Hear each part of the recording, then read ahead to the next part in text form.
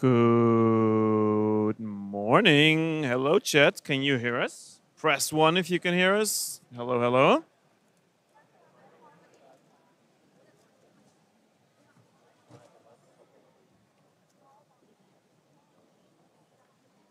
Oh, hey, Erik. How's it going? Still traveling? Good to see you. Fellow Cuber Erik Linebeck from Canada. Too bad he's not here. Good morning, good morning. Right next to me, we have Marc Dullemond. Good morning, everyone. Also from the Netherlands. Marc was one of the commentators yesterday for the Nations Cup. Yes, I was. How did you enjoy that? Okay, we are about to start the first event of today. I enjoyed everything apart from the constant announcements in between. If you are competing in 3x3, second round, rather, if you are staffing for 3x3 second round, please come up to the stage and take your positions. On the screen, we will let you know, we will let the competitors know which area they need to go to. So on the screen, it will be shortly up. Please check out the screen.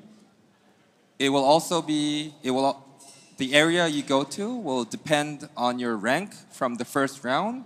So please take a look at the screen and check which stage you're supposed to go to.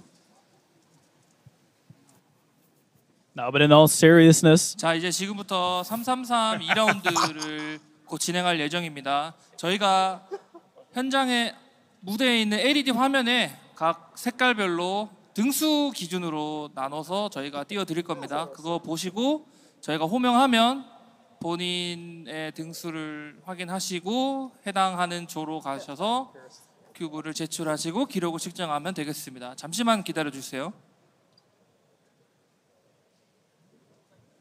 I'm scared to speak now. No, it's like your jinx. Every time you start talking, we have an announcement. Honestly, it is. I think we're in the clear now, though. We are in the clear, yes. Yeah. Getting ready for the second round of 3x3, by the way. Just like a quick glance at the schedule. Starting with the slower groups from for 3x3. There's 400 people in the second round. Just so you know what's going on. So back to the Nations Cup yesterday. Yes. You were commentating on those. Continue. Yeah, no, in all seriousness, it was amazing to watch. We had some crazy pedigree showing. We had a sub-4 from Timon. We had some crazy fast solves from the Chinese guys as well. We had an underdog storyline from the Philippines. We had some crazy drama between the Chinese and between the United States themselves. And the final, man, that was awesome. Yeah, the final was definitely awesome. The crowd was awesome as well, making a lot of noise, cheering for their countries. It was really good to see. It's already maybe like a quick glance of what we can expect for tonight's 3x3 finals, which will be equally crazy, I hope, or even more. What was your one highlight, if you would have to pick one? There are so many to pick from. I mean, I think just the pressure that Yiheng was under every time. He had lots of moments where he was the last guy to solve, and it was crucial that he was quick. And every time he performed, I think I'm really impressed with that. Yeah, I tend to agree, even considering especially the last one. He was on the last solve. It was close. The last solve of basically the day, everyone was looking, and he still pulled out a 499. That's exactly. Impressive. I'm very impressed. Of course, Timon sub 4 is very impressive. True, true. Definitely, Timon has been performing well this competition, winning also an event 6x6. Exactly. Doing well and doing well in 3x3. Well, maybe. I'm sure we're going to see him in the 3x3 finals as well. Scheduled today at 16 o'clock, so that's 4 o'clock in the afternoon for us.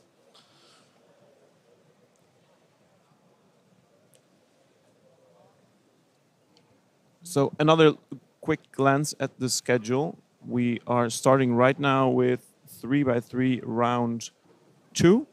We're going to start all of the finals at 1 o'clock Korean time. And like I said, the finals of 3x3 will start at 4. Yes, and for 3x3 round 2, we have 400 competitors in total. That will mean 4 waves of 4 different stages competing at the same time. But we do now have the quickest competitors on the quickest center stages. This means that I am actually competing right now, so I'm gonna leave you. Unfortunately, you did not make it into the next round, so No, I did you horrible. will at least stay with the chat, comment on everything that's going on. Wish me luck. Good luck.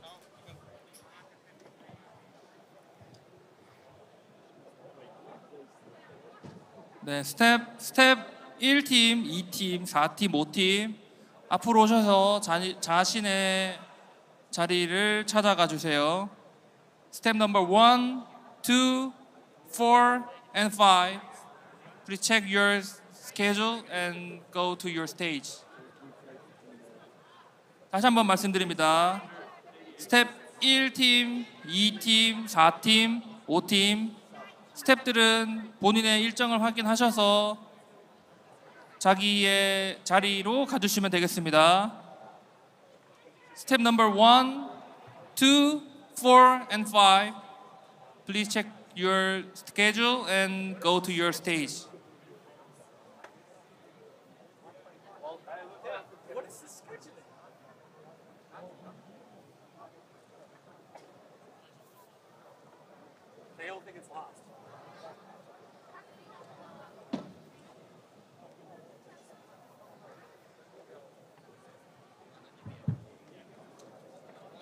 Maar klopt dit, wat er op het scherm staat?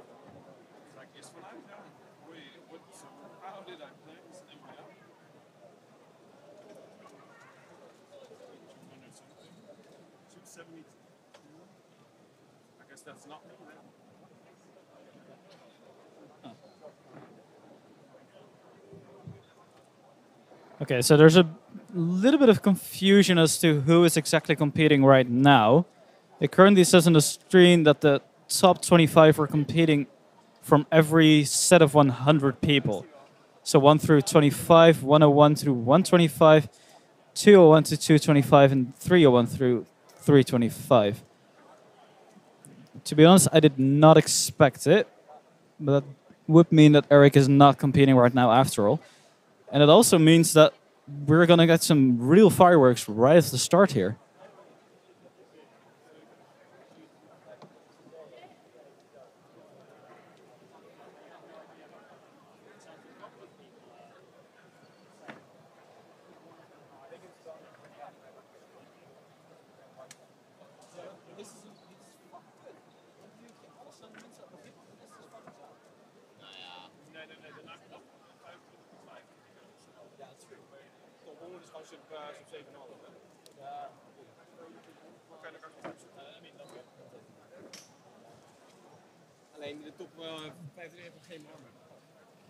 No. All right. Well, welcome back, Erik. Okay, yeah, interesting. I assumed I would be up because considering I'm part of the 스텝들 slower group. 모두 자기 자리로 찾아서 가주시면 감사하겠습니다. 스텝 1팀, 2팀, 5팀, 4팀 각 스테이지로 가셔서 자리해 주시면 되겠습니다.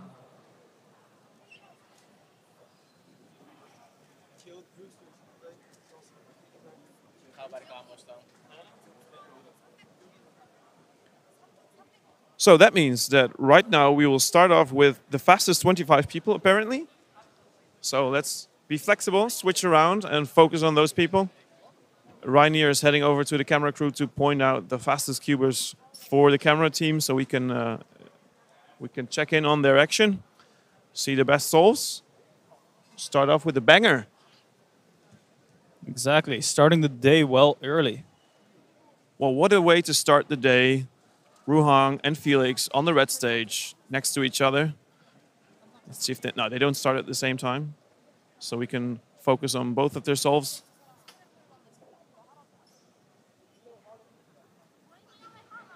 Felix had a 6.51 average in the first round. That puts him 20th currently. Oh, and that's a penalty. That's unfortunate.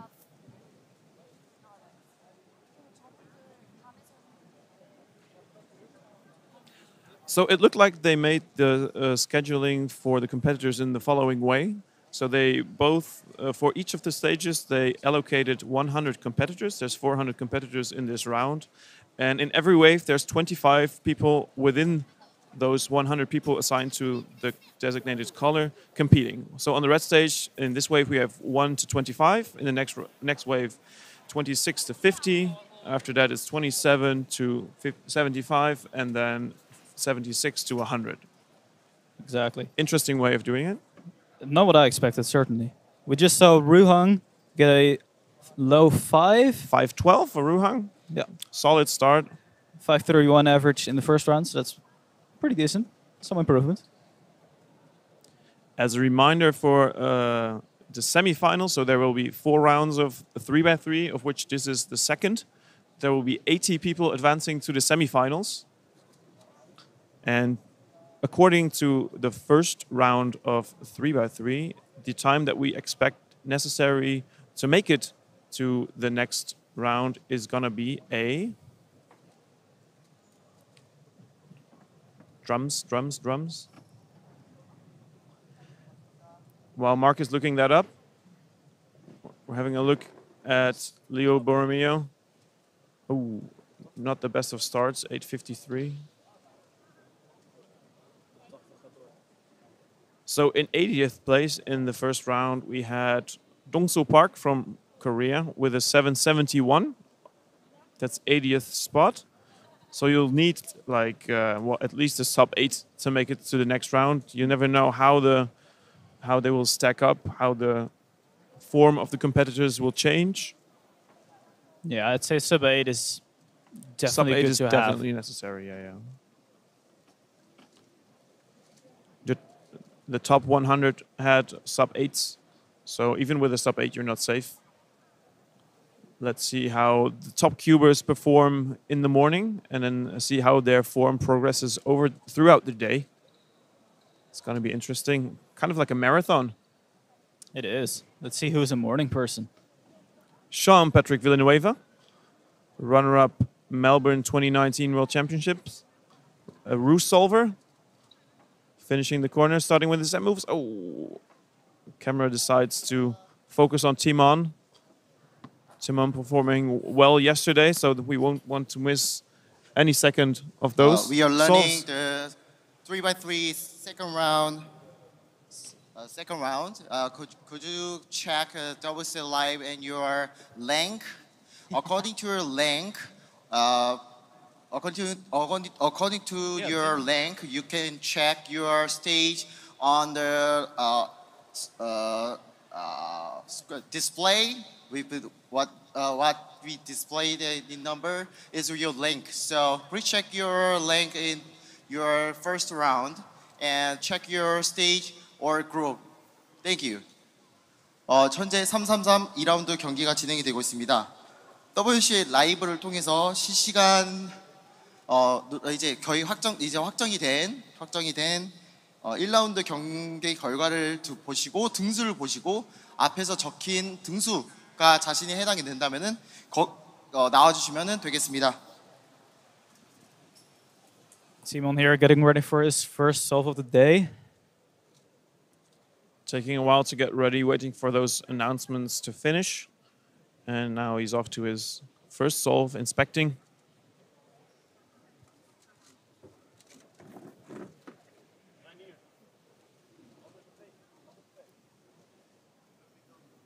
Bit of a shaky OLL there. It's a 7. He had a 7 yesterday, but he also got 2 5s.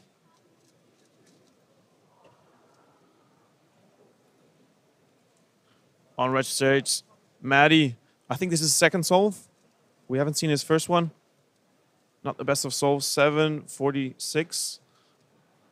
Maddie, maybe not a morning person.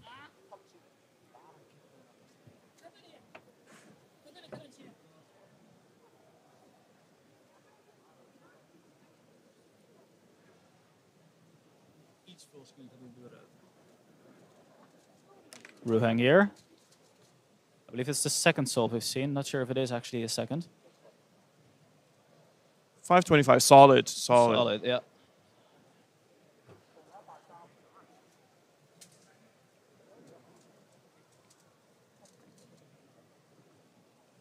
Local hero Nam and switching to Felix.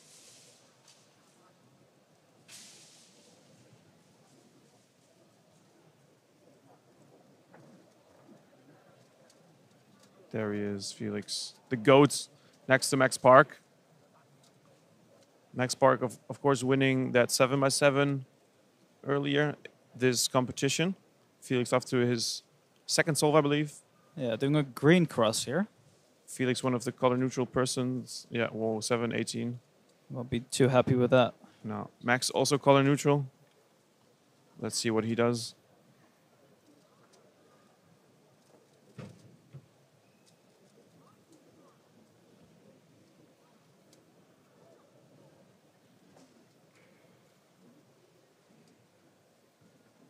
Max taking yellow as the cross.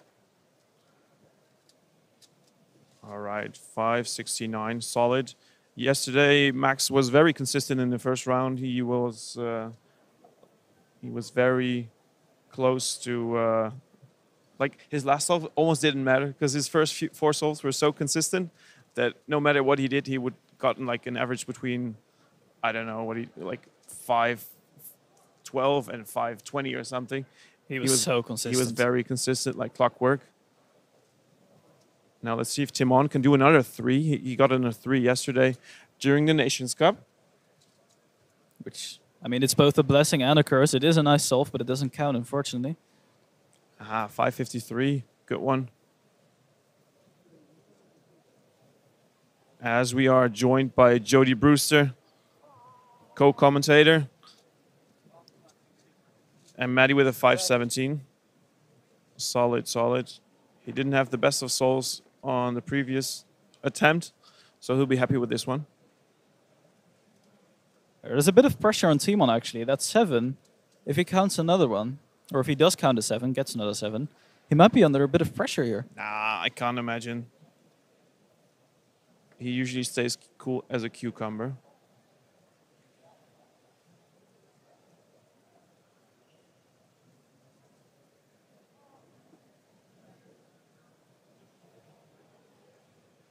Back to Ruhang. We've seen very 2 consistent solves from him, both a 5. Ruhang clocking in 4th place in first round.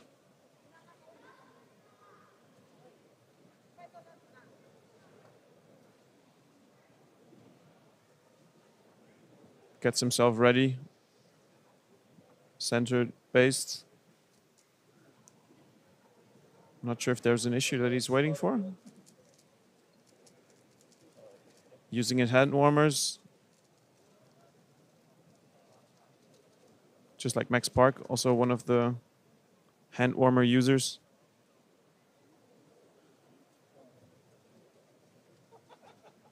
The temperature in the venue is changing a lot. When the doors opened, the air conditioning was not on yet, but now it is blazing 100%. So you'll change throughout the day from sweating to wanting to put on a jacket.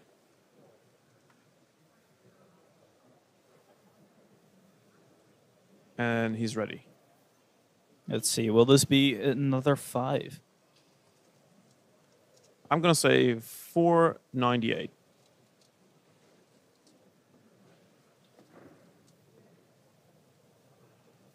Oh, no. It is another 5. Solid, solid.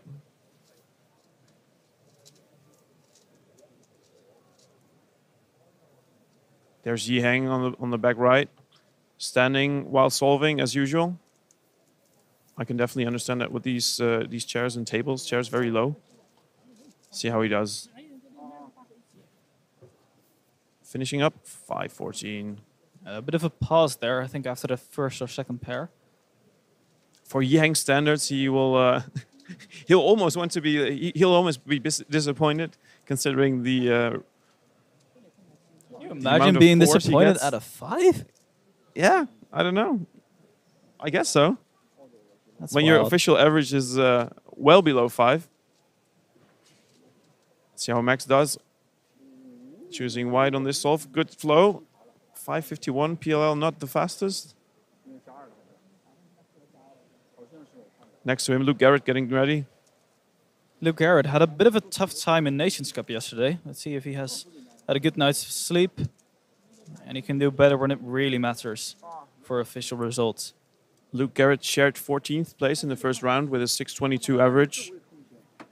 Actually tied with Lin Kun from China, also with a 622, but Lin Kun had a better single. That doesn't matter in this round. Clean slate, 7-11. 7-11. Here we go, Felix again. Getting ready for, I think it's its fourth solve.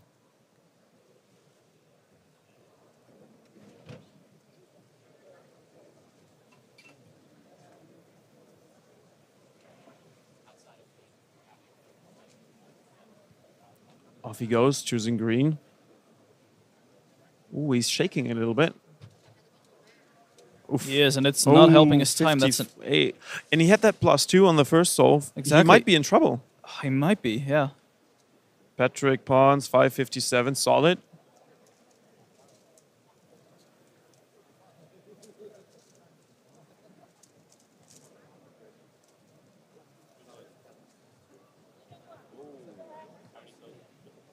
Yihang on his next solve.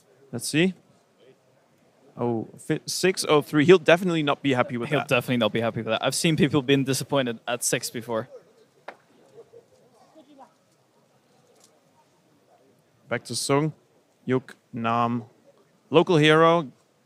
Very experienced. You can tell by his calmness. He gets ready. He takes his time. You'll notice that he has very controlled turning. Doesn't try to go too fast. It's very aesthetically pleasing to look at. Also choosing green on this solve. F-perm and 684.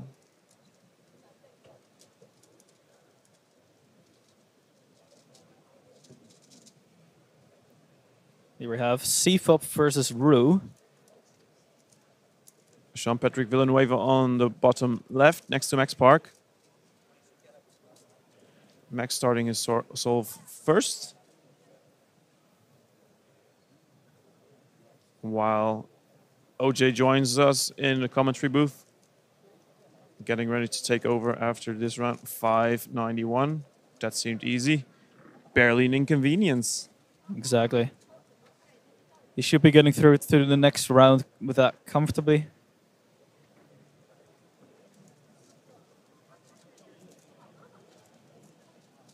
Tamon, let's see how he deals with the pressure. Or an orange. Yeah, this looks like a good solve. 534. Yeah, fist Very bump. solid. Nice reaction. Next to him, Mats Valk from the Netherlands. He did pretty well in the first round. Yeah, I he did believe surprisingly well. Yeah, PR'd average actually, 6.20. Maybe someone's been secretly practicing. Indeed, with a counting 727, also counting a 589 for that 620 PR average for Mats. Camera crew opting to show Yihang instead. Fair enough. I'm sure nobody objects to seeing Yihang solve. Exactly. He is taking his Whoa. time though. This is a first-timer. Yihang sitting down. I've never seen that. Nah, okay, he gets back up.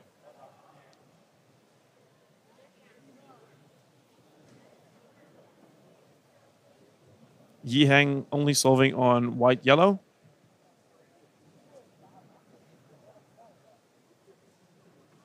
Let's see what he plans in inspection. Quite some moves. Almost done PLL and 525. Easy peasy, lemon squeezy.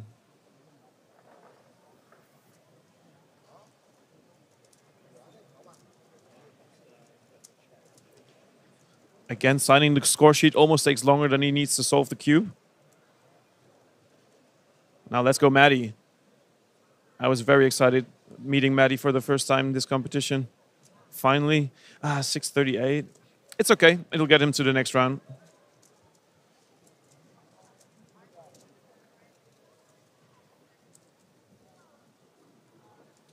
Yeah, crowd slowly coming in now. Most people would have expected the fastest people to be at the end of this round. It's not the case. They see you'll see a crowd forming in front of us. Luckily, we have a screen to see what's going on. Here we see a matchup we've seen plenty of times before. Max versus Timon. This is going to be epic.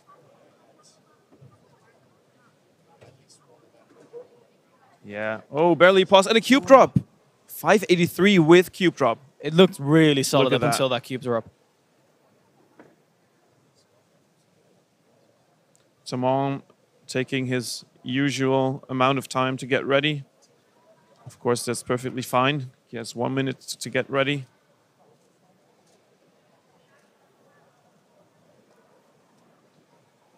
Every cuber has a bit of a different preference of the amount of time they need to get ready. Personally, I don't like to wait too long because otherwise you might overthink it. 5:32, yes, that's good for him. Finally. Once again, very solid performance there. Yeah, after that rusty start, he must be very happy with it. Luke Garrett also is 5 finally.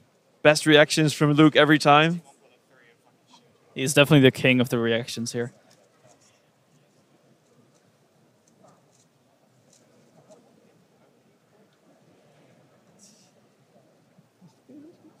Yeah, might have been a PLL skip. That's okay though. Getting lucky, not being a crime, of course.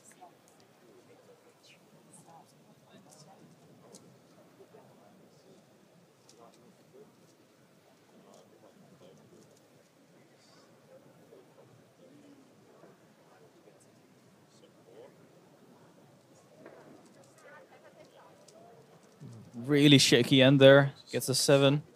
He had a sub 5 the round before, Attention. the solve before this. Attention, everyone. We are calling the next group. We are gonna display on the screen. So could you check your rank in your first round and check your group? Thank you. 다음은 이제 333 2라운드 다음 조를 호명할 텐데요. 잠시 뒤에 디스플레이 될 LED의 전광판을 잘 확인하셔서 자신의 조를 확인해 주시면은 감사드리겠습니다. Now I'm on yellow. J-perm. Oh, and a timer malfunction. Not again. All right. Judge raising his hands. They will talk to the designated delegate to make a decision on that. I'm sure he'll get an extra for that.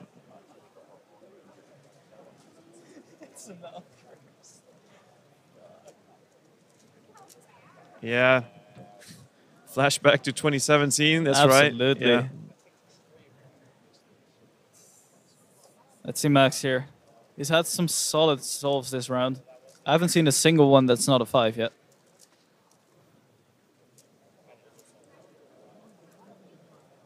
And off he goes, choosing yellow. 1, 2, 3, 4 pairs in. OLL and PLL done in 5.96.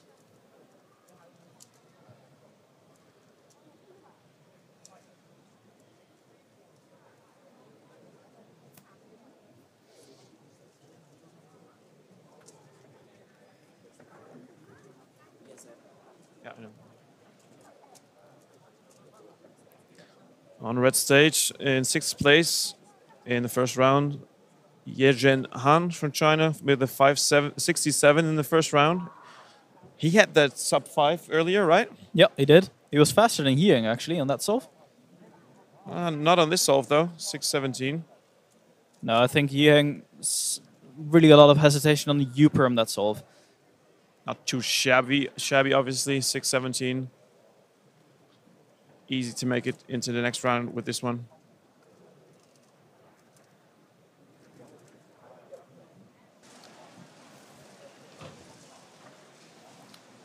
I want to announce again.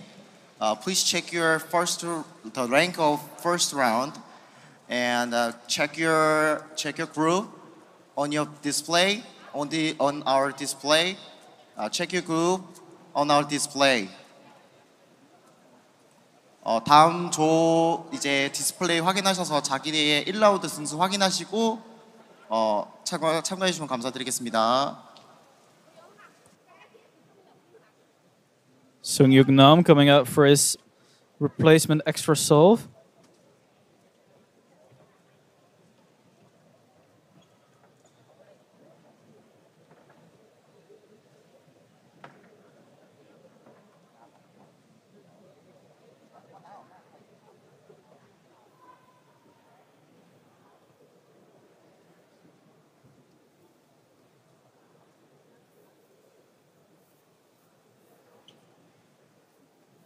And he's off. Small blockade of sight by the cube cover, but not completely. 687. Not a great solve for him, but it's sure to be enough for the next round. Definitely. It must be annoying though, because the solve that was 0.09 did look quicker. It did look much better, that's right, yeah.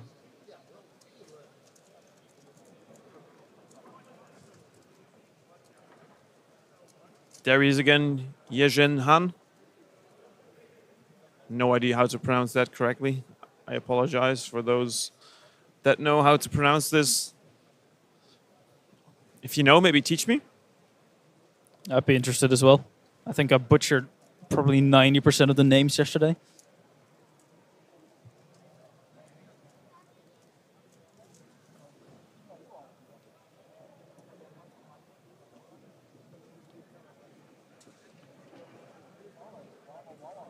Slight lockups all over the solve throughout the whole solve.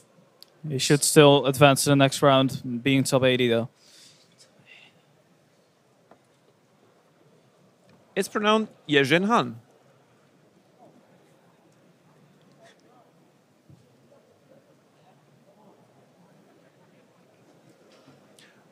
The next groups have, or the next wave has already been called. The screens reflect this. We'll see some other cubers from now on. Kiran on red stage. Kiran coming in second for 6x6. Great to see him on the podium. The crowd always loves him. Having a flashback to Euros when they were chanting his name. Kiran Bihan. Kiran.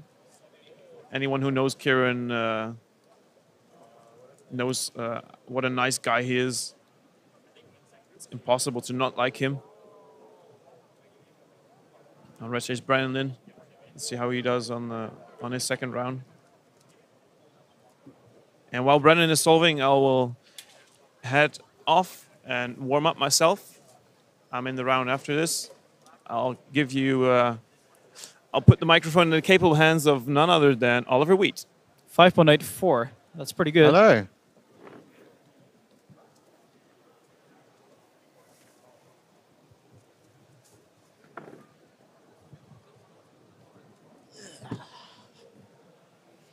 How are you doing, Mark? Yeah, pretty good. How are you doing? Yeah, not bad. I got here a little bit late and didn't realize that the very fastest people would be right at the start. Oh, engine with a 4.90. Very nice solve there. Juliet here. One of the quickest female solvers, except we won't watch her. When we've panned away.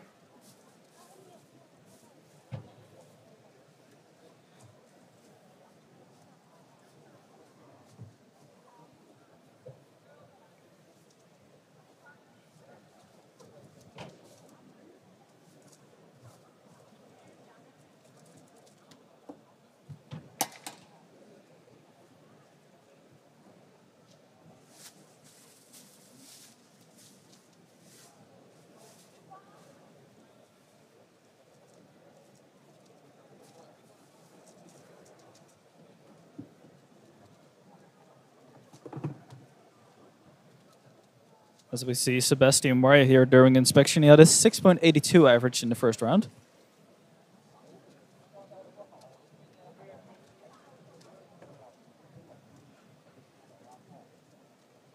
A 6.74. Not many solvers bring the cube to solve below the table during 3x3. No, they don't. It's very common, obviously, in big cubes, but normally 3x3 is fast enough that there's no time to be going beneath the table, then back up again.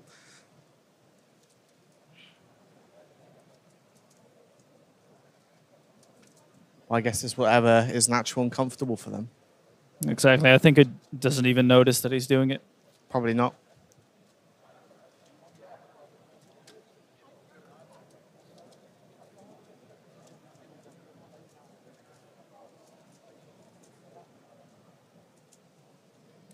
Max Shao just getting ready for his solve now.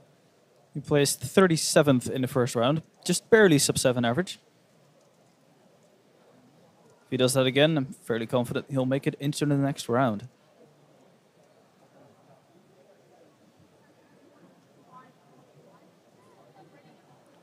636.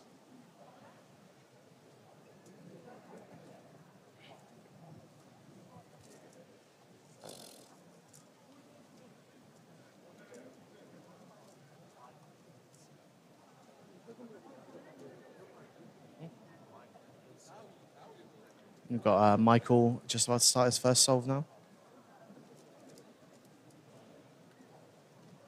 Bit of a pause before one of those F12 pairs. Oh, and it looks like a PLL skip for 636. He did have a PR single in the round before this, though. There we have Chris Mills, one of our fellow commentators.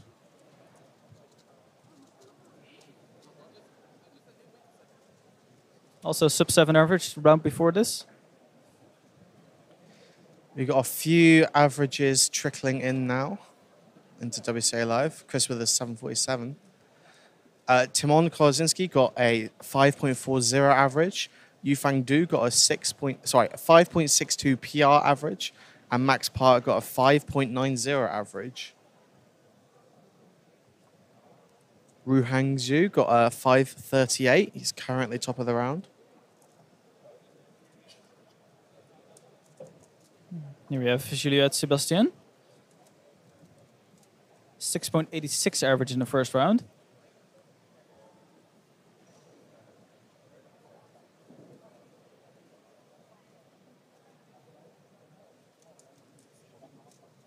Bit of a pause recognizing the PLL, but still pretty nice solve. 6.6.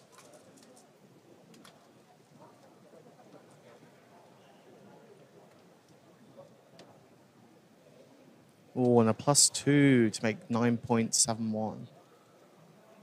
Not the sort of time you want to be getting in round 2 at the moment. We've got Brandon Lin now. Brendan Lin. Brendan? Brennan. Okay. Apologies for getting his name wrong multiple times there. Erik was trying to mouth to me what that person's name was. There's also Brandon. Yeah, that's fine. Both not invented. We got Michael on the red stage now. Michael Nielsen. Sorry, I'm slowly learning the names. This is Chris Mills. We've got a Trice Miles. That's arguably the most difficult name on the psych sheet here. Yeah. The H is silent.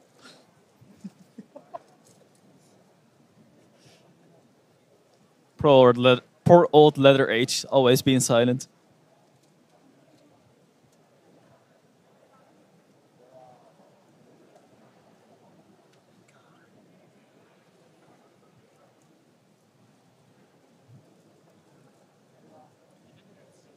Oh, it looked like he maybe messed up the ZBLL there. Looks like he thought he knew it, but then, yeah, ended up taking a bit longer, so I presume he got it wrong. Oh, we got a +2 for Michael Nielsen. And chocolate in the UK.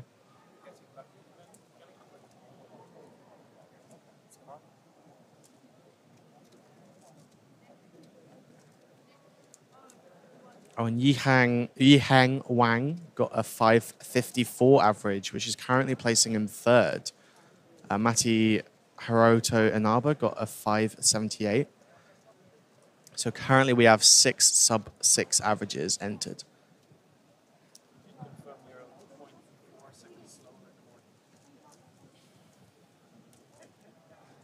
Sebastian Wari getting ready for, I believe it's his third solve. We didn't see a second, unfortunately.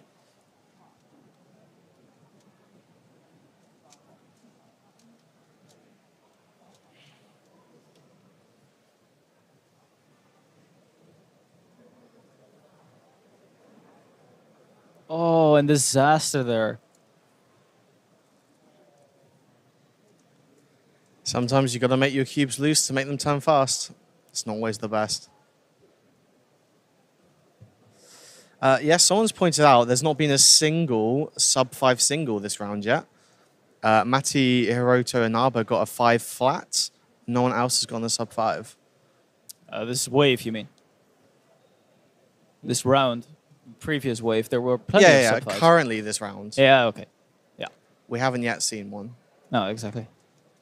Because you're right, a lot of these people in the red stage now are more than capable of getting a 5. Less likely, of course. Chris Mills, of course, got a 5 in the Nations Cup yesterday, which was awesome. There's 2 people which got a sub-5 single the previous round, actually. Only 2? Yeah, only 2. I honestly just assumed it was more. No, it's only Michael Nielsen, which was a PR for him, and Brennan Lynn. Maybe people are washed. Or maybe it's just the pressure of performing on the world stage. I think so, yeah. Here with Chris Mills again. Dot OLO, I think. Yeah.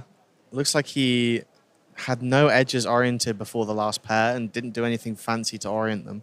Yeah, and then a lockup on the last move as well.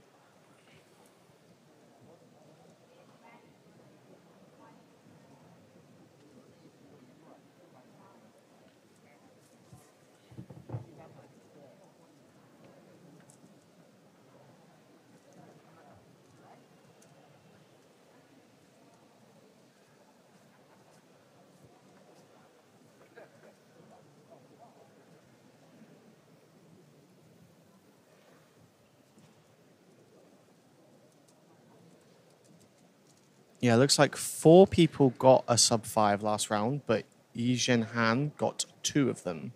So there are technically 5 sub-5s.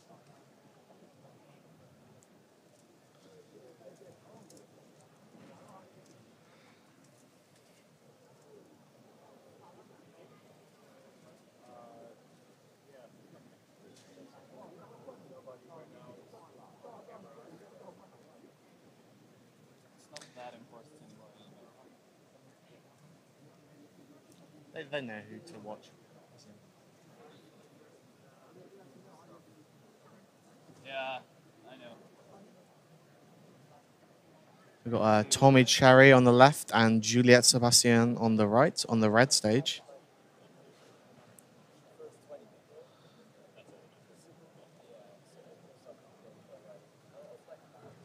Tommy Cherry just barely a 7 average, 7.01. Not recognizing that ZBLO again. Got a 9-second solve.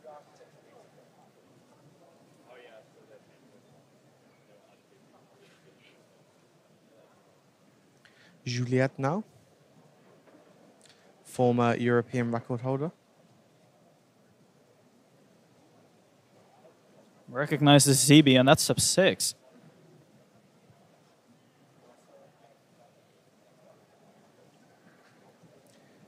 Yeah, WCA Live has been having a few issues this weekend with all the multiples of people trying to access it.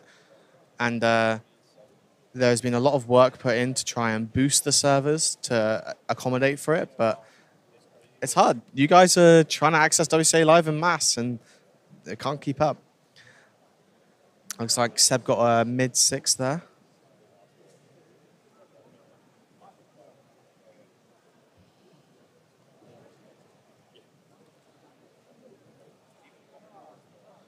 And a 6.49 for Chris. That's crucial for him. Otherwise, the second round could be the end for him.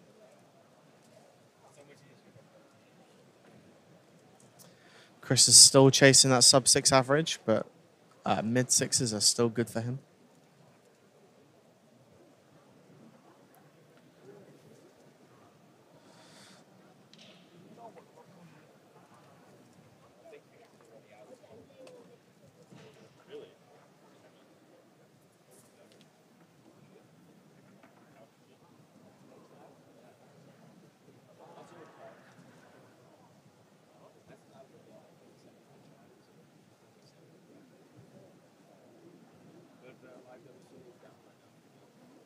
Yeah, it's down for everyone. Overloaded. You guys reloaded. Reloaded. Still on round 1. Thomas Cherry here again. Or Tommy Cherry, sorry. 8.88, that won't be good enough, I think.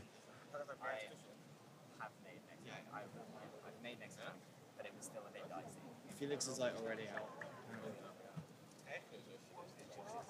Okay, we are now calling the next group Next group, please check your the lengths of on the first round and check our display.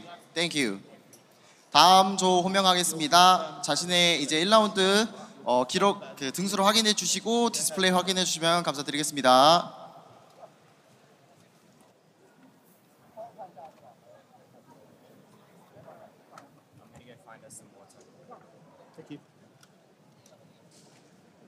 Juliet just solving now again.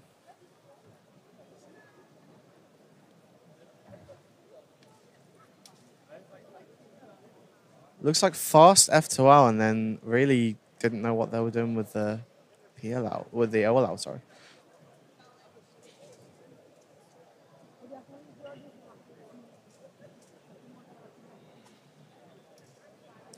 Hello, Daniel Partridge.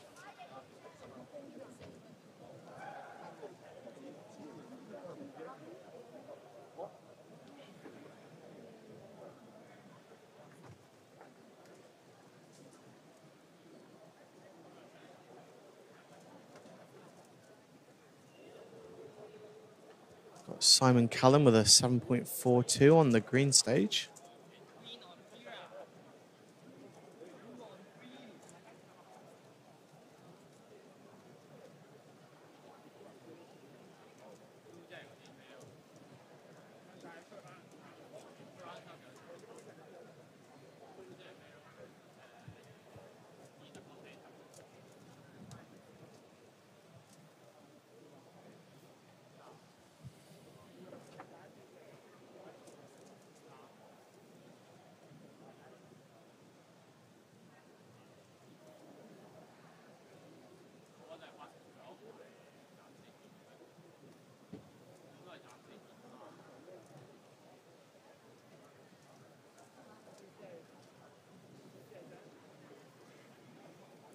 Felix has done his average. He did compete in the first group on RAD, and apparently he is already confirmed out of the competition.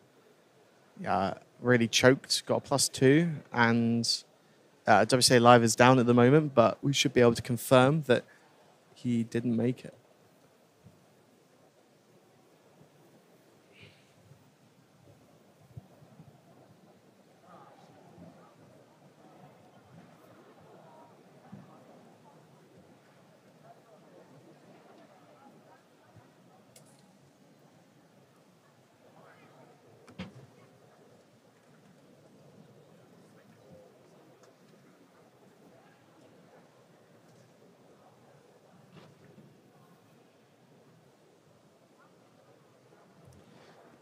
So just a reminder, you only have to wait until 11 o'clock in Korea time for round 3 of 3x3. It's currently 9:20, so that's only an hour and 40 minutes. Before then, we'll have 2x2 round 2, 4x4 round 2, OH round 2, and then we'll have 3x3.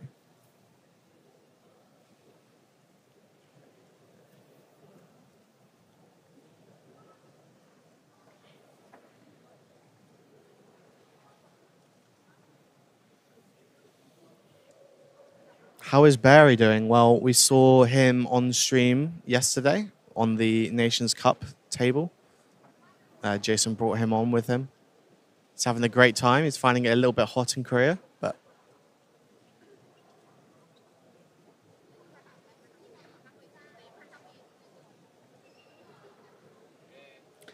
Timon has been. He got a pretty good average from what I remember, since I can't load WCA Live at the moment. I think he beat Max Park. I remember that much. I think he might come 3rd in this round so far.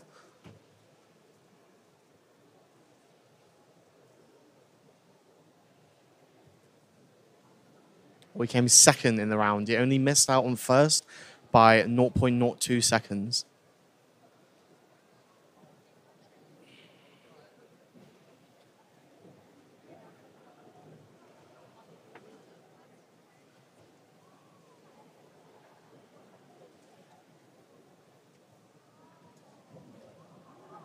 Here we have Jode Brewster. 7.49 average in the first round. That's looking a lot better already. Another Viking solving on the blue stage at the moment. With a corner twist, though. Oh, and a horrible end. Got Kieran Bihang on the red stage. I feel like he was in the previous group, so maybe he's just getting his last solve with the average done. Perhaps he got an extra, I'm not sure. 9.6 to finish it off. Not at all going to be happy with that.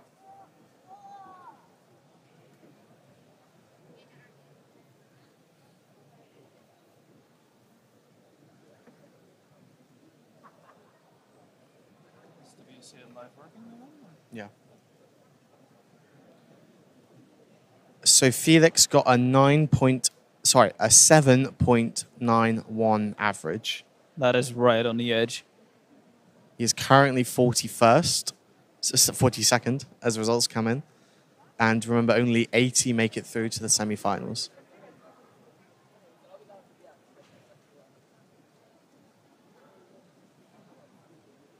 Yufang Du got a 5.62 PR average. I might have already mentioned that. I can't quite remember. Ooh, Yejin Han got 2 sub-5s. So the sub-5s have finally been entered. And yet only got a 6-second average because he had two counting sixes. Didn't get any 5s the entire round. That is one interesting average. Yeah. So I believe he got 2 in first round as well, didn't he? So he got 2 in first round, 2 in second round. So he by far has the most sub-5s out of anyone so far, given that nobody else has had more than 1.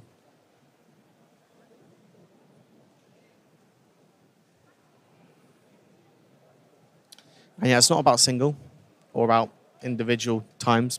It's all about the average.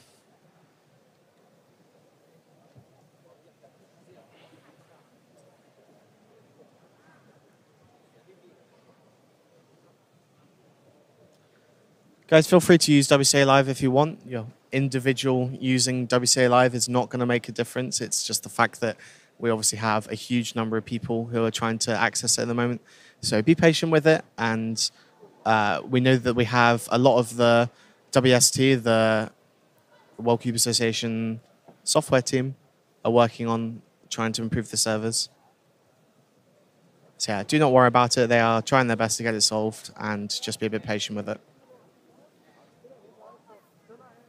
Currently, Ru Hangzhu has the fastest average of 5.38, followed closely by Timon with 5.40. Do the commentators read the live chat? Not awfully consistently, but a little bit. Yeah, sometimes.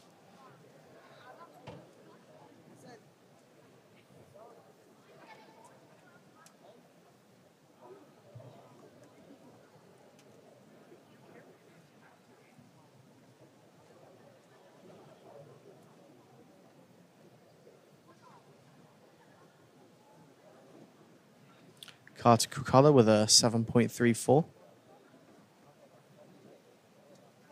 And our own Jode Brewster starting off now. With a 7.11.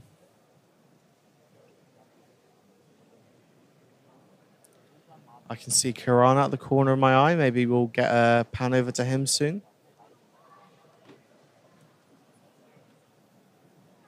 Looks like he got a 7 of sorts.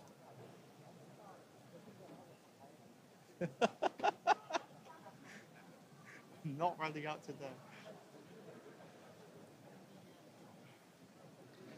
Chris Mills being an absolutely lovely person and bringing us all water at the commentary booth. Thank you, Chris. We have like liters upon liters of fluid now. 4 liters. Yeah. I'd give it 2 hours until we've run out. Chris reckons he can down the 500ml bottle of water in 20 seconds. But it's ice cold. That's going to be horrible. It's very cold water. In Korea, they do like to serve you cold water, which is very refreshing and very nice, but it can sometimes be hard to get your hands on. So once you do get your hands on it, you get a lot of it.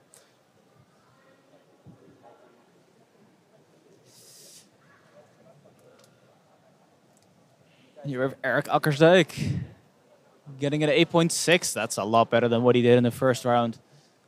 Oh, wait, sorry, 6.6. 6.6. I am blind. Excuse my eyes. He looks very happy with that. It's faster than 7.08, I'll have you know. I haven't seen him go on this. I've only in warm-up, I've seen him get 1.7 and only 8s and higher from there. Oh, so you'll be very happy with that 6 I'll be then. very pleased. Yeah. On stream as well. Exactly. When he comes back to the table, we should say that the camera panned away. It was zoomed in on the red stage when he was solving. 10th of a second off PR. Ouch. That's always bittersweet. It's you're happy that you got a good time, but you're sad that you didn't quite get PR.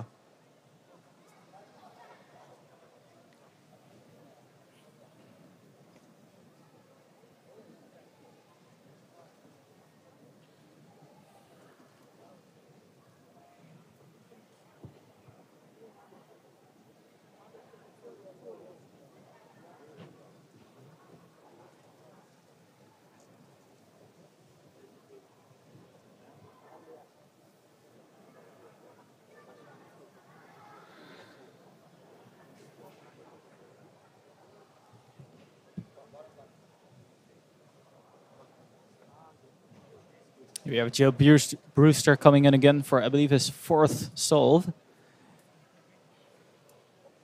And we got Cube Heads in the back on the yellow stage. He told me that he'd been still practicing 3x3, so. Well, with an 8.3, I'm not too sure about that. Jode with a 593 and a little Solid. fist bump. Very solid.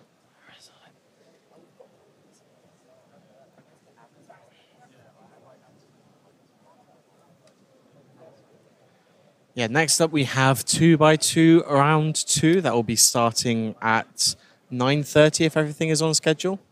Which is in 2 minutes, so I don't think we make that. Yeah, so we'll have the next group of 3x3 and then we will start on 2x2 round 2.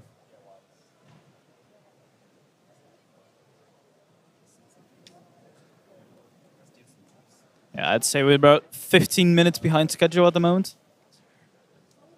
About one group's worth, makes sense. Yep. Maybe they should double up the group sizes to make the comp go faster. Not again, please don't. That was a horrible experience as a competitor. I don't think a brilliant one from an organizer perspective either, but that's the decision they went with. Got Paris Ledame with a 12.35 in the back. An Australian delegate with her sunglasses on.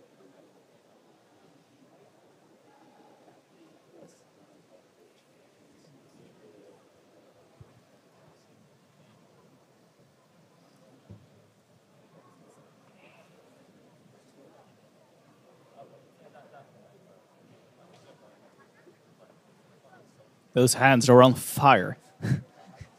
The hands looked like they were too big for, too small for the cube. It looked like the cube was exploding out of them.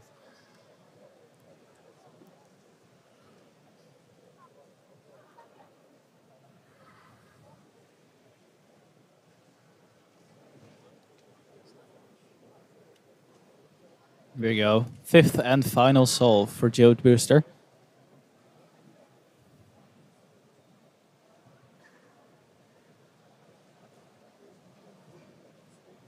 .651 and a bit of a nod. It's a wide range of solves in this average. I've seen a 5, 6, 7.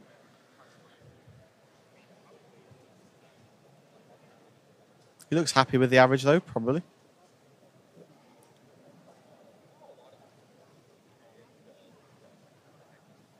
Should we get an update on Felix?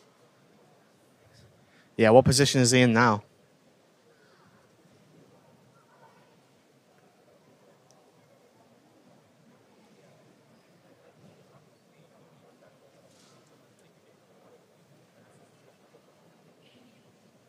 '80th position, currently 8.79.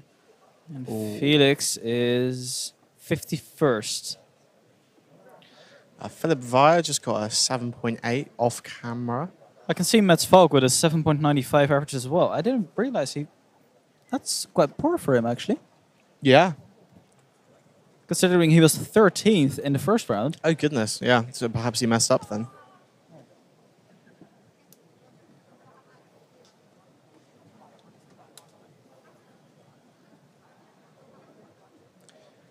Got Erik preparing for another solve on the yellow stage, as well as Parry Dildane.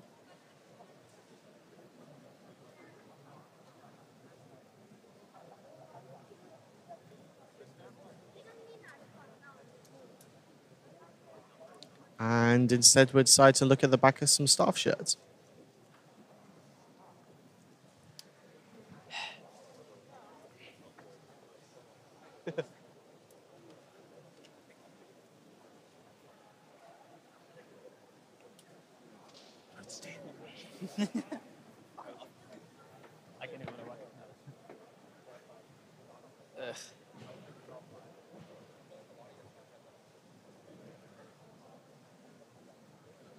Looks like they're just about to announce the last wave of 3x3, given that the screens have just changed. Jode with a 7.71.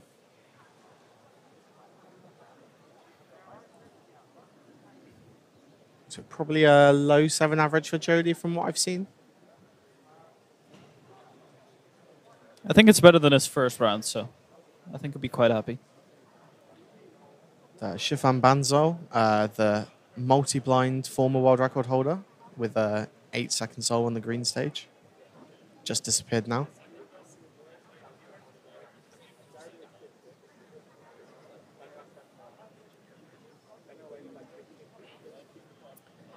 And we got Daniel Karnock, aka Derpy Cuba, on the yellow stage at the back.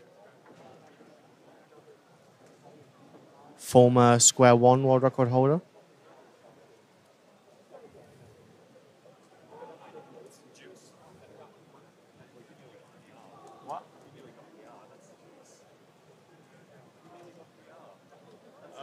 Probably not. 661. Yeah, it's like less than a tenth of a second off. I was happy with that. Yeah.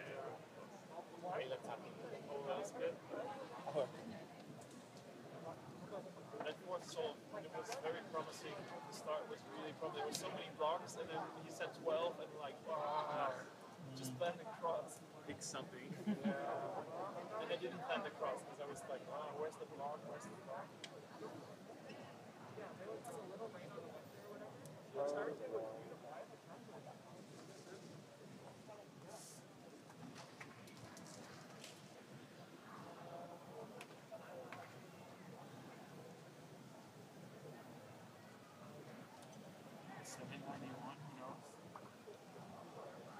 It's going to be tight.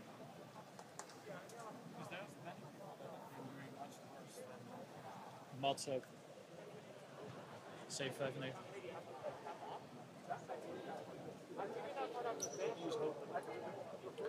Simone Cantarelli, senior delegate for Europe, on the green stage at the moment.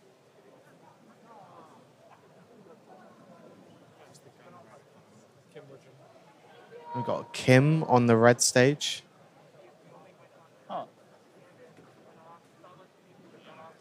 With a bit of a lock up and a 681.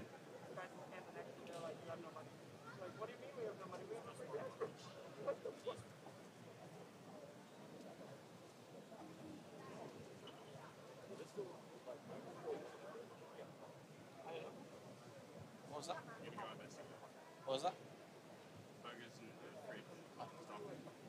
I hope so. I hope so. Want to go? Yeah.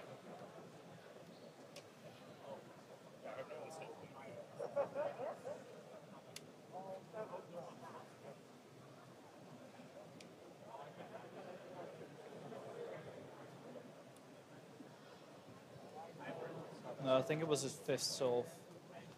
Yeah, it's 58, so it was 5th solve. People have been talking in chat for ages about the judge picking up the cube after the solve. As a member of the WRC, I can't remember the exact regulation on it, but my understanding of it is that the judge is allowed to touch it and allowed to pick it up unless it is close to misalignment. If the state of the puzzle is obvious, it's fine to them to pick it up, and they often will do, just to check that the back is definitely solved. But If it is close to misalignment, then of course the judge should not be picking up the cube at all because that will be giving an extra. And if the competitor does that when it's close to misalignment, then they will be getting a DNF or a +2 for it, depending on the state of the puzzle. I think we just saw a bit of drama on the red stage. That wasn't only a +2, it was a +4, I think, because he touched it as well after stopping the timer. Right.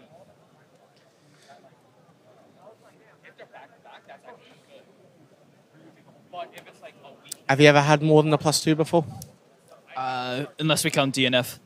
No. No, then it's just +2. Yeah, I me think too. my first ever official result is a +2. Oh, wow. I've only ever had +2s for misalignment. Yeah, I think so as well. Yeah.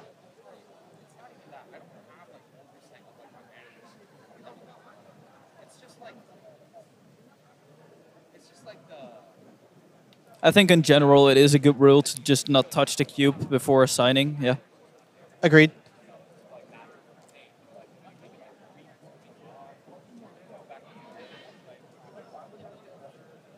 Exception obviously being clock, but Yep. And there's a direct exception in the regulations for that.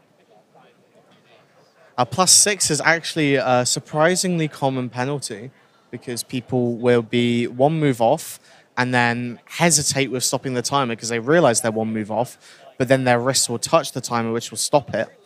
And so because they're still holding the cube, they're stopped it with their wrists rather than their palms, and it's one move away, they'll get a +6 penalty for it.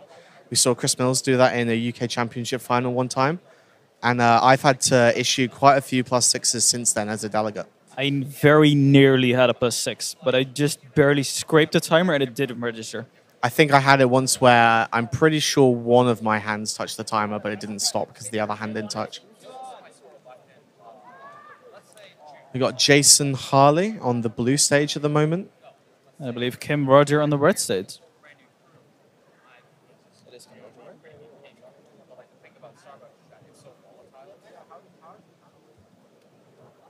He's in the previous wave, though. He was 658.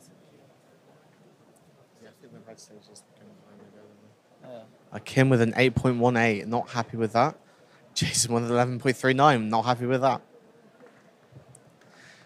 I feel like it's a theme to be more common with people not being happy with their times than being happy, but you know, that is cubing. Everyone just has very high standards for themselves.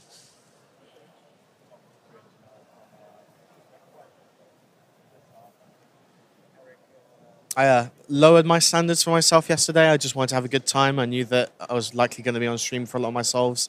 I got a sub 10. I was very happy with that. I looked disappointed after my last solve of the average because I thought it wasn't sub 11. And then it turns out it was 10.98. So actually I should have been happy about it. And as soon as I found out, I was happy about it.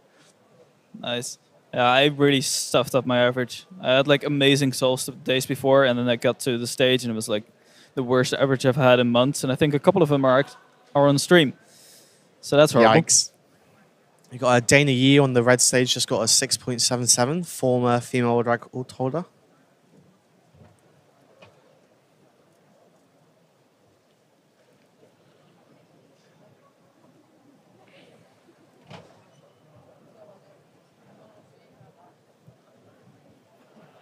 And as more and more people solve their cubes, more and more data cards are being passed on to data entry.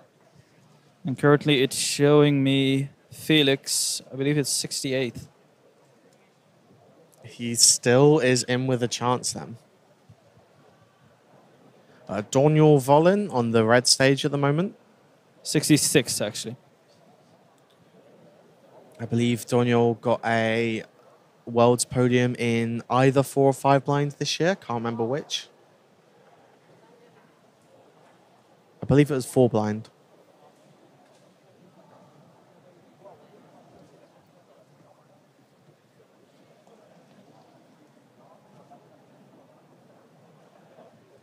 .27 and a big head shake from him.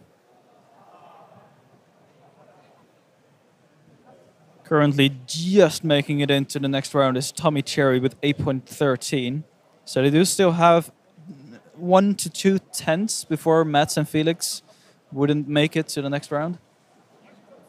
This is going to be tight. .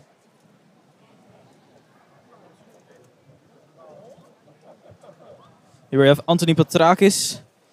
He's a current European champion in 2x2. Double world European champion, actually. 2 years before that, he was as well.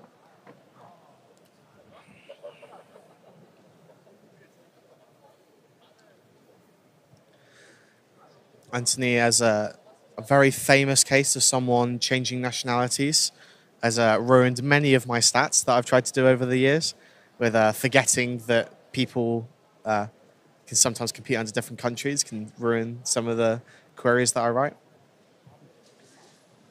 Always a good case to pick out.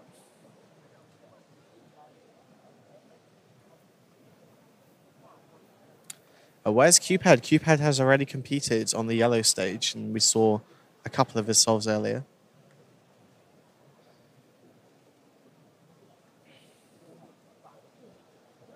We got Jason Harley on the blue stage, but out of camera.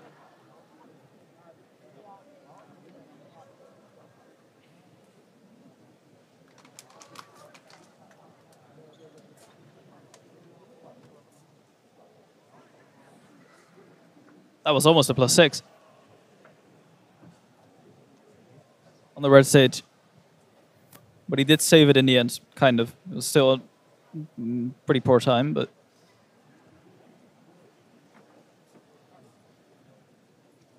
I do not believe that J-Perm is here.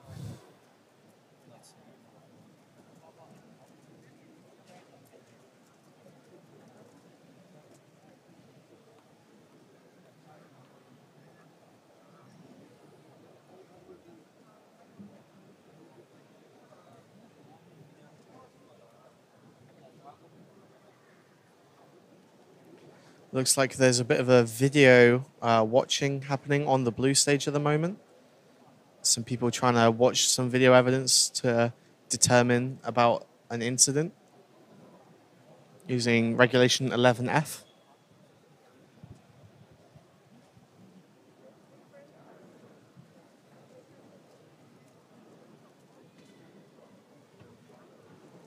How long did it take you to know all the regulations by heart?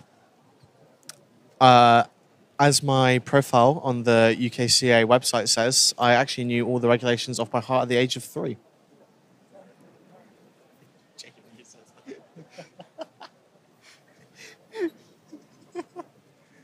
For the record, the WCA did not exist when I was at the age of 3. Definitely not the regulations. No, I do not know the regulations off by heart. In fact, I have many gaps in my knowledge. I only recently learnt that I had to scramble the square 1 with red front. Really? Yeah. I thought it could be red-orange, but no, it's the darkest color, which is usually red. Okay. And I just know a couple of them off by heart and a couple of the numbers off by heart just from the ones that are regularly appearing as a delegate and WRC member.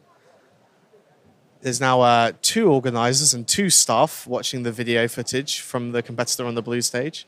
It looks like the incident has finally been resolved. And they're still having a discussion about it. I would love to hear what exactly that discussion is, personally. We've got Ava Cardo sitting on the red stage now. I wonder if we'll pan over to her in a second. And just as I say, oh wait, no, that's not far enough. If they keep panning, maybe they'll see her.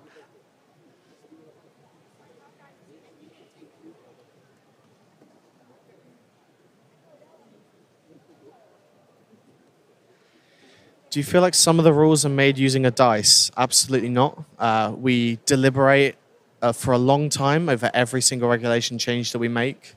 And we're trying to improve them every single year, or sometimes even twice a year. So yeah, be patient. If there's any changes that you think need to be made to the regulations, then head on to the WCA forum. There's a little regulations tag, and we try to read as much as we can, try to respond to as much as we can. The regulations, it's not a perfect document, and it can be difficult to understand sometimes, but it's a work in progress. It looks like we now have 5 people talking about the incident, even though the competitor has already left. So clearly there's still some debate happening. I wonder if I'll get an email about this later. I do want to read the delegate report of this comp. I'd be very interested. I can't wait to read the report.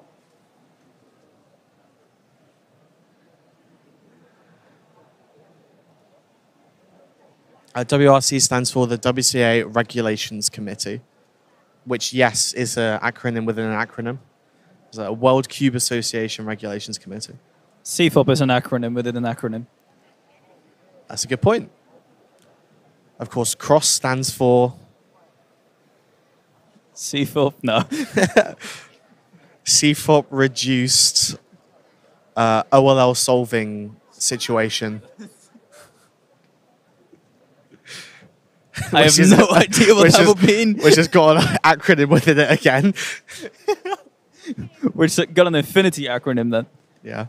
It's like a Benoit B. Mandelbrot. And the B exactly. stands for Benoit B. Mandelbrot. It's like a Escher spading.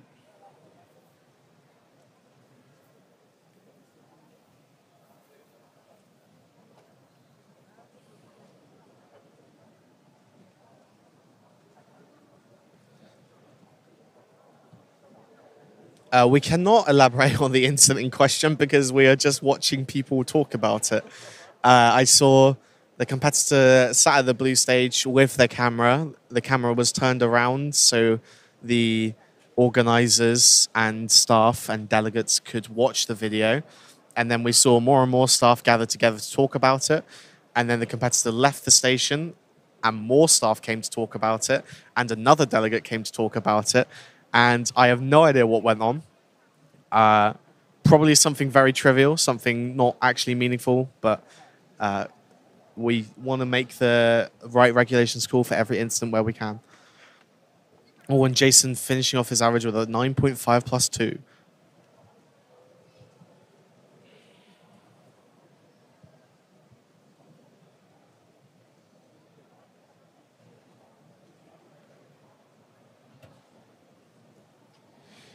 Did you hear the story about the haunted lift? The haunted lifts? Yeah, I it haven't really heard it. raised my spirits. Fair enough. Sorry, someone in chat said that. Not sure who they are. Probably a nobody. I love you, Daniel. Yeah, but the worst thing is, I've heard that joke before. Oh, I haven't. I still fail to recognize it.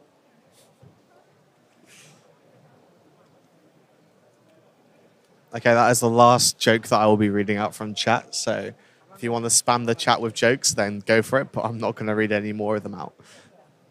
Currently 235 people I've seen getting entered.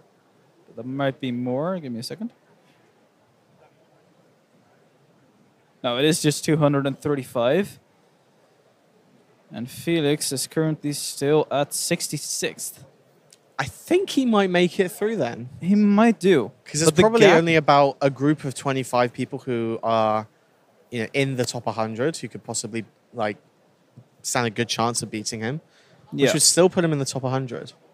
But the gap in time to 80th place is only like 2/10.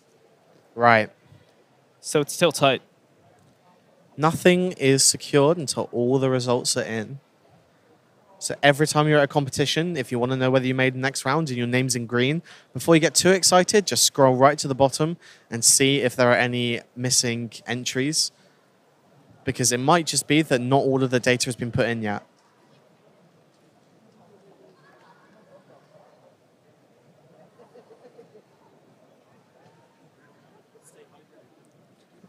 Erik has brought us even more water after Chris brought a boatload earlier. Apparently Jody is also on his way with more water. We are going to be so hydrated at the stream table, and we want you guys to be hydrated too. So if you're at home, maybe take a little break, get your eyes a bit of rest before 2x2. Maybe get some water. Have a nap. Go to sleep if it's late. Wake up for the 3x3 finals, which will be at 4 o'clock Korean time, if everything's on schedule. Adaptive will be. And Jody being the third person on the commentary table to bring us water today. Yet another 2 liters. Let's go. We're running out of space on our table at the moment. We're going to need a bigger table. It's not that it's too much water. It's just too small of a table. Chris Chris bought us loads, then Erik came, and then you came as well. All right. Oh, okay. Oh, okay.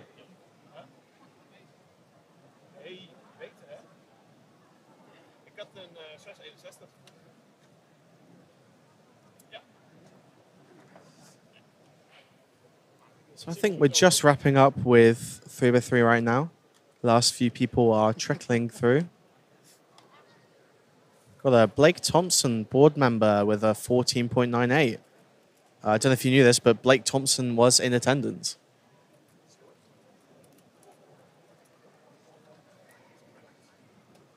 Who is commentating with OJ? Do you want to introduce yourself? Oh yeah, I'll introduce myself again. I'm Marc Dullemond. I'm the older brother of Twan Dullemond. Probably everyone will know me that way.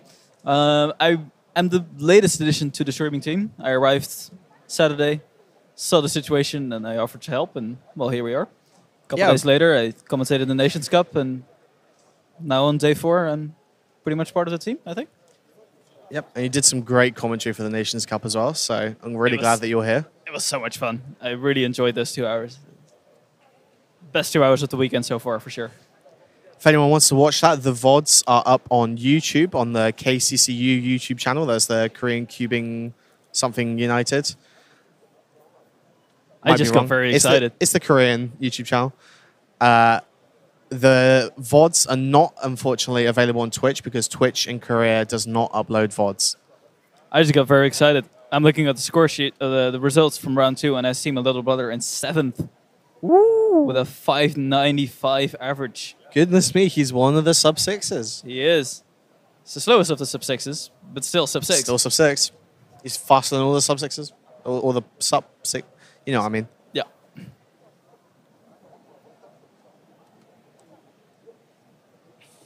Slowest winner. Better than fastest loser. Exactly.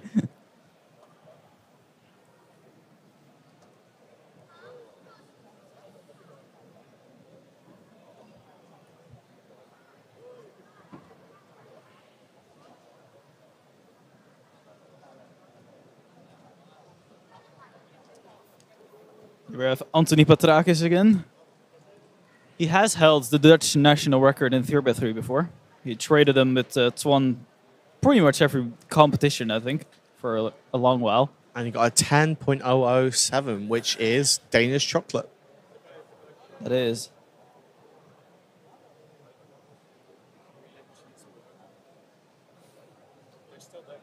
Oh, yeah.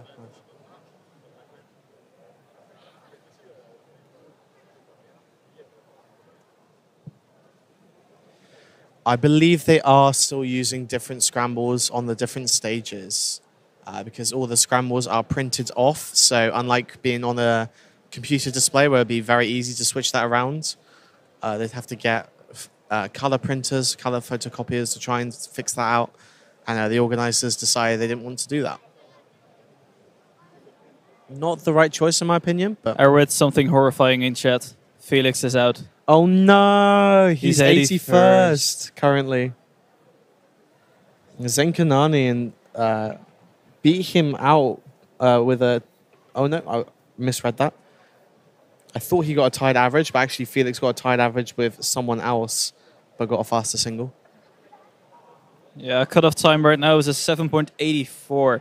This level is high. Yeah, I agree. Can we get Fs in the chat to pay respects to the all-time best in all of cubing, in my opinion? 2 greats have just been eliminated, Mats Valk and Felix Mdex. And Mats Valk as well, good point. He's also a former world champion, I believe. Yeah, believe so. So 2 former world champions have just been kicked out of round 3 of 3x3. Is he not? Okay, former world record holder then, not world champion.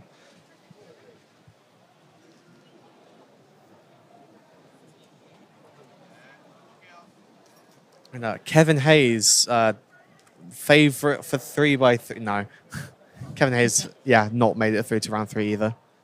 It's a tough competition, though. We have finished up 3x3, though. We're about, well, 25 minutes behind schedule now. But we will get on to 2x2. 2x2, we have 2 waves. Our lunch break is slowly slipping away. Top 16 will advance to the finals. Next up, 2x2, round 2. Right now, the screen is incorrect. The screen is incorrect. Now it has been fixed. 2x2, round 2.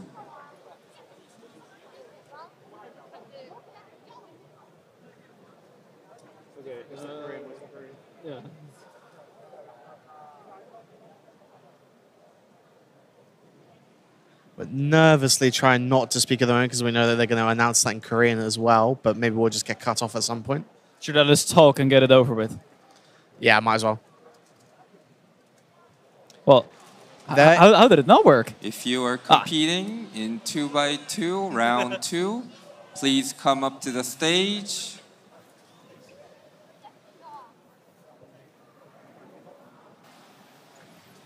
Only the top 16 will advance to the final, much like most other finals at this competition. So lots of pressure on these guys this round.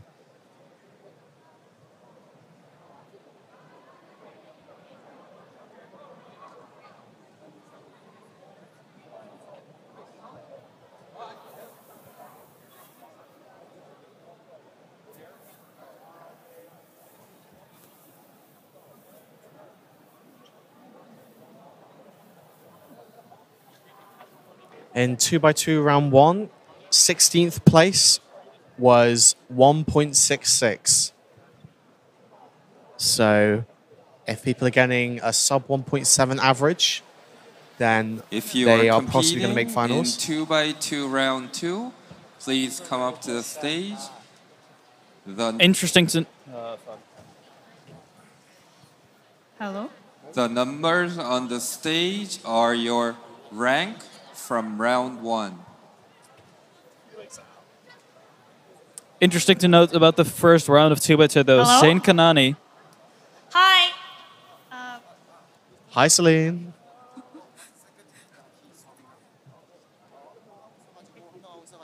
Zain Kanani in 21st with a 1.76 average.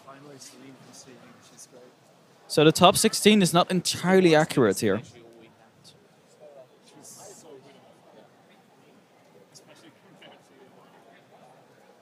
For every female attendant who wants to join, we're going to do a girls group photo at the beginning of lunch, which is estimated at 12 p.m. Everyone who wants to join will do a girls photo outside of the venue in front of the media wall. That's a girls group photo at 12 p.m. outside of the venue in front of the media wall. 여기 계시는 이제 여성분들 같이 사진 찍고 싶으시면은 여성분들끼리 같이 사진을 찍고 싶으시면은 12시까지 와주시면은 감사드리겠습니다. Couldn't have put it better myself.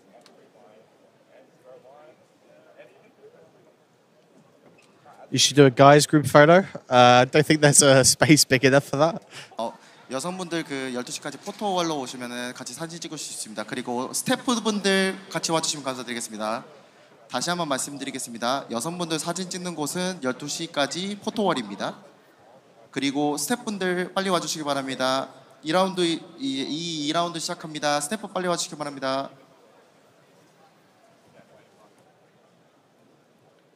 So why a girls only photo? Well, because they wanted to take one. If you want to organize one, you can organize it for anything. There's been a big Aussie photo that we saw yesterday. There's been a senior Cubers photo, everyone over the age of 40.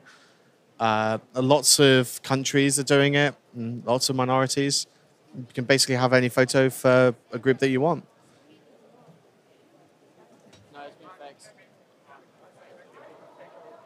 Timon did not compete in Pira. Yes, he is. Former world champion, former world record holder. But Pyraminx is no longer his main event. He's already the 6x6 world champion. I feel like if he didn't get world champion in 6x6, he might have still competed in Pyraminx just for the off chance that he becomes the world champion again.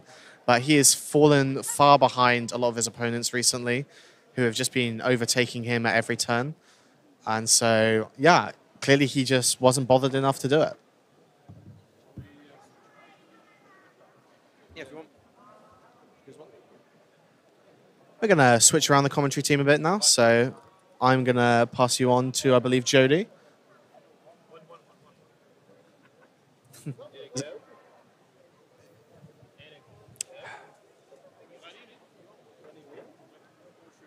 And I'm going to pass you on to Reinier. Thank you, Marc. Hello, hello.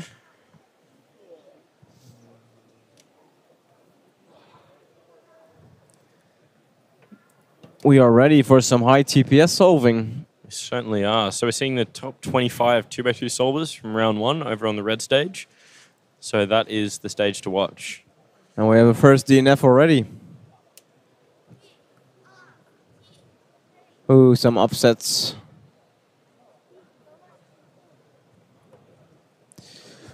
We have Anthony Paterakis. Former world champion. Yep.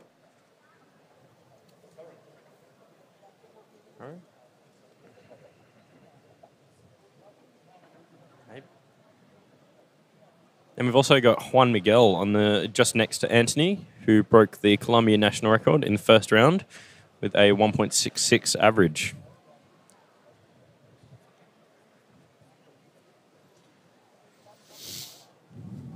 Ooh, and a bit of trouble there. That's 2.56 for Juan Miguel. Anthony takes a long time to get ready.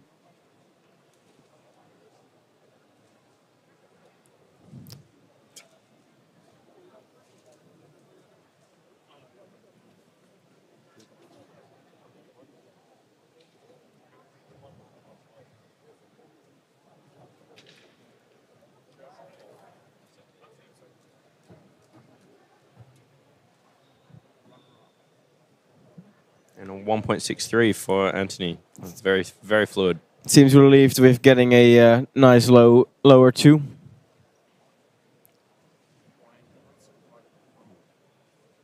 Got Brian Johnson also on the red stage. He has a 1.18 official 2x2 average.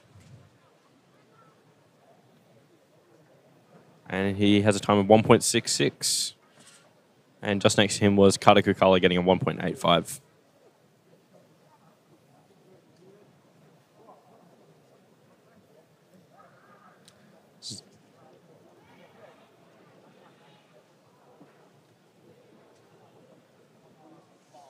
I have Zane Kanani and Michael Nielsen.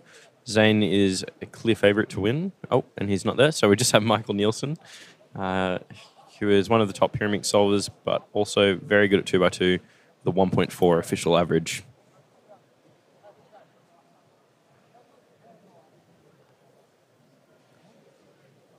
And we're also seeing Luke Garrett now in front.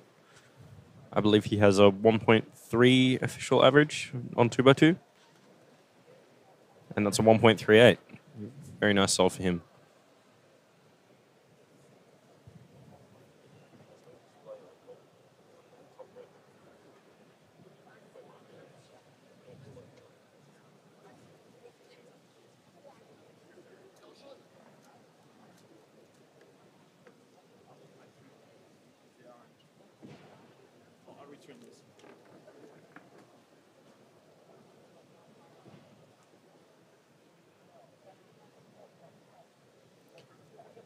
Oh, some wrong one look, I guess.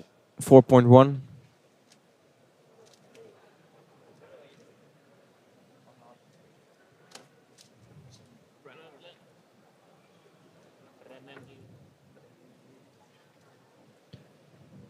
Ooh, 116.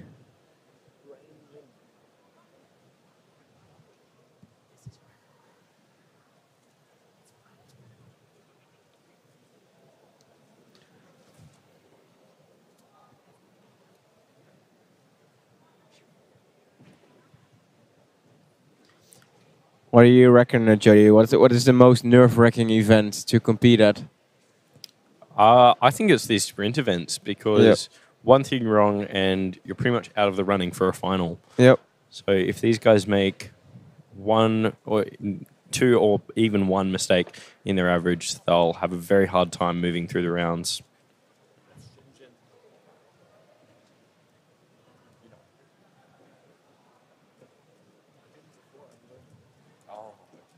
Seems to try or look for different options in a solve.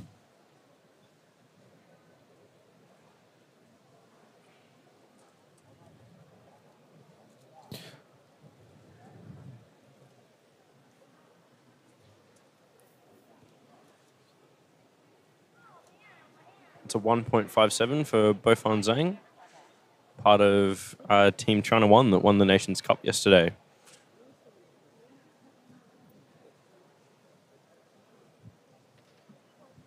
All right, and we have Zane sitting down for his second solve, I believe, as well as Anthony in the front of red stage.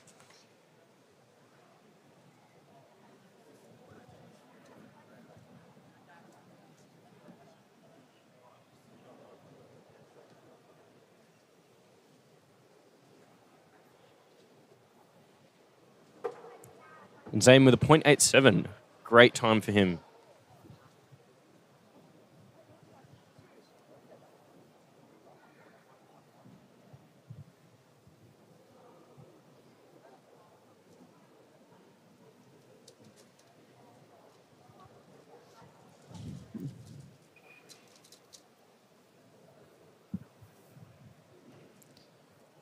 On to his next attempt. Yes, 135. Very satisfied with that. It's always like Anthony has to physically represent his mental state. All right, we've got Nicholas Sanchez as well as Brennan Lin competing now.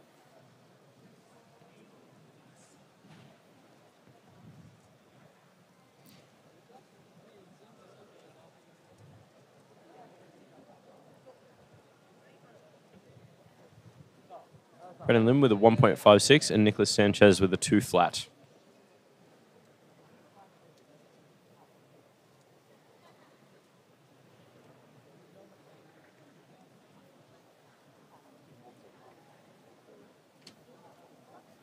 No, it's. I think it's power, right?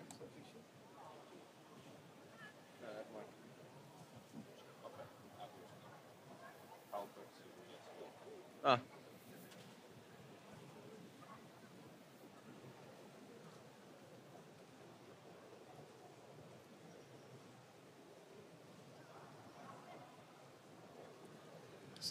Two flats, really not a nice time in the red stage for Group 1.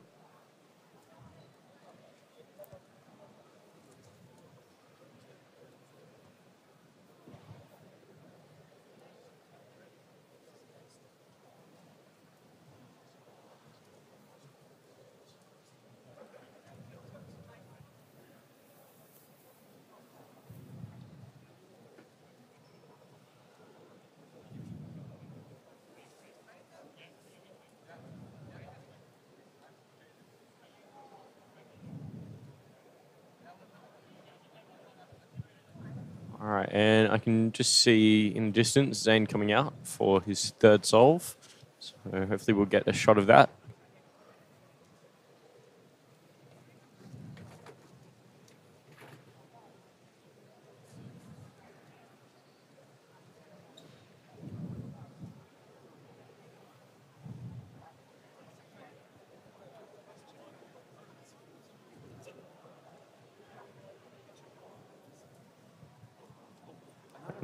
Another 1.11 for Zane Kanani.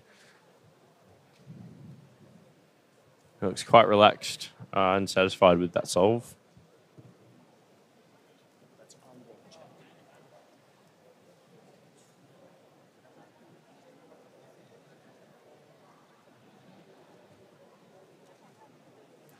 Brian Johnson, one of the top 2x2 solvers, with a 1.18 official average on the red stage.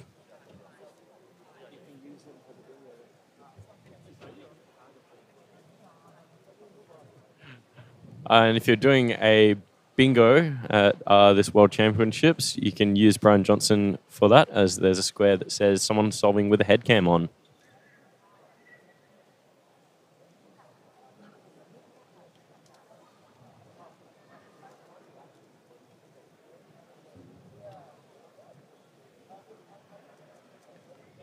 Ooh.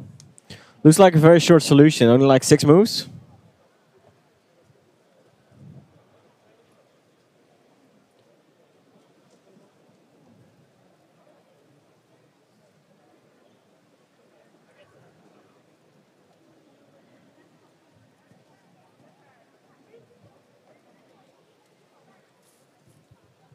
And Brendan Lynn, the Canadian NL holder, just got a 1.26. Zane getting ready for his 4th solve, possibly his 5th if we miss the 2nd solve.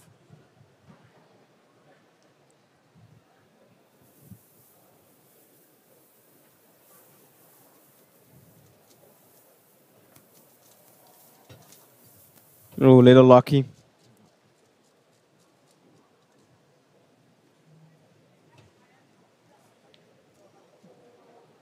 Elijah Brown on the blue stage, having a bit of trouble recognizing his PLL.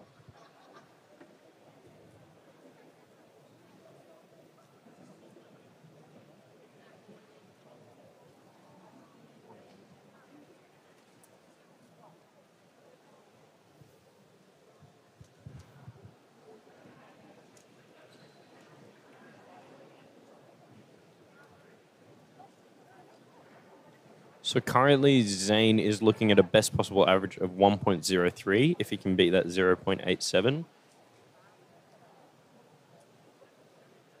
And he's looking at a worst possible average of 1.21. So he's pretty strongly in the lead for this round.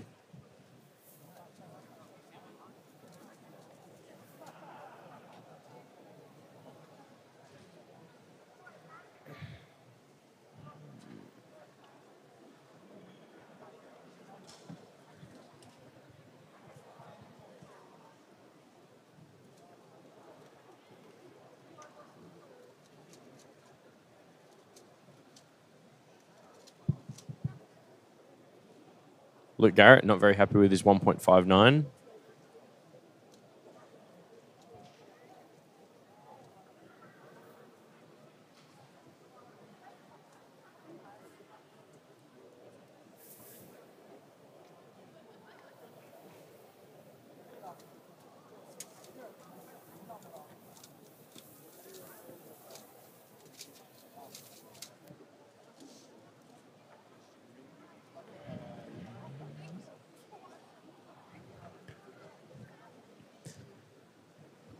Anthony getting into the zone.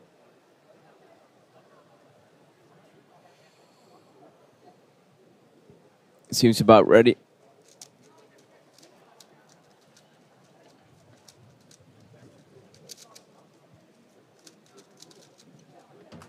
And I can also see in the distance, Zane about to do his last solve of the average.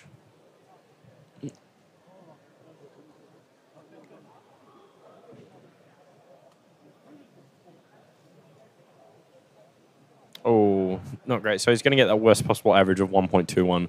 Still very confidently in the lead so far.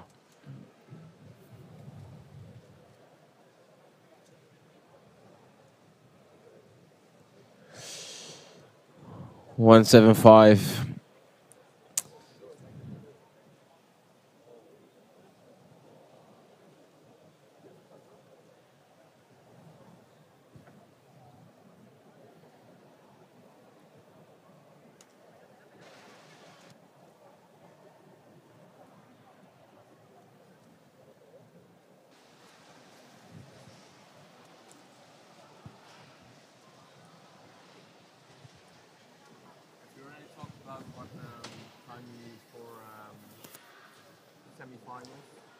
Next group for 2x2, next group for 2x2, come and submit your puzzles. 다음 쪽 오셔서 큐브를 제출해 주세요.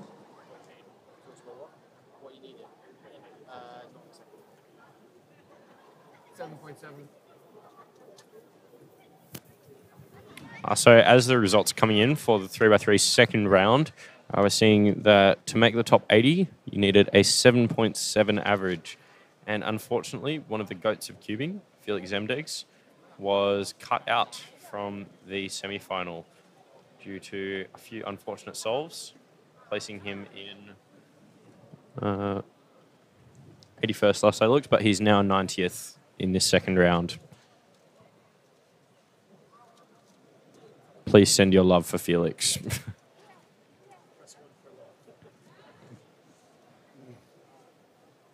All right, Brennan Lynn, I assume this is his last solve. The Canadian national record holder. Let's see what he can get.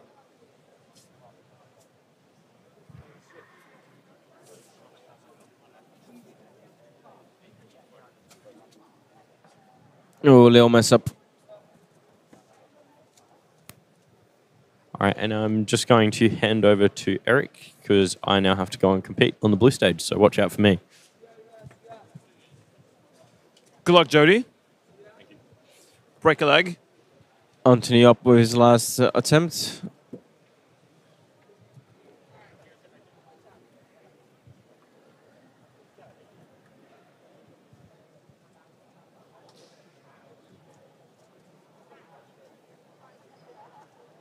Juan Miguel Saboya Soto from Colombia with not a great solve.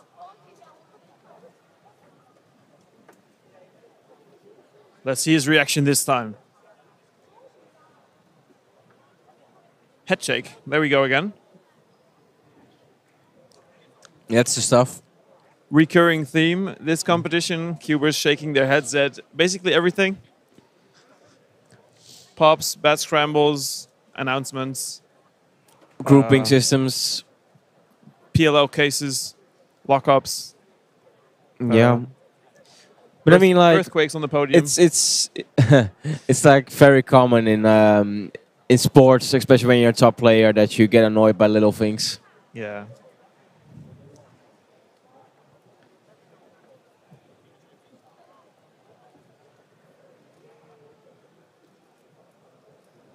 So this upcoming wave of 2x2 is the final one. We'll have places 26 to 50, 76 to 100, 176 to 200, 126 to 150 on those stages. So again, the red stage will be the fastest.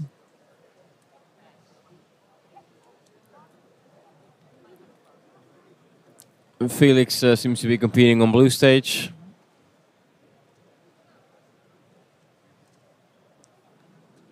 Felix still has a few events left, even after dropping out of that of the main event. I'm sure he'll be advancing to finals in 5x5, one-handed, and 4x4. Let's see how we'll do in 2x2.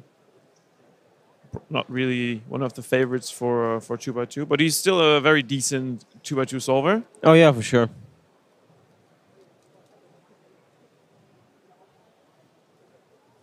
Zeke Mackey rocking the sunglasses on the red stage on the left. Ooh, 155 by a very talented young competitor from China. Unfortunately, I do not know all of the names. Zeke having a good start with a 181. Let's see if we can get a glimpse of Jody. While on blue stage, you can see Sungyuk Nam.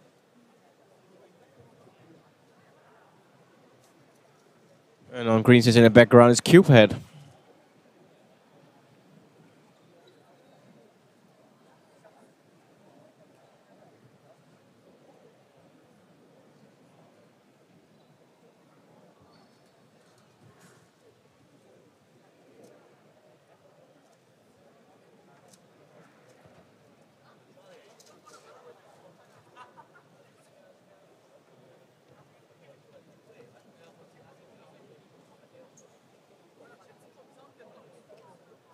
Yes, there he is on the blue stage, our very own Jody Brewster.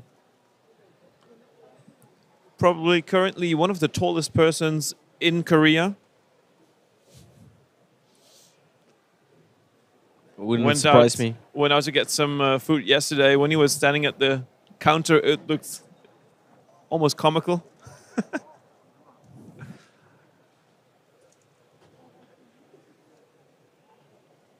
Cubehead is indeed Milan Struif. Or I don't know how the Belgians would pronounce his name. Me neither. But probably just Milan. Yeah. I mean, I'm pretty sure about Milan, but the rest.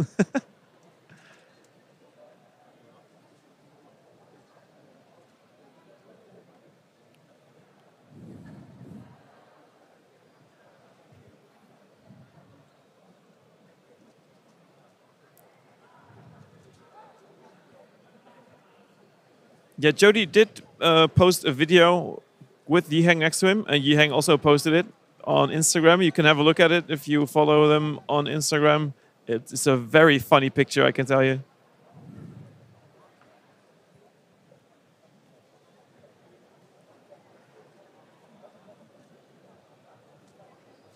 Cameron Stollery against Ruhang on red stage. Yeah, Cameron, one of the earlier gods of 2x2. Yeah, yeah. I think he was like one of the first guys to really like know more than EG. Yeah. On the backside of yellow, there's also Ben Barron. So very well-known cuber. Very good at 3x3. He gets very good singles, especially on 3x3. While we'll have a look at Cubehead on green. See how he does. 271. Conserved reaction. Doesn't show too much emotion. Ruhang doesn't seem to be happy about this 2.17. Might be a +2. Yeah, no, probably not. Oh no, he touched it, so it's probably not then. He picked it up quite early, so there was no checking. Like either it was a really clear +2, or it was fine. All right, on blue stage, let's see if Felix can regroup. I really do feel sorry for Felix. He is he's very good. We all wanted to see more of him. Yeah, but it's like the audience can't get enough of him. The stream can't get enough of him. It is good though that he now has like a event he doesn't care that much about, so he's not going into like 5x5 finals with. That's a good point. Yeah. Yeah. So he can like cube it off basically. Maybe you can do a Taylor Swift and shake it off. Yeah. I think he likes some Taylor Swift.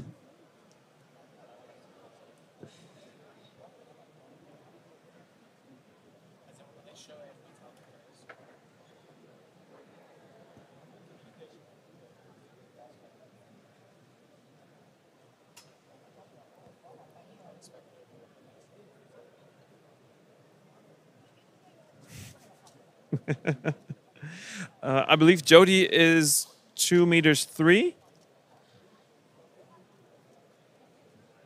At least that's what he told me yesterday. I hope he calculated correctly. I think they use feet in Australia, right? Wait. They use feet in Australia, right? To, determine No. But like, well, Australia is kind of like they use both. Like they're well versed in both units. 6'5" in feet. Yeah, I know they use kgs for weight. Yeah, that's right. They use kilometers an hour, right? Yeah. It's a mixed bag. So better than going full imperial system. Hot take. Hot take. That's an edgy take there. Yeah. Come to the commentary booth if you don't agree with that. Reinier sitting right next to me. Available for criticism for his... Well, I'm not sure the US is sleeping right now to defend themselves.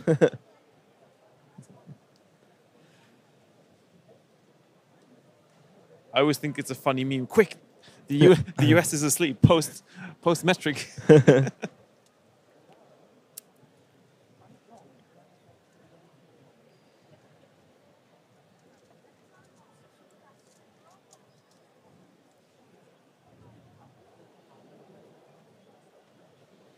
Some little mix-up on green happening.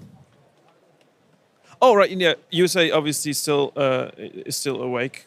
I think 3x3 finals are not at a very convenient time for them. Yeah, Jody is 2 Yihangs tall. That's an. How much is that in bananas though? Hey, what? In bananas, don't you use bananas for measurement? Oh yeah, you could.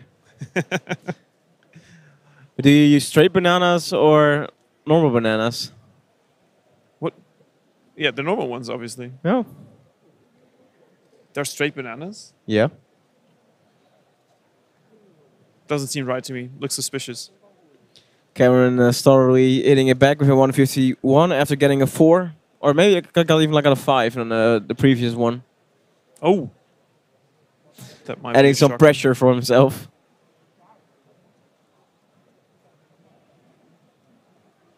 Top left, Antoine Quentin. Antoine Quentin? Or Antoine Quentin? Hmm. That's not very speedy for 2x2.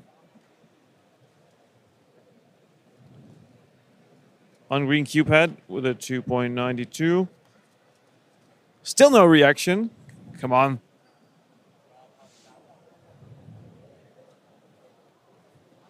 Another staff member competing in 2x2. We've had so much staff. This competition is great. Yeah, I believe we have 330 staff members. All doing this voluntarily, of course. Imagine having to pay 330 staff members for 4 full days of work. Shout out to all of the staff members. They will get front row seats at all of the finals. I think that's a nice gesture. They certainly earned it after 4 days of hard work. And what's so nice about this competition that we also got lunch. Because it makes logistics way easier to get everyone back after lunch. Yeah. It's in the best interest of the competition itself as well. If the staff isn't missing in action when the round starts again, because if you get 30 minutes, you can't find a place to eat and get back. It's that's too it's not happening. Yeah, the competitors can usually go out a little bit earlier, or most of them at least, to get an earlier lunch. But the staff obviously has to stay around, do their assignments, fulfill their duties. Yep. Zeke with the effective sunglasses, 135. Now I'm competing on blue stage. I'm getting a 208.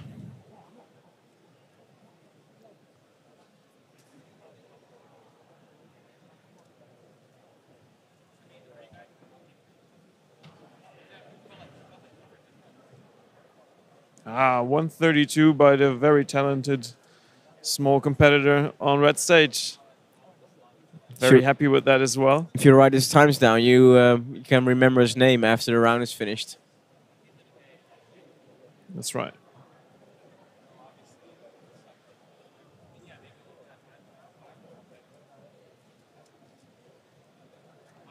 Ruhang 111. Nice fist bump. Even the fist bump was very speedy. Yeah.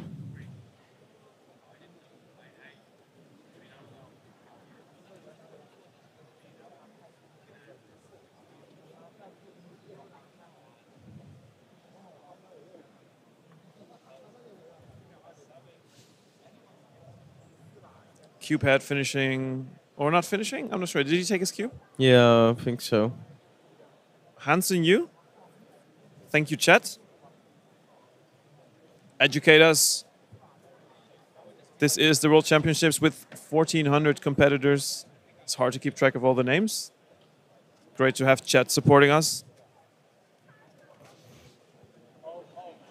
Hassan Yu, all right.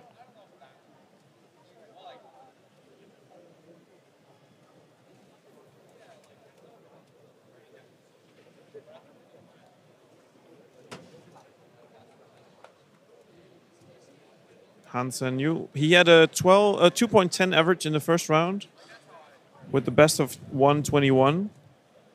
He started off with a 4, so great to see that he kept his cool in that first round.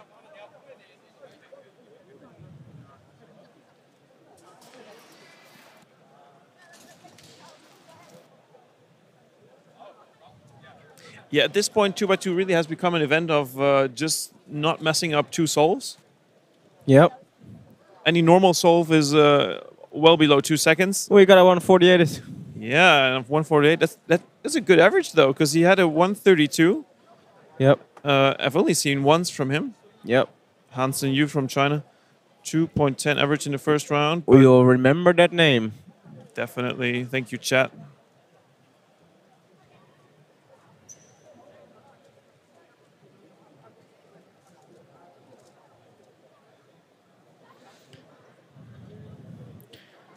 Cameron doing some warm-up.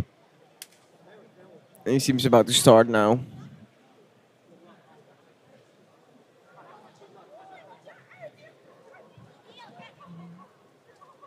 Yes, we see right next to us, next to the commentary booth. He's celebrated by, I believe, his parents, Hans and you.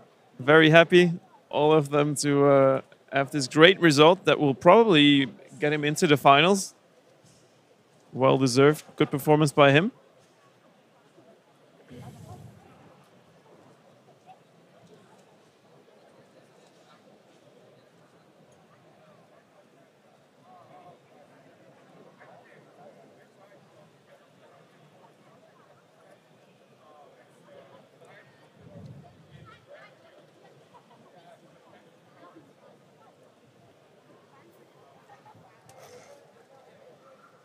And as we speak, Jody Brewster back here. So Jody, can you please tell us again, how tall are you? 203 centimeters. How much is that in American units? 6'8". 6'8"? No. Yeah, it's 6'8". Yeah. 6'7" is 2. How many bananas? Up next, a lot of is bananas. second round Got of 6. 4x4 and square 1. 1.75 he hangs. There we go. Yep.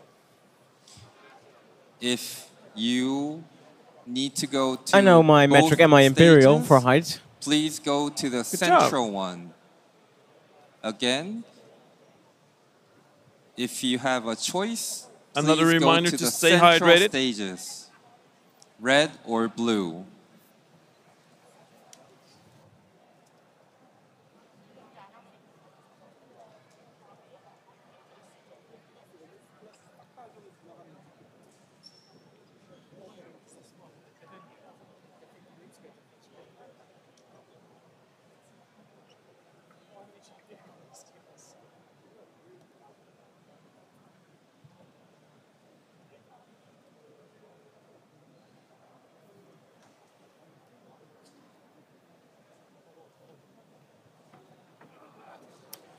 So we're going to switch over to the next 2 events that are going to run simultaneously. Interesting way of doing this. So there will be 2 stages with 4x4 round 2, but also 2 stages with square 1. So yeah, so you probably will be splitting the screen and watch 2 events at once on red and on blue. It'll be fun. Hey, why not? I mean, we can multitask, right? Yeah. I hope chat can as well.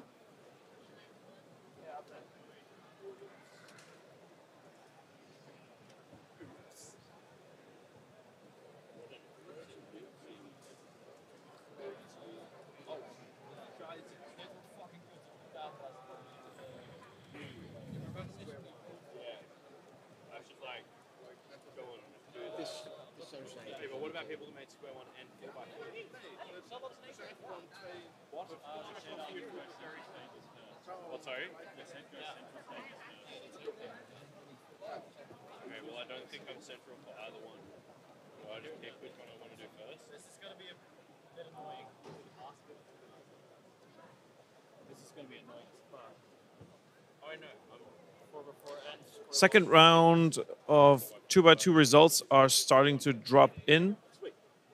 There will be 16 competitors advancing to the finals. Currently in 16th place, Sky Guo with an average of 176, but the averages of the previous round have not been put in yet because it has just literally finished a minute ago. Yeah, he's already dropping out. More results are being put in. Personal records for Michael Nielsen and Sumant Chandrupatla from the United States, both, with Michael getting a 137 and Sumant getting a 153 average. Yang This seems is to gonna have be made tight. Yang seems to make the round quite easy as well. Yeah, Yihang with a 147. Right now on the cusp of not making it might be Luke Garrett, currently in 15th place with a 172 average. World champion Anthony Pateraki's also in right now, 158. Yep. Yeah, but 2017 he was, right? That's true. That's true. Current runner-up, previous world champion. Yep. There we go. Oh, and Natapat Matani from Thailand with a 160 national record average. He'll be happy with that and might make the finals with that. It's a solid performance by him.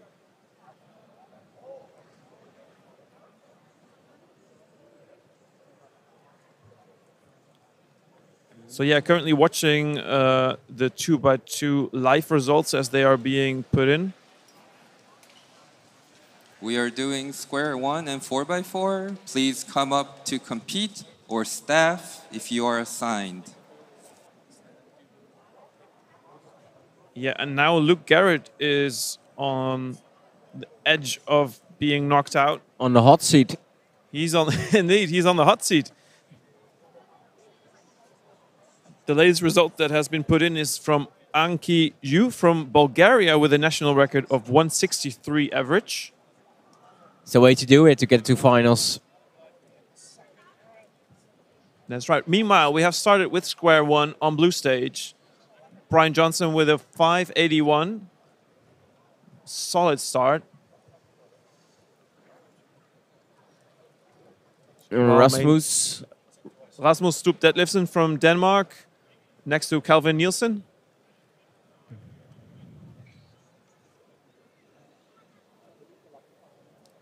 Rasmus with a national record average in the first round. Doesn't seem to be going that great now. This is not good for him. Calvin didn't do much better either. Misaligned layer there, but two it's unhappy okay. boys. Oh, and yes, unfortunately, Luke Garrett is knocked out at 2x2. By Rasmus. By Rasmus? No, Rasmus was already put in. Oh, yeah, sure, but He's in shared 15th place. So Luke Garrett, unfortunately, dropping out. That's a shame for those that support him. Always a favorite of the crowd, Luke.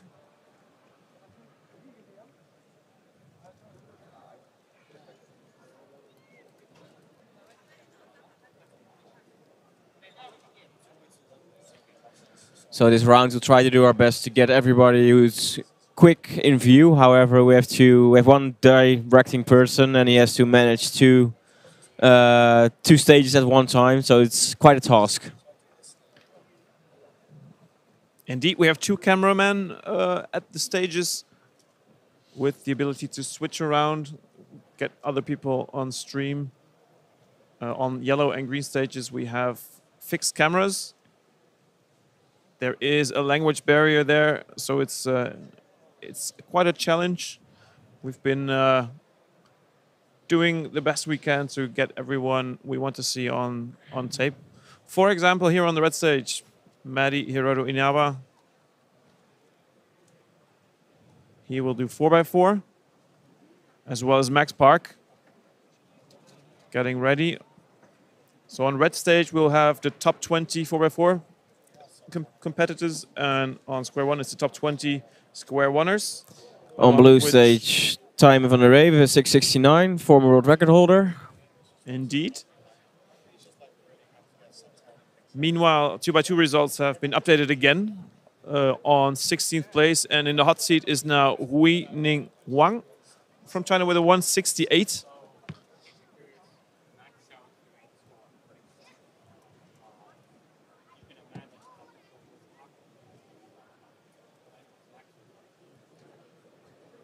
Max starting inspection.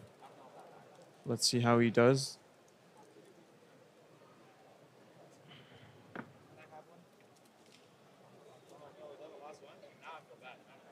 There we go, he has started. Solving on green. OLL, MPLL. Ah, yes, there we go. Sub 20, 1974. A great start for Max Park. Tommy Cherry in the back doing some square one solving.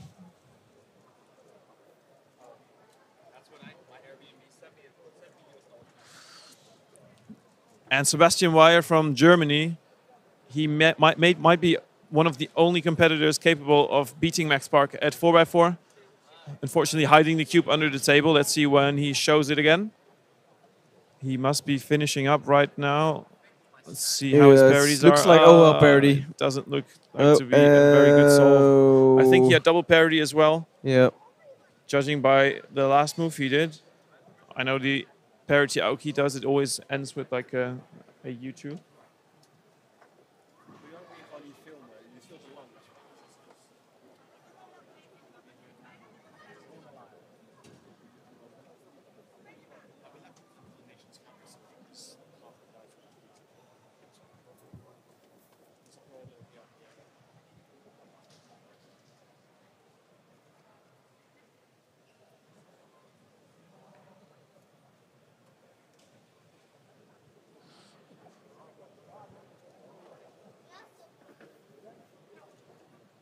Update on 2x2. Wei Ning Wang from China has been knocked out as well. Now George Sholey from the United Kingdom is in the hot seat with 166.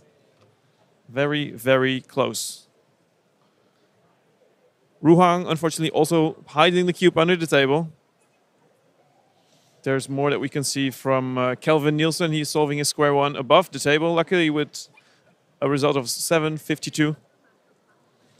Meanwhile, Maddie doing 4x4 and Kevin Hayes. Yeah, that's Kevin.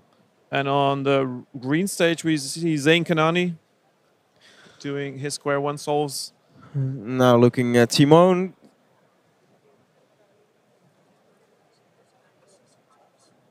You can see a few of his corners and his fingers. Max Xiao, meanwhile, on the blue stage, he is favorite for square one. He's winning a lot of events for square one, current record holder as well, 6.05. Let's see when Timon shows up his 4x4. Yeah, a 2x278. Reserved reaction. Solid solve. And next to him, Max Park. Let's see if he can make in the 19 counting. I'm sure he can, but will he? Yeah.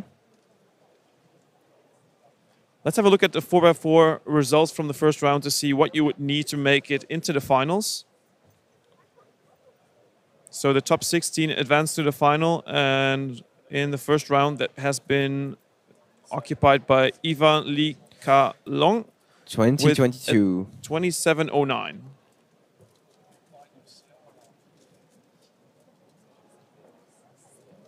Meanwhile, Felix, in one of his more prominent events, 4x4, unfortunately, after dropping out on 3x3, we will not see him back in the semifinals, unfortunately. And also, this 4x4 solve isn't the greatest. Felix is not having a great day. Now, next to each other, Patrick Pons, Sebastian Weyer for 4x4 getting ready. Patrick starting his inspection. And Sap as well. On blue, Rasmus Stoop Deadlifsen getting ready for his square one solve. Let's see how he does on this one. He didn't start off well. We started off with an 8, I believe.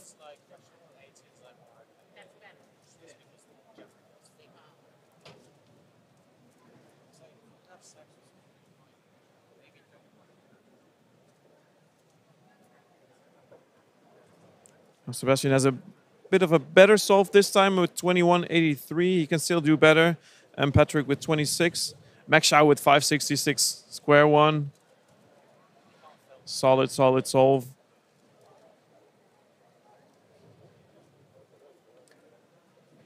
Square one, an event without parity nowadays. For those that are on top level, they predict well, they actually see in inspection if they would have parity or not, and based on that, they choose the algorithm for cube shape.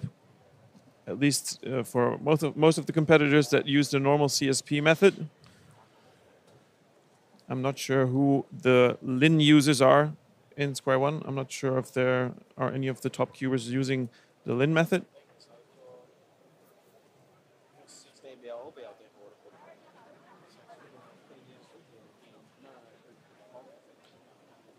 Oh, Matteo loses Lin. Nice. Oh, Timo with a sub 20. Nice. Another sub 20. 1978. Wasn't Max Park's time also in 1978 in the first try? Oh, that could be.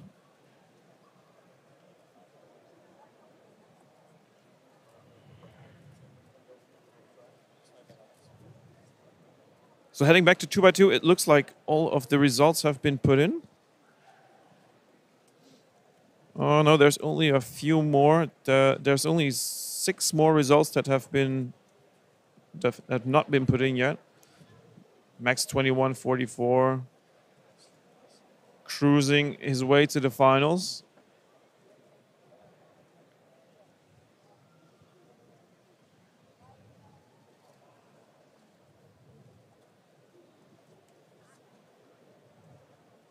Crowd's favorite, Kieran Bien. Solving next to Sebastian Weyer, getting ready.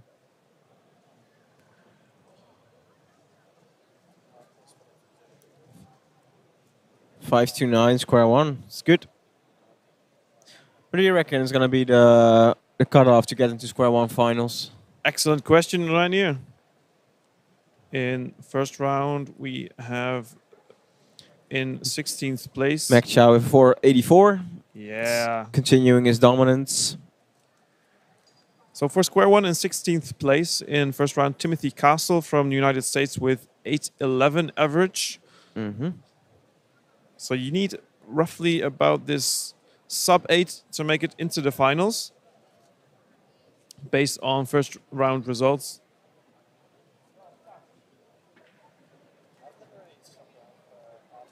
Sebastian Weyer with a bad solve, head shake. 25. He can do better than that.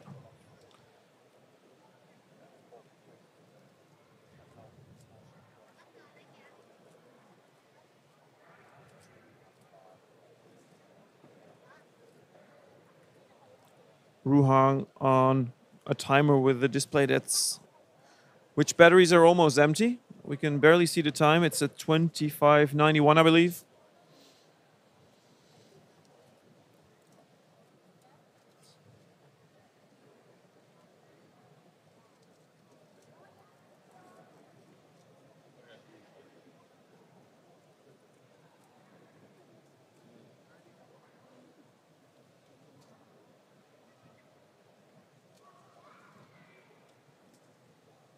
Let's do a little prediction for Max's time.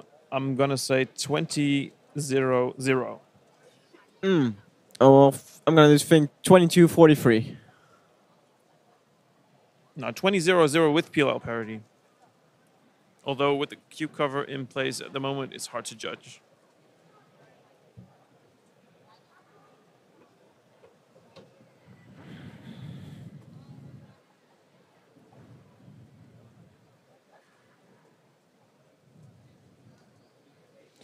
I got pretty close. Oh, right. Not a bad prediction.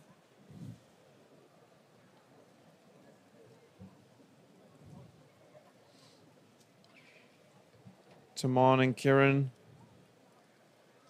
Let's see what they will do. At least from Kieran, we can see his cube slightly. That's nice.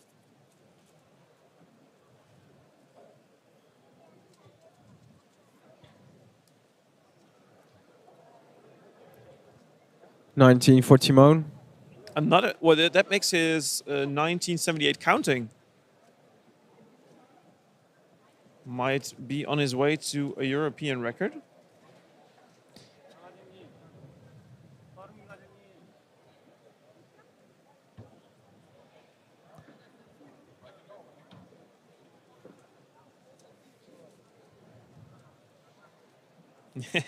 The "Are you Hassan" meme. Yes, I am Hassan. Some more square one solving happening. Sebastian Weyer strategically getting off his bad solves in semifinals. Very clever, saving up his best solves for the finals. Yeah. At least that's what I hope for him. If he makes finals.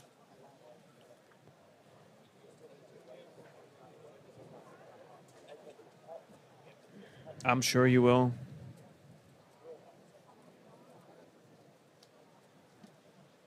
So for finals, you would need 27.09. Okay. He's well within that Yeah, range. that's fine. Yep. It's just that even like on Sebastian's level, a 25 is so bad, but it still makes you comfortably cruise to finals. Yep. Not with the 30.27 though from Ruhang. He has been solving faster in his previous attempts, so there's no worries for him to make it. But yeah, not a good solve from him.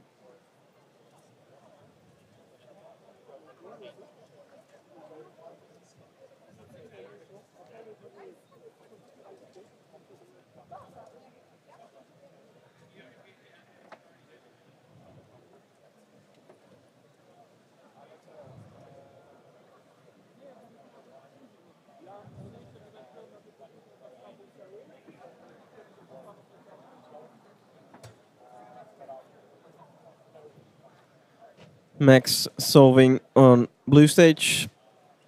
Max Schau, that is, for square one. Favorite to win, 6.29.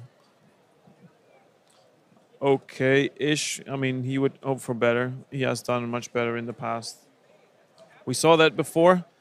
What was his best time so far? You saw that, Reinier. It was a 4, right? Yeah, I think 482, if I Incredible. remember correctly. Incredible how far square one has evolved over the years.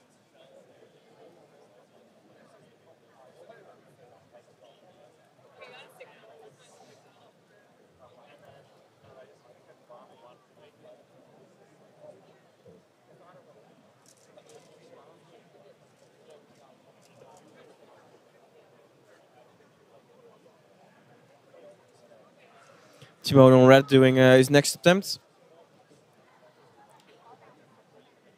Yeah, all of the top cubers solving at the same time. Max Park, Sebastian Weyer, Timon Kolozinski.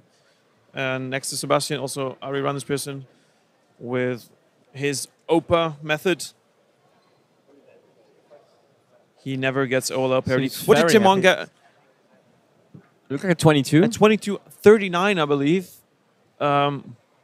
We need the live results to see what his average will be in the end. He has a very nice reaction, so I'm sure that it's going to be a good one. But is it enough for some sort of record? We'll see in a minute.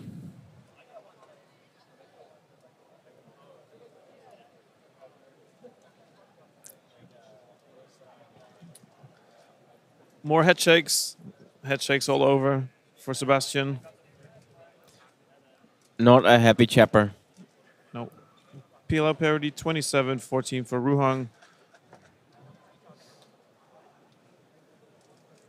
Yeah.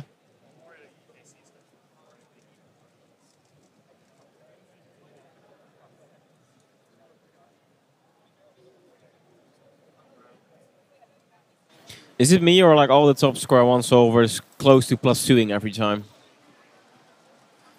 Yeah, I guess. I mean, the If top you are player in second is very round flexible of square on one some and of these 4x4, puzzles. please come up to the stage, look at the screen to figure More head out shakes. which This section time, to go Carter to. If you are in 2 of the sections, please go to the central ones. Otherwise, pick one of them and compete in one of the events. Thank you.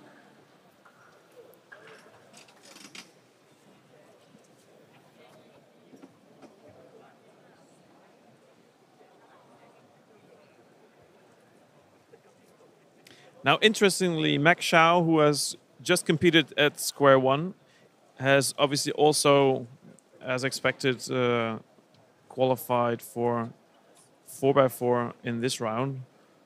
He was actually supposed to be in both groups at the same time, obviously not possible. So we will see him being the top 4x4 solver in the upcoming wave. Yep. While Timon still has one solve left, so I believe he has a 19, a 19, a 22, and... I probably started with... I think it was a worse solve. Yeah. So if he can make that worst solve not count, he can have a very good average here.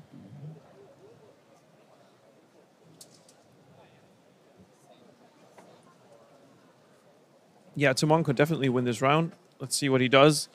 Luckily, we can see the cube this time. I'm really happy with that.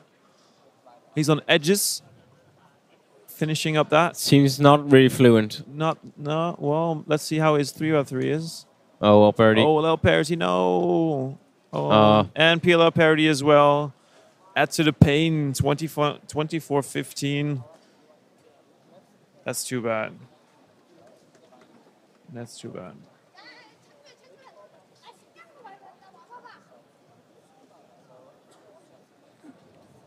Maybe he also strategically placed his parities on this last solve to avoid having them in the finals. Who knows?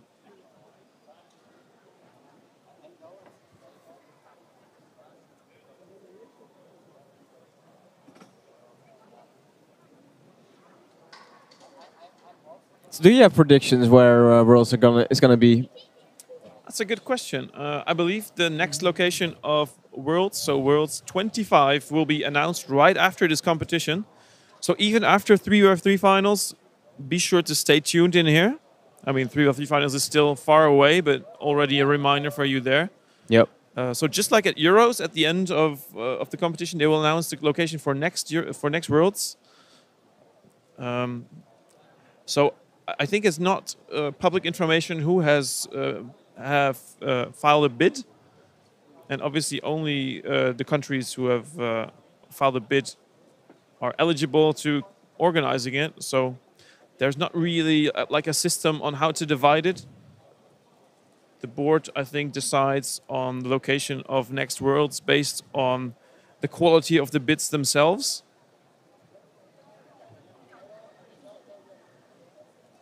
WCA board does not determine like who has to make a bid. It's all voluntarily. I would like to have it at least in a country where I haven't been yet. I always enjoy that. Just like this one. Country number, I don't know, 28 or something, I believe, for me. Oh, nice. Yeah. So, I mean, US I've been already. Canada I've been as well, but not officially for a competition. So Canada would be nice. I'm not sure if they have filed a bid. Otherwise, I'm still disappointed that Amsterdam 2021 didn't take place. Oh yeah, there's so much work done and then it didn't happen. Sad. But I'm not sure if they have filed a bid because maybe they were disappointed and wanted to regroup first. Nah, it's too quick. You've got some information about that, probably? Yeah, don't think it's going to be Netherlands 2025. Nah, that's too bad.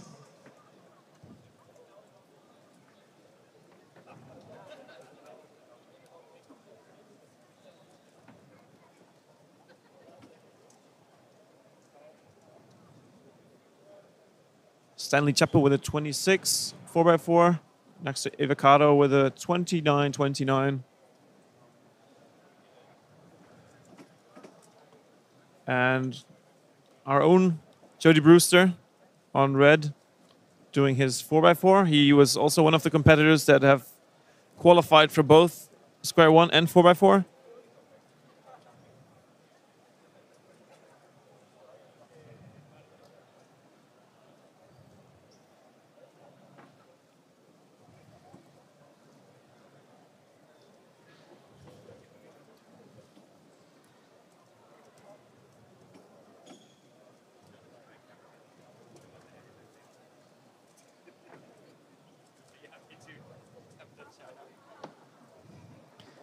Come on, Jody.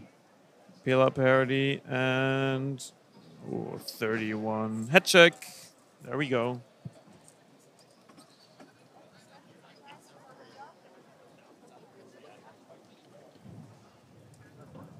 Chet, where would you like to have your next World Championship? Maybe an exotic new country? Maybe in your hometown?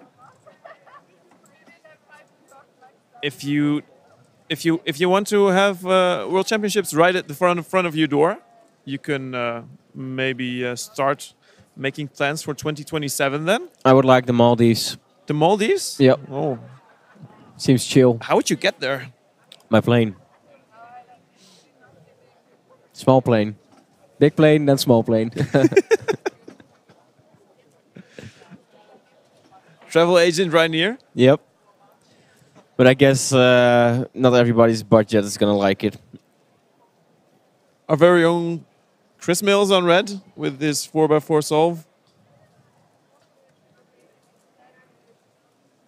Meanwhile, let's have a look at the live results and see if there's already something going on there. I'm still waiting for Timon's average. I really look forward to see what it is. Might be ER, but Doesn't show up yet. Oh, so Timon Koleżeński got a 21.65. It's not an ER. it's an NR. It's a national record for Poland, though.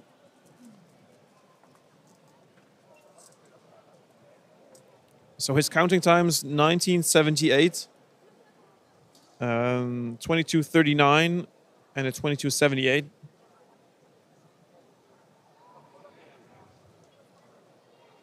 Yeah, results are being put in very quickly now.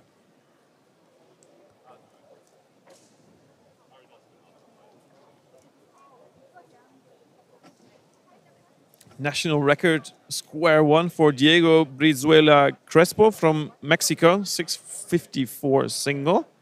Congratulations to him. Good job.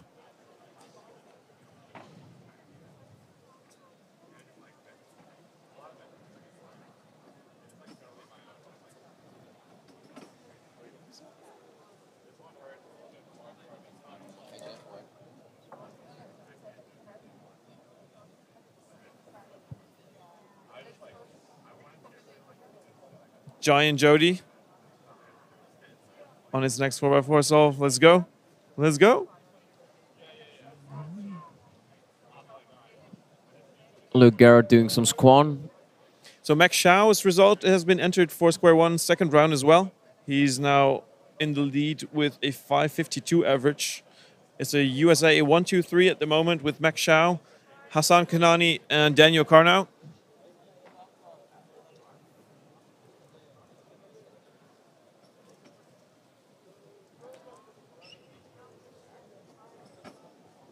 Jode not able to break that 30-second barrier again.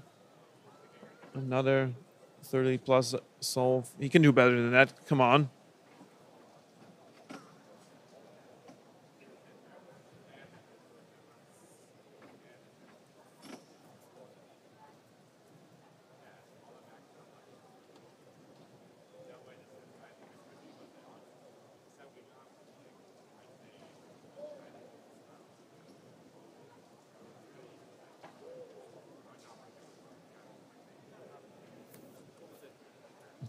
Brendan Lin, not the inventor of the Lin method.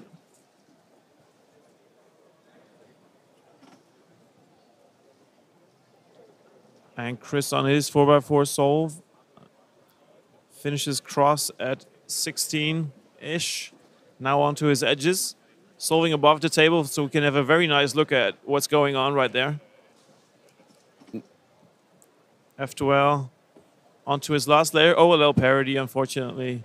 The way he has his hands, I think he's like, nah, this is not going to be a good solve. Having a good think about this ZBLL case. Nope, Yeah. that's not it. He gave up on his solve. And of course, PLL parity. There you go. It was bound to happen. There's always a discussion about whether ZBLL is actually a good idea for 4x4. You might just have PLL parity afterwards, even like the adjacent PLL parity. And that really adds to your solve a few seconds. Nice reaction, though.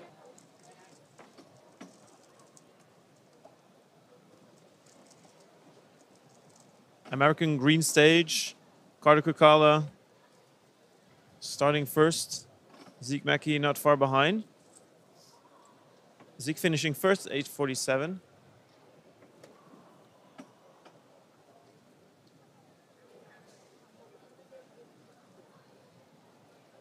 If you just joined us, this is the last and final fourth day of the Rubik's WCA World Championships 2023 in Incheon, South Korea. We have seen lots of action already, but this fourth and final day is going to be the best. Because we have got for you all of the finals stacked up after lunch. Lunch is planned to be finished at 1 o'clock Korean time. And especially from 1 o'clock to well, let's say 5:30, reserve a slot. If you're at work, maybe plan a meeting with yourself. Block that. Make sure you're prepared and ready to go for hours and hours of exciting world-class speed cubing action. Set an alarm clock if it's at a wrong, well, or at a rather late time for you or early. Some more updates on 4x4 results. Twan Dullemond from the Netherlands got a national record at 25:14. Let's see how many results are entered. 28 right now. So they have like 12 to go from the first group competitors. Because there were 40 in, and there are 28 results in right now. That's right.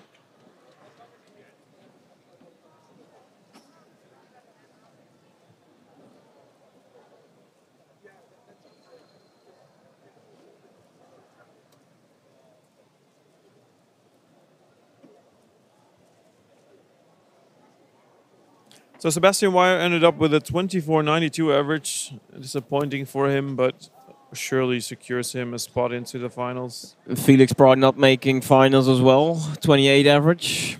That would be good if he makes finals with this, but there's still many results that have not been put in. I don't think he will make it.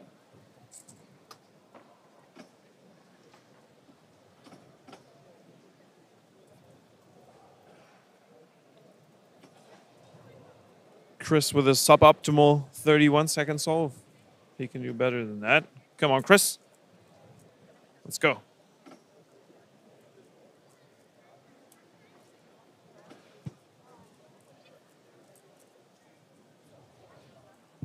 First gen for Jode with an 882, but it looks like it might be a +2 there.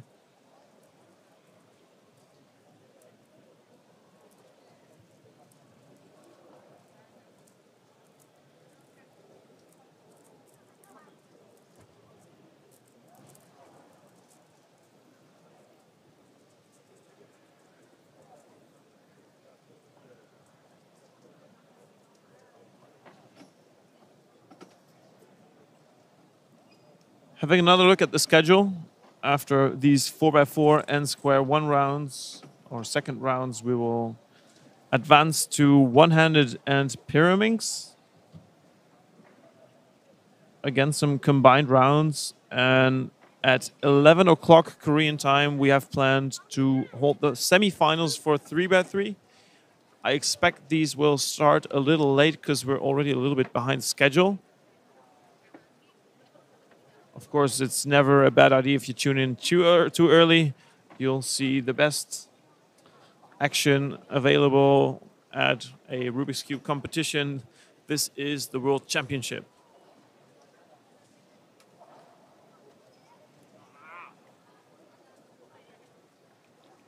Smiles from Jode while solving. More parodies and more +2s.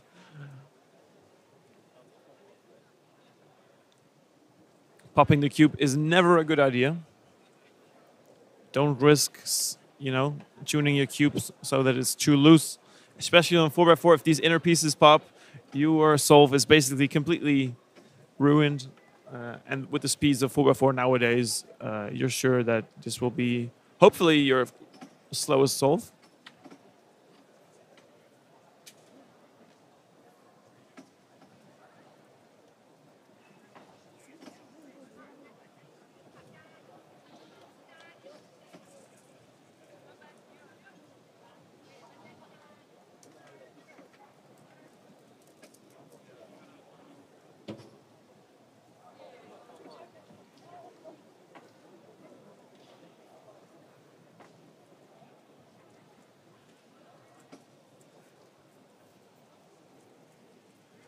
On the yellow stage in the backside, you'll see Ulrik Bredland from Norway, one of the tallest competitors next to Jode as well.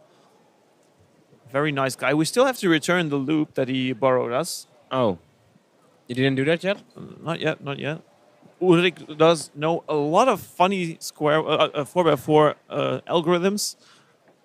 combining different types of OLL parodies with OLLs. He showed me yesterday. He can basically solve any OLL and OLL parody in one go. Very cool to see. He's a real database of algorithms.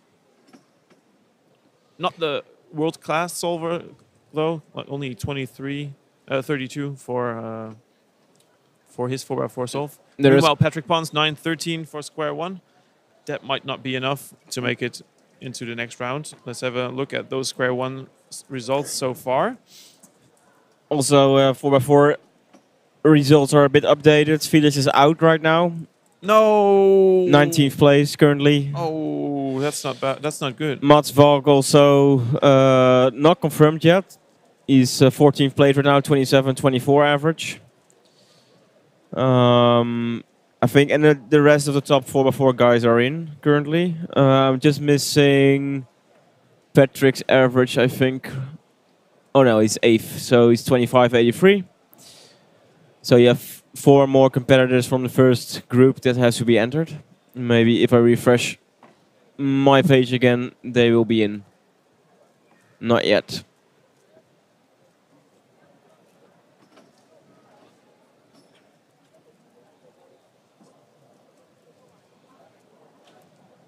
Jode pulling another face. 32.63. These 4x4 solves are not going the way he wants. He can tell you all about it when he gets back. Jode Brewster, one of the great guys from our commentary team. He certainly brings a lot of spark and joy to this group. Very enjoyable to work with him.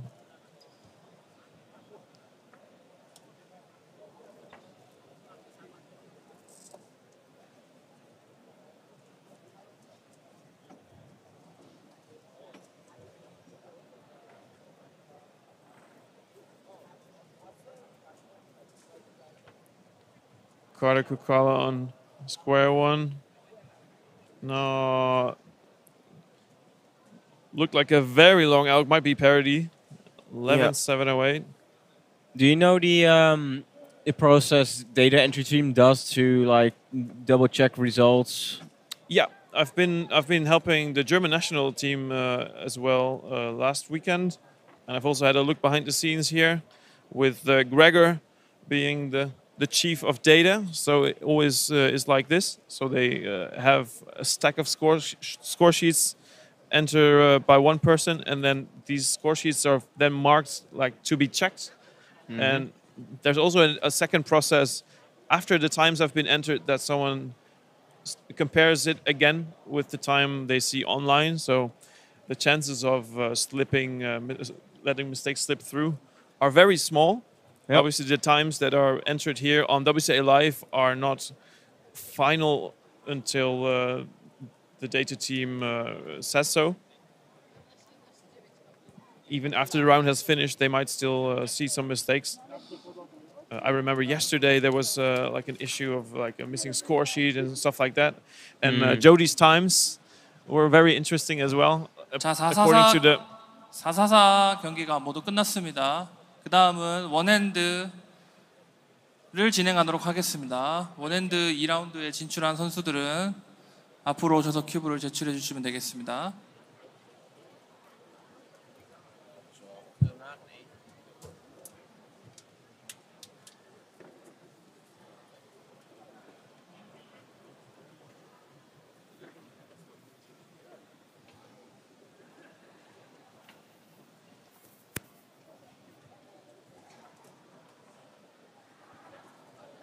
So about those results, it happened yesterday. I was sitting in the metro scrolling through the 3x3 results and noticing 2 people with the exact same 3x3 average and the same single. I was like, whoa, that's interesting, but statistically obviously not totally impossible. And only a few minutes later I realized it was our own Jode Brewster whose times were involved. Jody, hi, welcome back. Great to have you back with us. Great to be back. So your times were correct, 4x4 yes, is my time. finished. Well, I think most of my solves The are on next stream, is so it can be confirmed. 3x3x3 one-handed. Please submit your cube. But unfortunately, it turned out that this statistical highlight 자, 다음은 444가 끝났고 한 손 333 한 손입니다. 오셔서 큐브를 제출해 주시면 되겠습니다.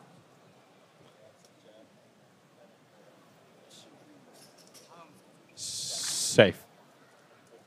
So the statistical highlight was not actually as fun as it was because it wasn't correct. You confirmed already that your times were correct, so the other person that was involved, his times had to be corrected, which could still be done afterwards. Yeah, it was strange because it seemed like an average that person could have gotten because I believe that person's PR average was an 8.08 and we both were entered as a 7.49 average, so it was pretty doable. And his average in the round properly was 8.17.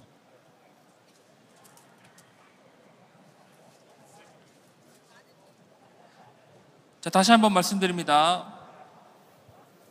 한 손 경기를 진행하도록 하겠습니다. 앞으로 오셔서 큐브를 제출해 주세요.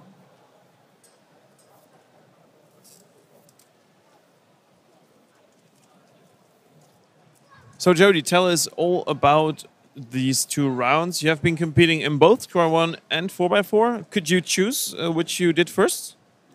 Well, I could. One no, hand. I couldn't have. Competitor. Safe. Safe. Okay.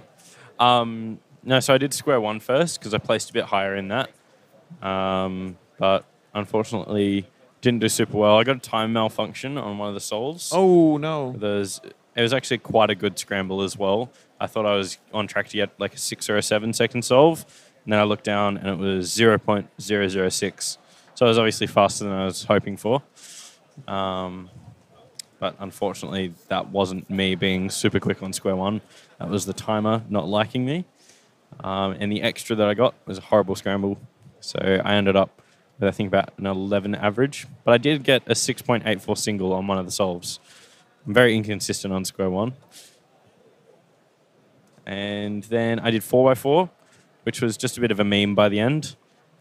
Started out with a 31 and then a 33. So I knew the average was pretty much over by that point. Then I managed to get a 26. And on my 4th solve, I ended up having a pop.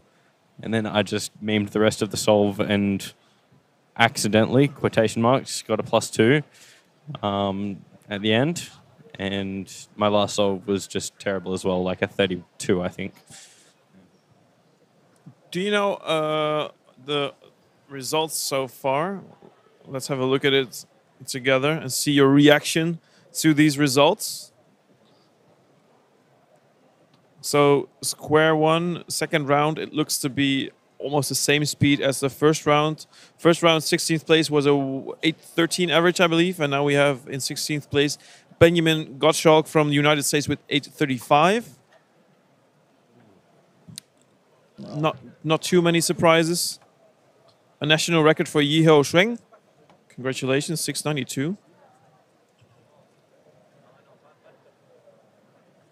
And then moving for 4x4. Felix didn't make it for 4x4 either. Really? Yeah. Wow. What did Felix get on 4x4? Let's see. He's in 20th place at the moment with a 28.08. Wow. Not He only Felix's day. No, he only had one decent solve. His 4th solve was a 22, and the others were 27 or higher. It's very unfortunate. I think we're all crying a little bit inside. We are. But he's through to 5x5 final, if I'm correct, because he got an OCR average in 5x5 second round. So there's that, at least. We'll see Felix back again on the stage. And we're also going to see him for one-handed, surely. Yes.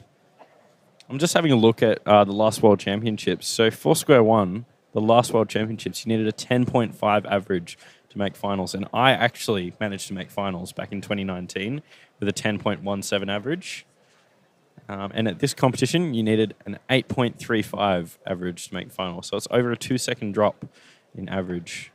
Back in 2019, CSP, cube shape parity, a method used to avoid parity on square 1, was starting to be popularized and people were learning it. I was in the process of starting it, but I hadn't really gotten very far. So I assume that all of this improvement is mainly just due to that, and also the development of PBL and OBL, which are ways of solving both layers in 2 algorithms. So you only do 3 algorithms to solve the square one now for the very top solvers. How many algorithms do you need to learn to be able to do this? Too many. It's Too many? This is all off the top of my head, so they'll probably be wrong. I believe it's 99 algorithms for CSP, 120 for OBL.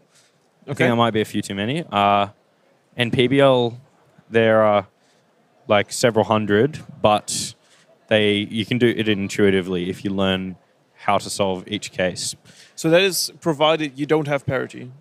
Provided that you don't have parity. If you have parity and you know PBL, it'll be a very difficult time because you might recognize the wrong case, do your algorithm, and then you have a parity at the end. Wow. So how would you approach the PBL then if it's not possible to learn all of these algorithms? How would you approach solving PBL if you don't know all of the algorithms? Like which steps would you take? Well, for a long time, Next people up, have solved. Pyraminx. We are calling all competitors in Pyraminx round 2. Also staff, please come up. Thank you.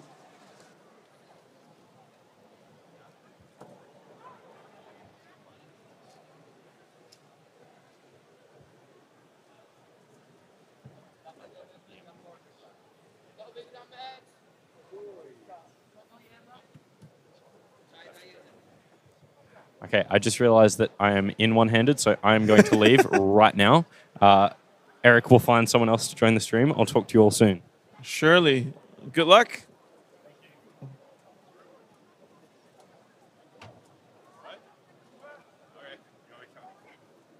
Sure.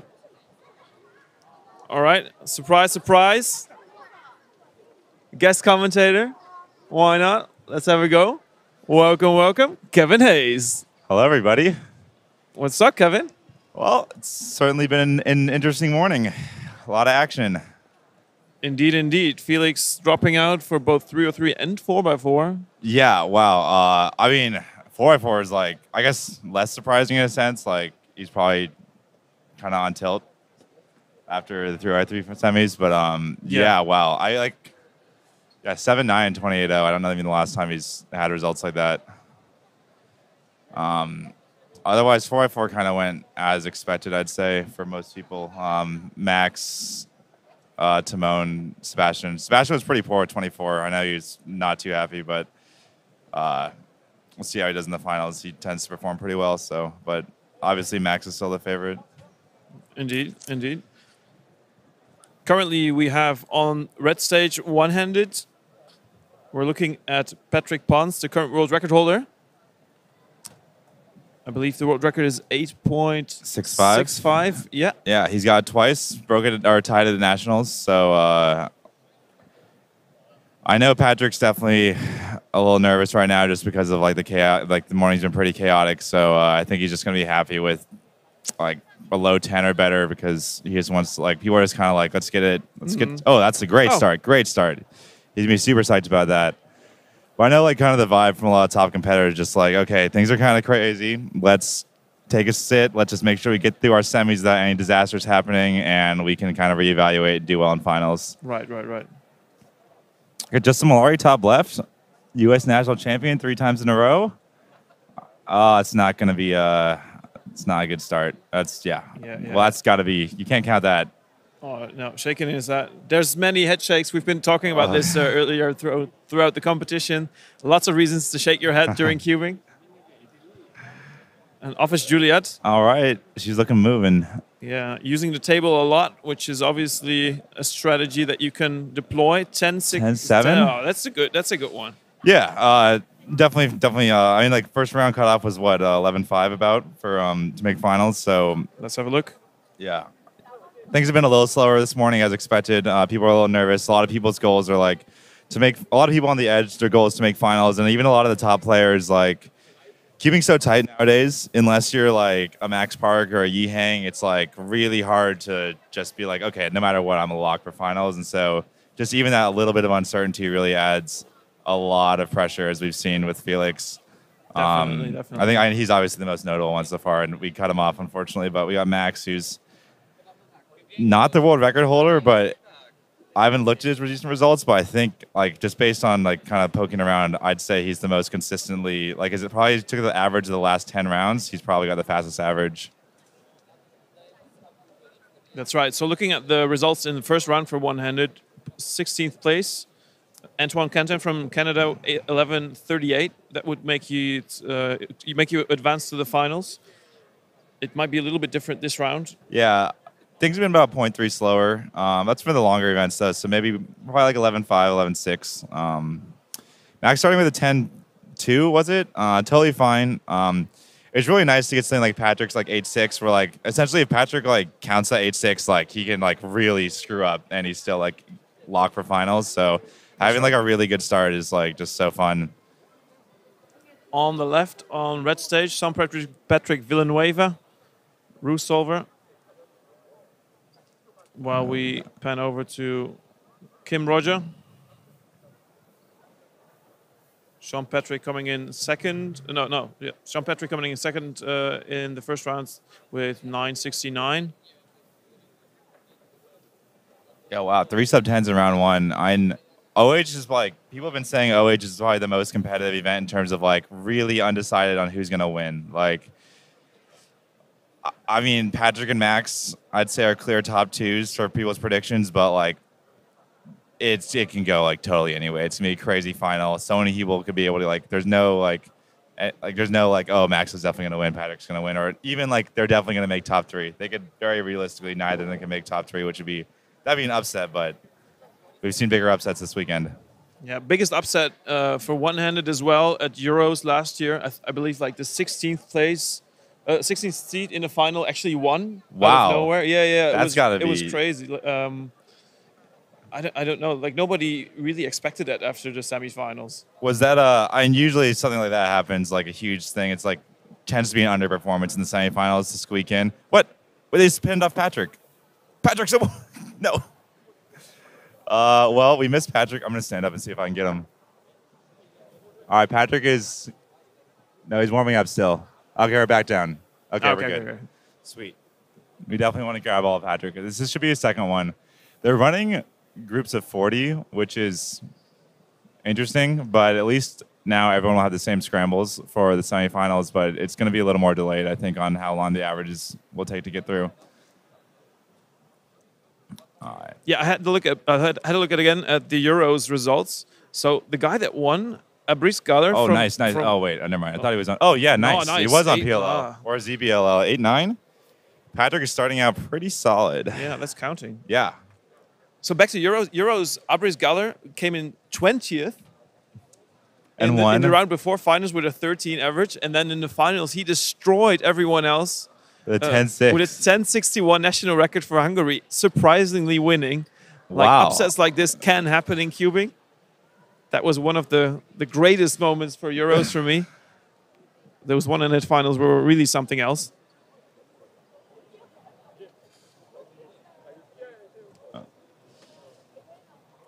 Yeah, so what do we got? Unfortunately, Pyramix is harder to keep track of what's going on, but also Indeed. I'll admit I'm not as knowledgeable in this area. Same. Unfortunately, the commentators from our team who are all knowledgeable at Square One are competing in one-handed. I'm sure chat can help us out, though. We got Max Park here. Sorry, with a mid-low 10. I'm going to say 9.75.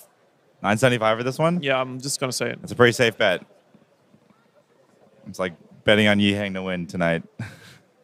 hot take. Although, I mean, his odds, there's no, like, Yi Hang's definitely the favorite, but, like, no one is more than, like, a 30% chance. Like, yeah. Like, it's too competitive for that. Yeah.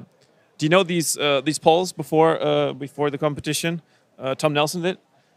So out of 192, Ruhang only got 7 votes. Really? Yeah, I think that's very unfair. I mean, those polls tend to be a lot of popularity contests and recency bias.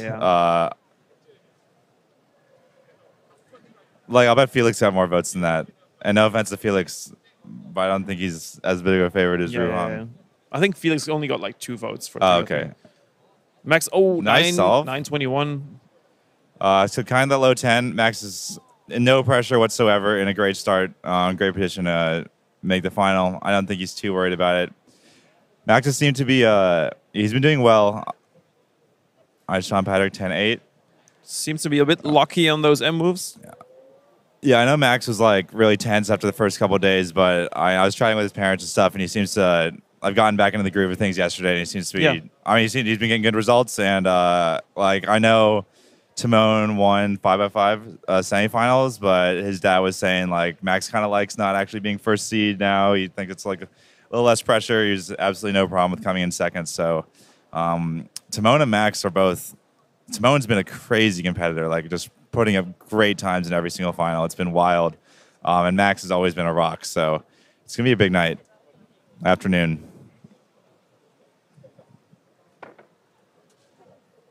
Oh! Is that like, she did not look like, she looked surprised that it was done. Was that like a PLL skip or something?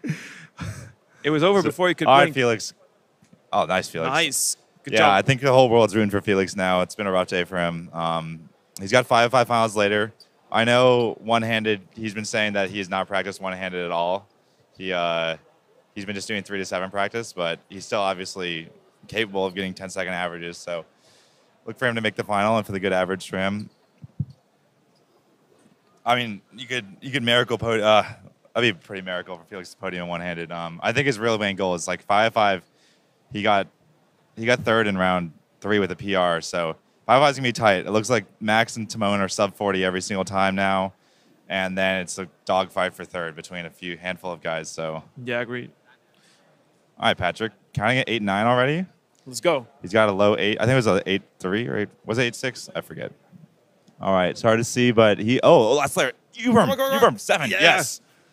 All right, Patrick. This is maybe. This is world record best possible average. Oh yeah. He's worst.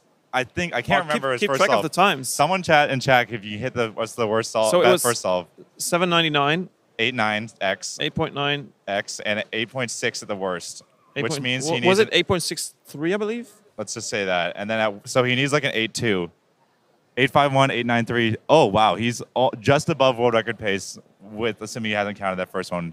So what does he need? 8.51. All right, Max Park up here. Max has already got a low 9 and a low 10, so he's not doing like an insanely good average. Whoa!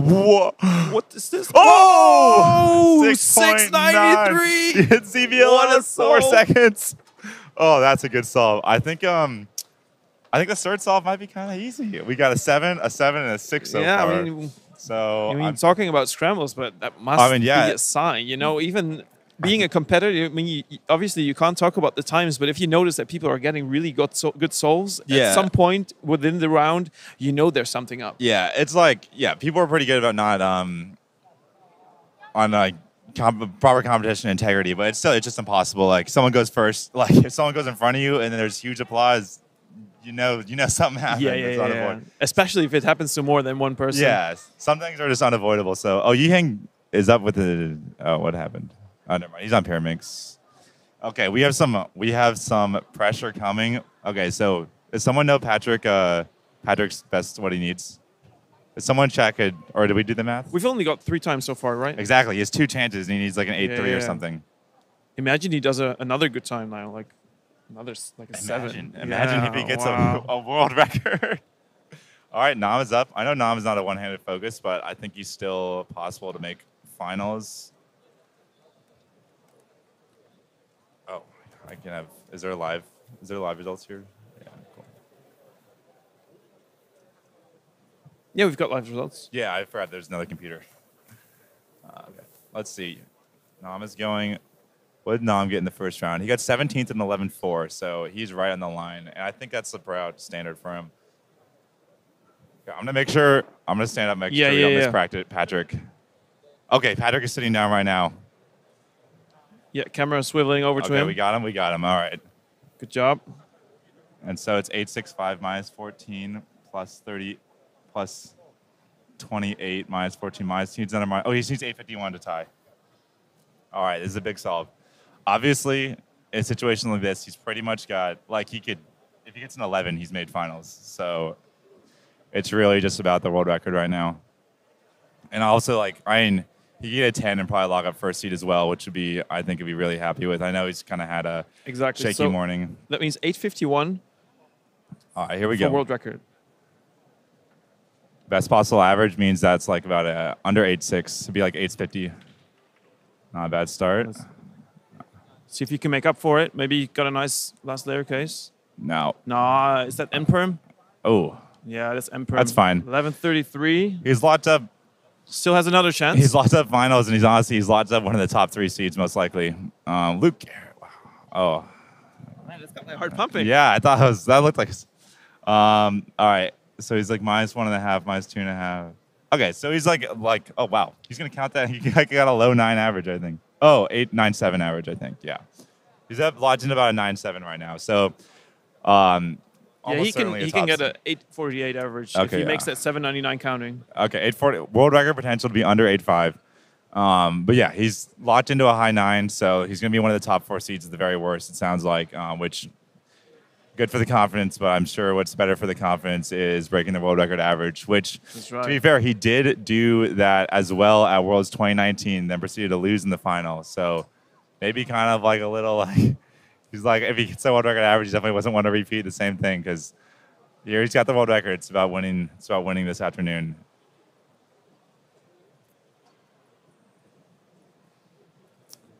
Yeah, this is exciting. Yeah.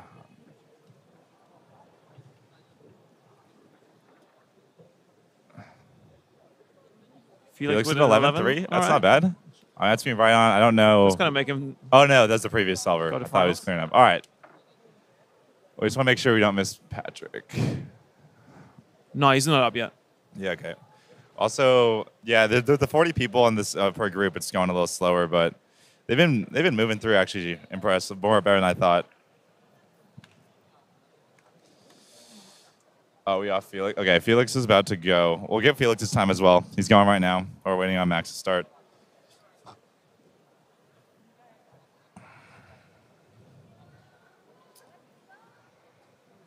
Felix with a 10.5. He seems pretty happy as well. He has a reaction, and he's looking at the times. He used a reaction indicative of him locking up a solid average that will qualify him for finals. It's great to see him smile again. I saw him. He was a bit distressed after that 303 finals. He looked very down. Absolutely, especially with he's got 5x5 finals is next event of the day, and that's going to be a huge. That's his podium. That's his one podium chance really left. So there's Patrick. He's out of the. Also, Max is now locked up the waiting area. A 10 flat average, I think. Oh no, 2.98, 2 high 9s and a low 10. I think Patrick's locked up a 10 flat average. Oh my God, get the camera on Patrick. Okay, Erik is running over to make sure they get Patrick because we are not going to miss this solve. But I'm watching also. Do not worry. Okay, we're coming in. Nope, other guy. Move to the right. He hasn't started yet, everyone. Don't worry. Okay, here we go. Unfortunately, we do not have the best display, but it's good enough. All right, 8:51. Oh, all right. Patrick, the professional, is making sure that he's telling the judge to pull the cube cover away towards the judge so it won't cover the camera because he knows this is going to be an explosive solve. 7. If he gets a 7, he'll get an 8.48 average, and he needs 8.51 for the tie the world record. It should be an 8.49 to beat the world record. Oh my God, the cube cover. All right, Patrick, don't get distracted by that. Oh my God, what is going on? Okay, I got it. I'm watching. I mean, there's gonna be a big reaction if this happens. Oh my God, we're gonna miss it. How are we gonna miss it? He's the most important person in the world with this comp. He's on ZBL. Get it. No, okay. He seems. I don't know. It was not world record. What was that, a 9? Looks like a 9.0. 9.06. So great average, probably one of the best results ever, but we unfortunately missed the last solve. We did not miss a world record.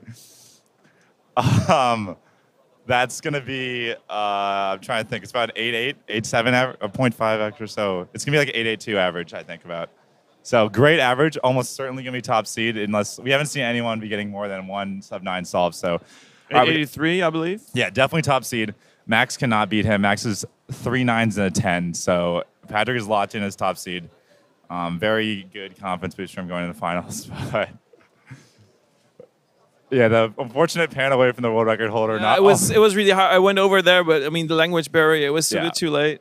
Okay, Max though can definitely lock up second seed. I don't think we've seen a lot of people get too many sub-10s. 10 is definitely a little higher. Max will be a 9 mid with this solve if it's good, or 10-2. 10-2, 10-2, 9-8, I think about. Max will be like 10 flat. Got Sean Patrick up here. Unfortunately, we've only caught a couple of his times. Oh, right, Max got a 6. Sorry, totally missed that. Yeah, that's 691. So 9-2, 9, high 9, 10 low.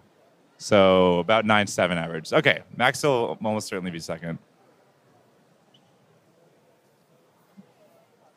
Sean Patrick, 10-7. Doesn't seem too pleased, obviously. I'm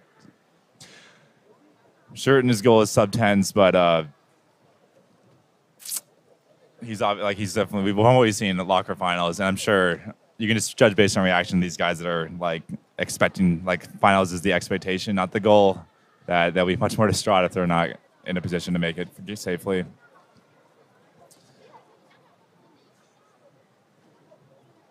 What's next? Oh, heartbreaker round is coming up. Yeah, on deck we have 3x3 semifinals, which is it's a tense one. It gets more tense every single Worlds. Oh no, it's 3x3 blind round 2. No, it's 3x3 round 3. It is, yeah, it is semifinals. It's 3x3 semis yeah. and then blind semis. So yeah, it's gonna be something else. 1.96. Unfortunately, there's too many people going at the same time to be able to like live get everyone's times to see who's making top 16. But it'll be easy. Like we know kind of what the cutoff's gonna be, and we can see people's clear reactions. Oh, Eric's gonna swap out. Do you want me to stay on for seconds? Sure. Okay. Definitely get someone else for blind. I don't know what I'm talking about for blind.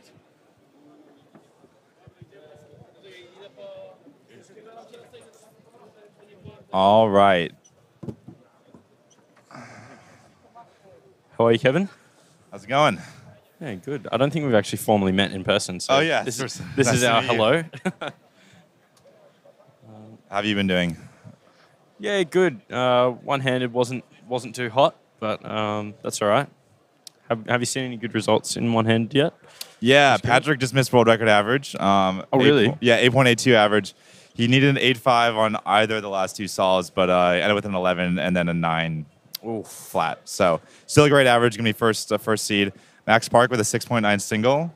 Wow. Very nice solve. Juliet Sebastian got 7.9 single. Patrick got 7.9 single. But Patrick is definitely the story of 3x3 semifinals. Going to be first seed by a decent margin, almost a full second, I think, because Max is looking like a high 9 average, 9.7 about. So, was there anything good from Dwayne?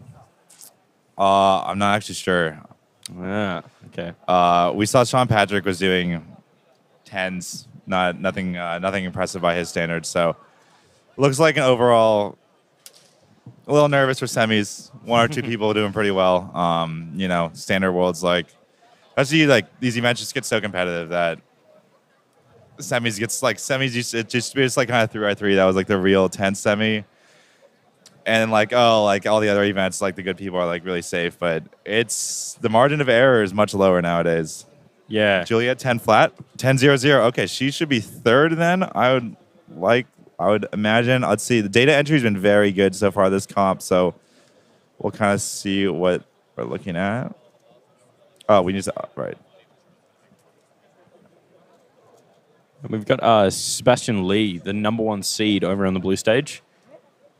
A bit of locking and 2.52.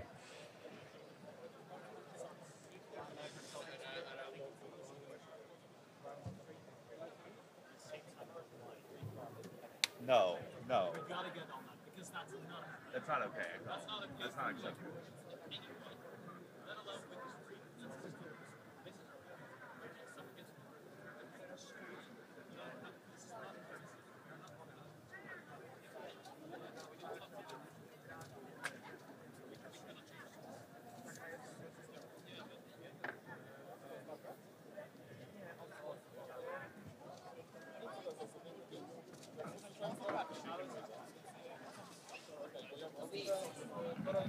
Okay, we got some results coming in. Patrick Ponce officially 883, Max Park 975, Juliet Sebastian 1000, Luke Garrett, wow, it's tight. Luke Garrett 1006, and Yu Chan Hong 1012. Felix is definitely safely in finals, so nice little comeback from him, 1047. He's currently 6th. There's still a few people to go in, it looks like, but notable names, Nam missed. He's 13.5. It looks like this results are still rolling in, so yeah, it's looking like it's being mid-11.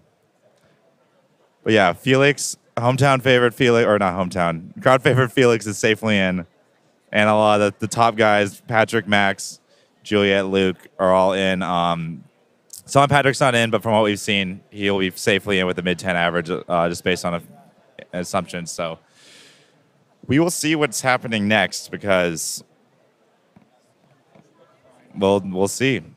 We don't know exactly what's coming up next. And what about your results for yourself? Have you been happy this comp? I'm not gonna lie, it's been pretty disappointing. It's really just a litany of mental errors. I kind of tried to come in with not a lot of expectations, but it's kind of hard when just the capabilities there. So 6 and 7 finals was definitely a bit disappointing. 7 not as much, just because I don't know, I was totally off. And like, great results by everyone else. Wow, 158 for 5th, 156 to podium, incredibly fast final. That one I was like, okay, even if I was on my game, I mean, there was no way. So it's like 6 though. I think it's like I don't feel too. It's like everyone in the final feels the same way about 6, where it's like, oh my god, I was wide open. If just one solve went better, and I obviously think that, but like 6 other people think that too. So it's like, yeah, exactly. You give me one better solve, everyone gets the better solve, and I still get the same place. Yeah. So. I mean, that's like the name of the game, especially in these MENA 3 events. Like, you can keep it together, especially when you know.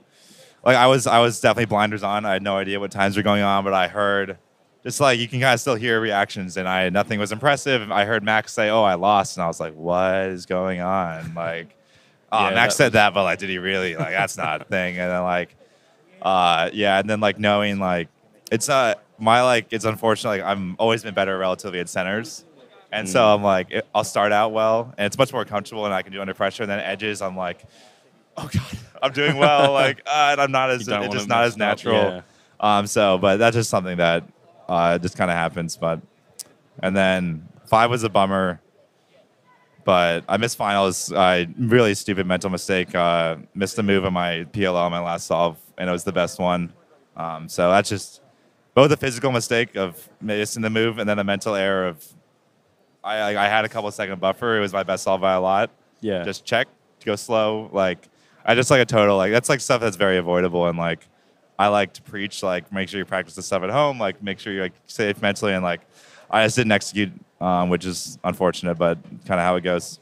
And were you doing much practice leading up to the competition? Yeah, I was doing a decent amount before Nats. I was on vacation in Seattle and then in Tokyo and Korea. So I just kind of did a little bit to stay fresh and not like lose it. But I was practicing a lot. I was trying to it's hard to kind of balance of mixing like I want to be I'm a competitive guy in my hobbies just in general, like swimming and other stuff that I do. And so I want to approach this with the same mindset, but I didn't want it to leak over and go so far of like, oh, I need to win, or like because it used to be so intense. Yeah. It's really hard to find that balance. And so like obviously I'm bummed just like having the capability to do a lot better, but it's good to just go, be in shape for something, go and like try and do well, and then just kind of roll with whatever happens. And like I could feel myself getting more comfortable as the competition went on. Like honestly, I 5-5 semis. Like if I had not done at that last solve, I was gonna be super pumped because I started with a 55. And my 4 solve was a 52.9, and I was like, I can clutch it. I can just do it. And I was like, obviously the result was a little unfortunate, but I was overall happy with my mental by the last comp. And then 4-4 also, I did pretty solid today. I didn't make finals, but it wasn't really an expectation. So yeah. I was similar coming up to this competition. So I'm first year in uni at the moment, so I'm under a pretty hectic schedule, and just practice when I can. And yeah, kind of just came into the competition with no expectations. Yeah.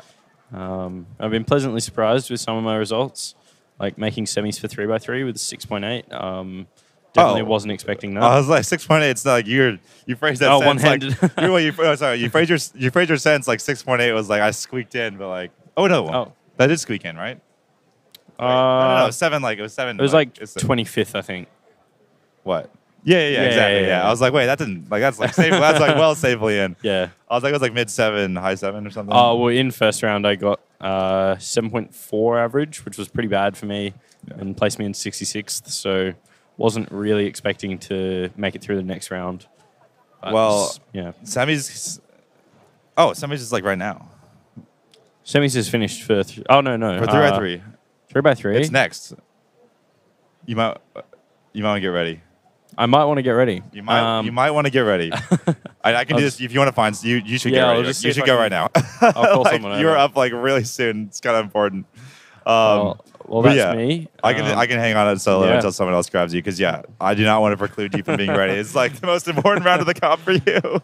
Kevin will be holding it down. Yeah. Good luck. Yeah. All right. Well, Jody had a big realization there that his most important round of the comp is coming up in about 5 minutes. So he's going to be stepping off for obvious reasons. Let's see. Let me show the stream. Let's see. What is... Yeah,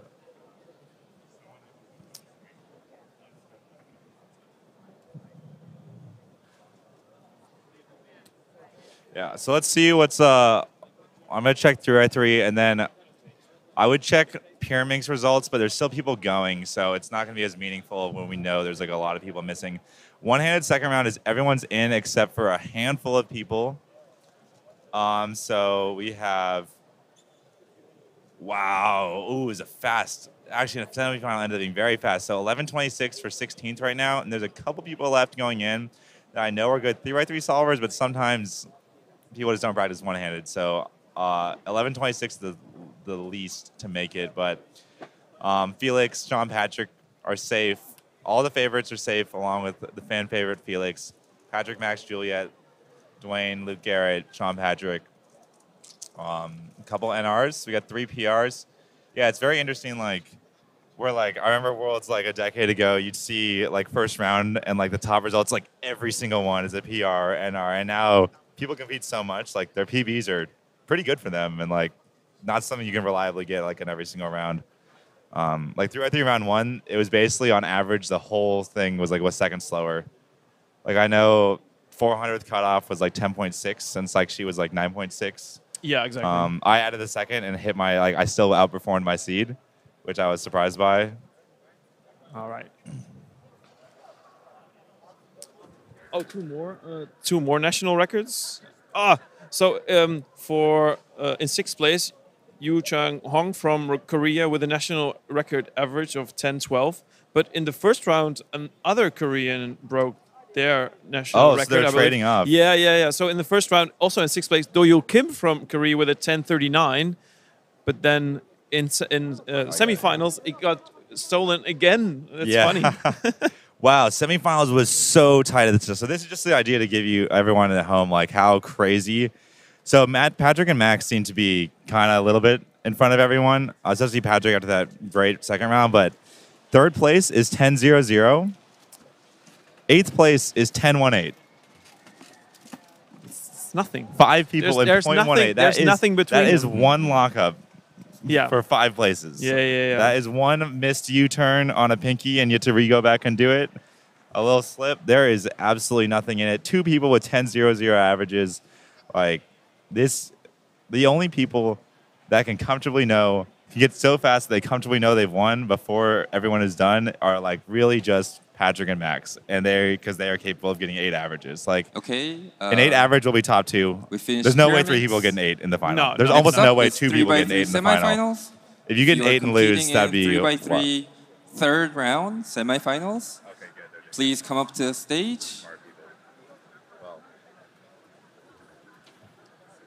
333 3라운드 참가하시는 분들은 무대 쪽으로 올라와 주시기 바랍니다. Also an announcement for lunch. Again, I apologize for the massive delay. Unfortunately, it seems like we're gonna have to keep running the competition through lunch.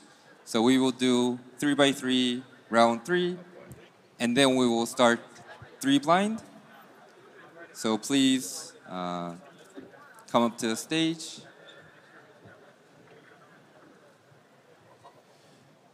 Okay, so quick update. I don't know. Can they hear the announcements on the stream easily? Yeah, they should be able to hear the MC. Okay. Well, to recap real quick, we're doing 3x3 semifinals right now, and then after that, 3x3 blindfolded, and the competition is running straight through lunch. The so data team is looking for gonna be a Finn. little tight for people. Probably gonna, if you want to get your warm-ups, you're gonna get your Please friends go to to go the out data and find you team. some food. I remember sometimes like the Sundays can be wild if you're in a lot of events. Like you have no time. You gotta be ready. Like not only is that every event, you gotta get ready for individual event. Yeah. So might be sending out like some friends. Might be sending out some 3x3 gophers. round Grab three. them If you're some competing snacks. at 3x3, But we round have three, we have please what I like to call the come to heartbreaker the round stage coming and up. Submit your puzzle. Indeed. I mean, We would even like the to second have round was all already a 80 heartbreaker competitors round. Yeah. Especially in the backstage. considering Felix's results and him dropping out. But this round will 3라운드 have even more 참가하시는 victims 선수분들께서는 of the 무대 man with the 뒤쪽으로 hammer, as 오셔서 we call it in Dutch. 제출해 주시기 You know, 바랍니다. if you're in that 또한 17th seat, you know you're gonna feel heartbroken. 일정이 I know how that is. 지연되고 있어 My very first World 죄송합니다. Championships, I missed finals by 별도의 0.01 of a second. 점심시간 Oh, 없이 that doesn't get much It's closer. not than a that. very, I can tell you, it's not a very nice 가지고, experience. I mean, you've probably missed some rounds or 3라운드 some 진행 podium 후 places very closely as well. 눈 가리고 맞추기 바로 Yeah, this 진행하도록 is. 하겠습니다. I mean, so many people like. 양해 There will be 부탁드립니다. a couple extremely fast people. I mean, everyone in this round is already very fast, but like there are gonna be people. If the pressure gets on, there are gonna be people. There will probably be someone that has a 5-second PR average that does not make finals. Like it's you don't know how people are gonna go. One bad saw at the start can really like some people just like rise to the occasion. Some people kind of like. I remember last year in semifinals at Any Chance, Patrick let out with like 2 8s. And then got 3 5s and made it. And it's like that is like that is crazy. That ability right there is like you just have this innate ability. So this is gonna be tight. What is 16th seed from this morning? 16th seat, Gigi 6:45. That's pretty good. Obviously, this morning had some weird shakeups with a lot of unpreparedness from the top 25 due to the surprise group announcements, but. Everyone's ready now, and I mean, if you're a professional top athlete, you should be ready at all times, right? Ready to get up and running. But early in the morning, I can tell you, I needed that coffee to get started. So, for example, Jean-Patrick Villanueva, runner-up at Melbourne 2019, he's only in 18th place with a 6:55. So, based on that second round, he might not even make it into the finals, for example. Other notable names, Nam. You know, Nam was doing solidly in U.S. Nationals finals 3x3, but at Worlds he might not even make it with this 6:76. Well, he tied for 22nd. Is it? Well, I guess like they go second fastest single. 2 people at 6:50.76 and 5:82 single. No, it's 5:82 and 5:52. Oh, okay, never mind. Yeah. I wonder what's in the regs for like, what if there's like a 16th place tie to the average and single? Do they do a cube off? That would be great. That'd be exciting. Armageddon. I honestly like Armageddon it'd be race. it'd be so rare that I would like don't decide on single. Just do a cube off. Like it'd be epic. It'd Red be Bull so style, first to 3 points. All right, we have some people coming up. We have 1 to 40 on the left. Who is this? We have Sean Patrick on the top right. So Brian Johnson, Sean Patrick, and Sean Patrick with a 6.8. That's not a good start. Oh. We are looking for 6.5 or better. 6.4 in the second round. What was the cutoff in the first round? Do you have it? Cutoff in the first round, I believe. No, let's actually check it out before I say something that's not correct. It is so crazy that I'm saying, and it's the World Semifinals, I'm saying over 6.5 is like death. So first round, 16th place, Patrick with 6.28. 6.28, okay. So if they get back onto the same level as the first round, a 6.29 might be even too slow to make it to finals. I'm going to make a very safe assumption in that first round will be the fastest round of this competition. There's no pressure, very spread out. Like this is being back there right now, there is a lot of tension. Like I've been lucky enough to like randomly get a PB and be thrown in the fast heat, and it is tense. You watch people, everyone's nervous. I'd be surprised. I think this could be this will probably be the slowest round or be similar to this morning's round. Yeah. Or 6.4 is probably going to be around the cutoff. We're starting with Maddie. Looks like a good start. Looks solid. Okay, 6:01 should be safe. Oh, 6:01 average is definitely good, but like not gonna be upset with that, but you really like to get like the pressure off with just starting with just like a 4 would be. Sebastian's also going. Timon's warming up. Sebastian with a 5.8. Good start. That's good. That's good. Good start for Sebastian. Sebastian didn't do too well in the first round. I believe he got a 6.7 average. That would not be enough to make it to finals. Yeah. Sebastian in third place in Melbourne 2019. Other notable name missing is that Mats Valk, runner-up 2013-2015, got a PB 6.2 in the first round for 12th, I think, but ended up dropping and did not make semifinals either. Along with Felix. High 7 average for him, just as Felix. 5.55. That's a good previous world record. It was. That's a time you're more comfortable in. You count that 5.5 and you can count a bad solve and you can still make it. All right, Leo with 6.7. You can count that, but you don't want to. I'd love to. I was very happy with my 661 in the second round. I'd love to count a 6.7. Are you kidding me? I counted a 7.0. I was ecstatic. Ruhang 4.9. That's a great start. That's the confidence you want. Yes, very solid solve. No pauses at all. Yeah. Just continues.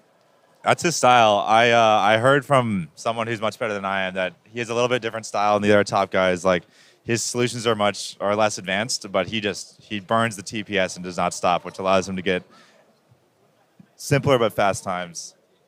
I think it also lends itself to being a little more higher variance.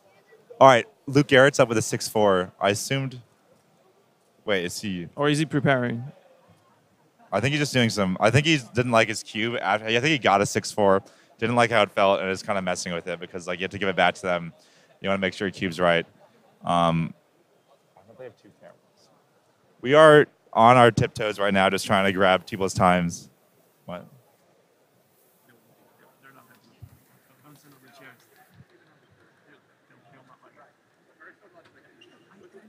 We're the stream team. This is important. All right. So Tuan has a good start with a 560. Max Shaw 6.5. Okay. Maddie's on his second solve. He's already. There's so many times it's hard to keep track. It'd be nice like. 518. 518. Okay, he's at a great spot. I think it's 6 flat. Sebastian is next to him. I mean, we're rooting for everyone to do well, but I mean, if they all do well, there's still only going to be 16 places for the finals. Yeah, there's. Oh no, this is not good. This is not good. That's a battery. Yeah, he knows you can't count 7.4. 7.4, you count that unless like you can if you're Ruhang, or if you count 7.4, you're gonna need 2 6.0s at least.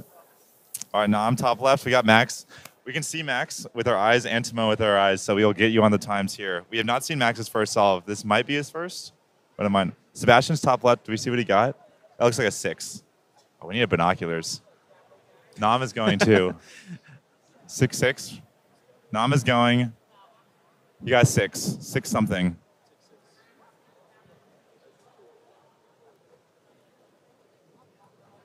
Why are the cameras even pointed at the blue stage?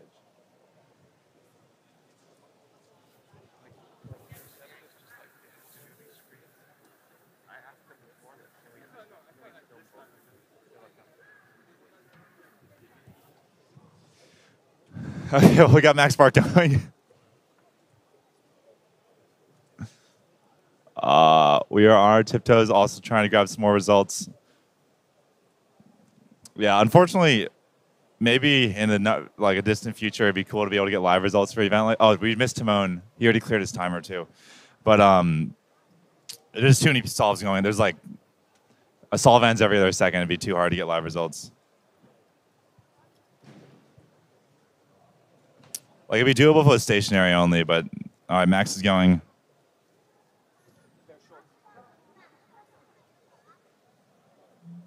Nice. Okay, 590. Yeah, it looks a little. All right. Max looks a little nervous, which is totally understandable. I don't think. Yeah. If you're not nervous, you might not understand how important this round is. Maddie, that's nice. 4.9. 5.94. 4.94. Didn't you already have a 4? Rank 6.4. You can count. That's fine. All right, Sebastian's up as well. Okay, so Maddie looks to be in an extremely comfortable spot. Actually, looking like he's getting a great average. Dylan Miller on blue, very capable of getting a finals average. Andre with a +2. No. Yeah, so 41 to 80 are on blue, so obviously not the top, but I'd expect maybe one person from 41 to 80 to grab to grab a top 16 spot. But it also, like, wouldn't be surprised if it was 0. All right, Sebastian. Let's go. This looks good. A solid start. PLO, right? Head in the way. 6-7. Neutral reaction indicates... You're never really sure what these neutral results mean, right? Yeah. I mean, you're not sure what they're worth. If Sebastian's not going to make finals and he knows it, he will show it on his face. So he's definitely still in the game if he's looking focused and poised. Yeah, we're basically just trying to read everyone's face to see if they are doing good or bad. We got Timon coming up.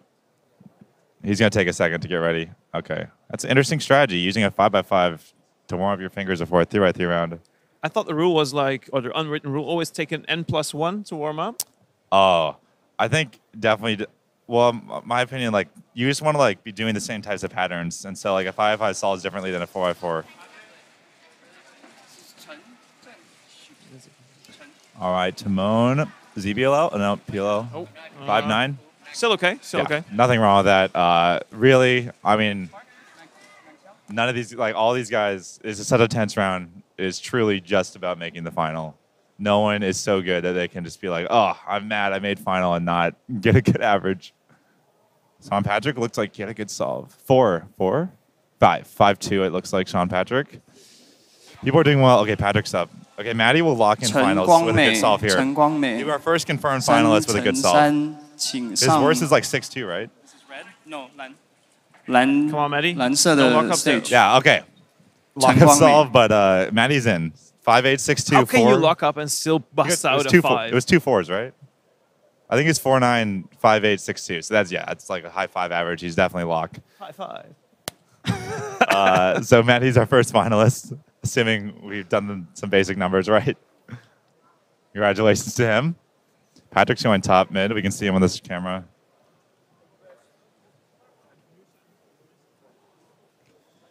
All right, we can see Patrick in the top here. Hopefully they won't move. Come on, Patrick.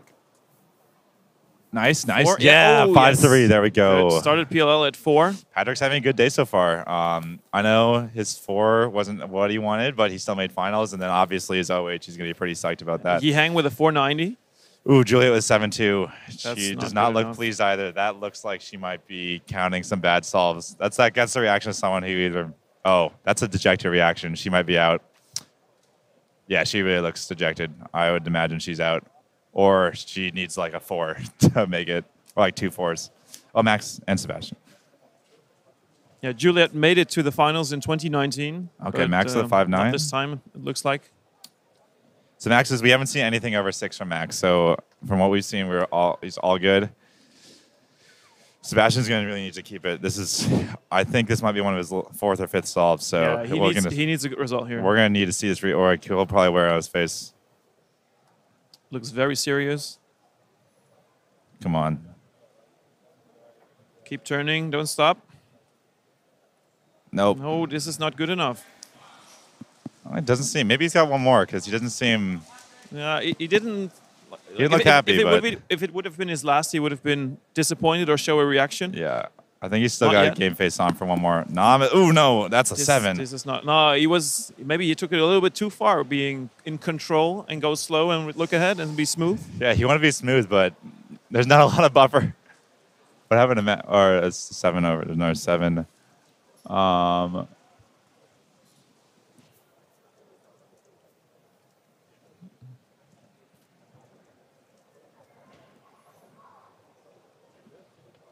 All right, Yihang.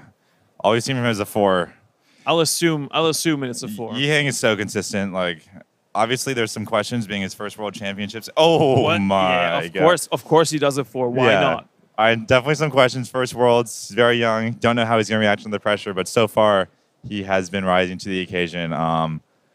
We haven't seen enough to say he's a lock for finals, but he's counting a 4-9, and I would be shocked if he somehow had like 2 8s. All right, we got Timon up. We haven't seen anything from him over 6 either. Current world champion Philip Vire just walked off. He did not look too pleased. Also, no complete reaction from him yet, so yeah, it might still. He might still be in the running. We know Maddie's done 4 solves, and so it looks, and he's like been burning through his solves, and he's up for his 5th right now. So we're looking like this is probably most people solve for. One more left. A real true. Like, can you count? Can you get your BPA here? Where did Maddie sit down? I can't see him. All right, Timon's inspecting, so he'll be done in 20 seconds max. Can't see Maddie. Off he goes, solving on green. Nice. Yeah. Nice. All right, he's in. 483, nice. That fist pump looks like I have secured what I am here for. Yeah. Patrick, okay. I don't know where Maddie went. Don't see him either. I can't see him.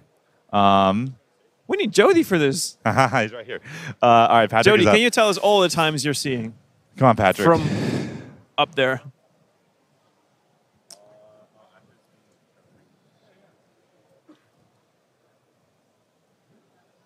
The Brewster with a solid 2 meters 3, telling us the times that he sees. Oh, come on, ZBL this. Come on. No, that's not This it. is not. No. Come on. Oh, What was his? Did he do another? I don't know. 7-1's. He can count that if he gets 2 good solves, but you really don't want to be counting. 7-1 counting is going to be rough. Okay, here's Ruhang. We haven't seen him so far on stream, unfortunately. Also so we haven't been. We know he has a track of his 4. times. He has a 4. He has 1-4. Oh, Sebastian's going on his last solve right now on the bottom. Ruhang starting. Wow, 5-1. Yeah, solid. He looks happy too. A little mini fist He must bump. be in. He must be in. I think he's in. All right, Sebastian on bottom. Oh, you can just see his face. So we're gonna see what happens after this solve. Sebastian's. Oh, we got Max and Maddie. Oh, Maddie 4-9, 5-9-4. Yeah, wow. that's Okay, Maddie's with a great average. Easy for him, like a walk in the park. No, Sebastian's out. No, I think Sebastian's out. Yeah, Maddie's definitely in. Great average for him. Actually, it looks like mid-5. Did great under pressure. 5-3, 5-4. Max Park hasn't been over 6 either. I think it might be his last solve. He's probably already locked it up. Yeah, okay. Max is also in. Safely in. The two of the top guys. People are walking and going to be finishing up. Hopefully we can start. WCA Live is going to be up populating pretty soon, so people wrap up. Yiheng in the background. Oh, a cube drop. Ooh, 605. Oh, I'm sure that'll be the slowest solve of the whole competition. Imagine dropping your cube for a second and a half and getting a 605. That average would still make finals. I needed to know what else skipped to get that 6.61. My 6 also had no LL skip.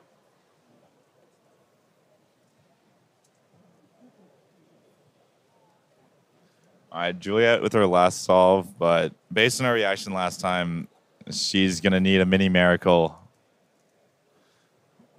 to make. Okay, Patrick is up too. Oh, Patrick's going to be tense. Patrick's probably, based on what he's seen, he's going to be on the line.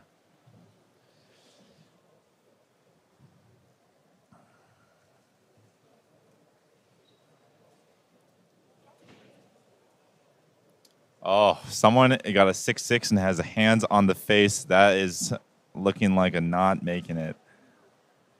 Juliet with the 7. Yep. Yeah, that's the reaction of someone who already been eliminated before the last solve. All right, Patrick's up on his last solve. So Overwing. Tuan with a 747. Oh, that's the reaction of someone. Punching the table. He had a 5, but I'm not sure about these other times. That's the reaction of someone who knows they're either out or very likely out. Yeah, quickly calculating. He must be finished. All right, Patrick is going right now. I can see the timer. Come on, buddy. ZBL. 6-5 from Patrick. That surely is enough. Oh, we don't know. We don't know all of his times. Oh, that's so tight. All right. Okay, he looks kind of happy. He looks pleased. What is he doing? All right, Yiheng. Oh my God! What was that? What was that? He's counting a 4 and a. Oh, I didn't see what was going on. He there. already had 2 4s, right? And he should have had another 4. That's 6. He dropped the cube on. That's ridiculous. So Yiheng might actually have a 4-second average in this round. Yeah, because why not? Yeah, well, I mean. Let's hope he saves the best for last. Okay, Max and Luke Garrett. Luke Garrett.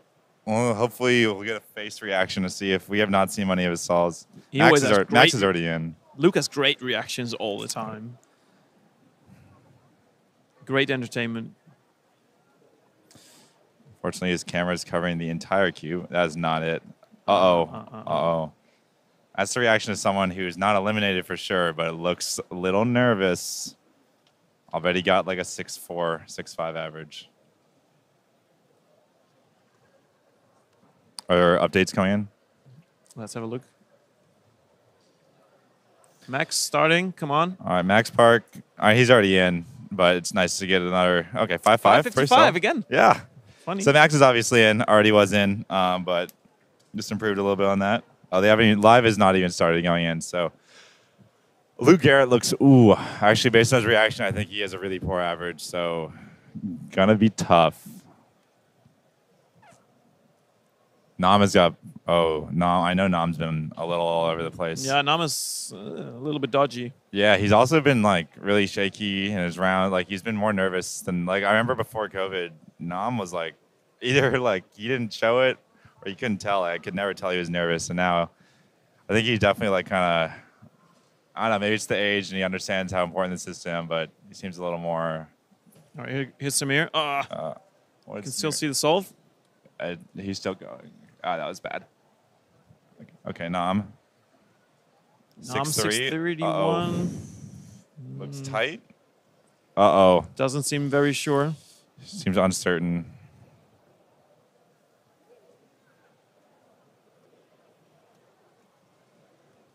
Tight, tight, tight. It's so close. It is tight. It is so close. You hang with, his last solve. So, what is it? 3 4s and a 6? Let's see what chat is saying. Chat surely knows what the times of Yi Heng were. I think it's...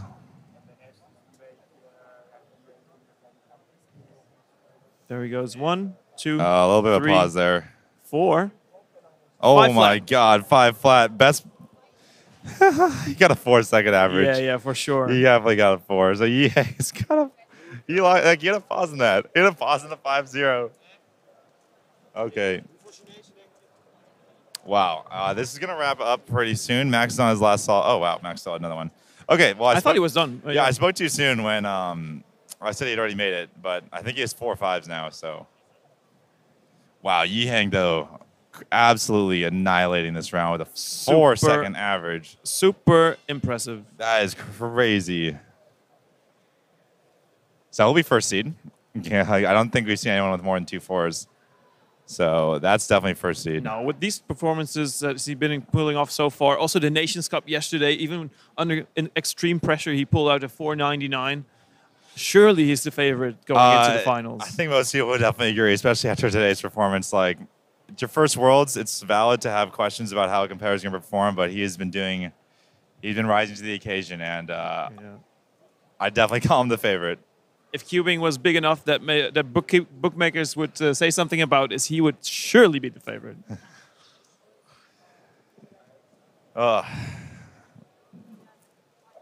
Okay, we are looking to wrap up here. Tuan with a 673 average. That might not be good enough for the finals. Let's see. Yeah. Is live updating at all? Yeah. Everyone's looking at this. Let's hope the website doesn't crash. They've definitely upgraded the server for live, which is much appreciated. I love the foresight.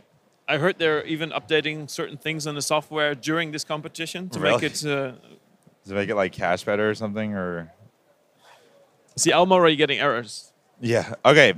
Yifan Wu is in 886. Okay, well, that's not it. All right, we have one person eliminated officially. Sorry, Yifan. You're just the only person with results so far. But we know 8-8 is not good enough.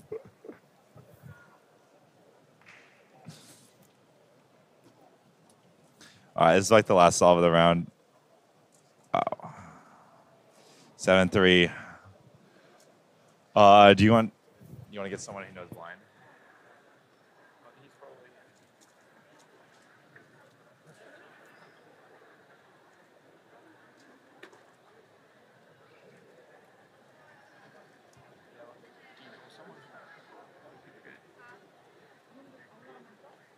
Did you want me to come back at 5?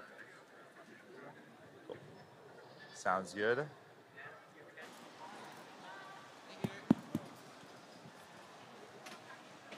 Okay, we are about to start 3 blind round 2. three blind round 2. All groups, we are calling for all groups. We are calling for all groups. Come to the backstage, please. Come to the backstage, please. Thank you. Okay, we have 4 results in, and no one is going to make it out of those 4. That's right. Now your computer crashing. Yeah, it looks like the blue Your stage website crashing. wrapped up a little earlier, maybe rushed their scorecards. They were faster, and they got blue stage results going in because we got 3 blind coming up. 3 blind semis.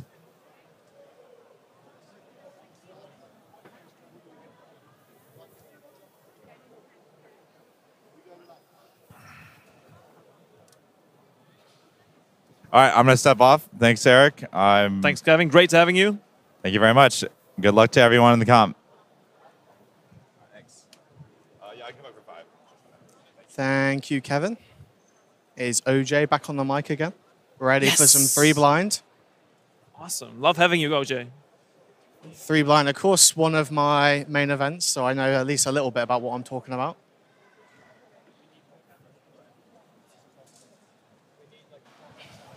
So there was a bit of an issue in 3 blind round 1 with... One more time. 3 blind round 2. We are about to start.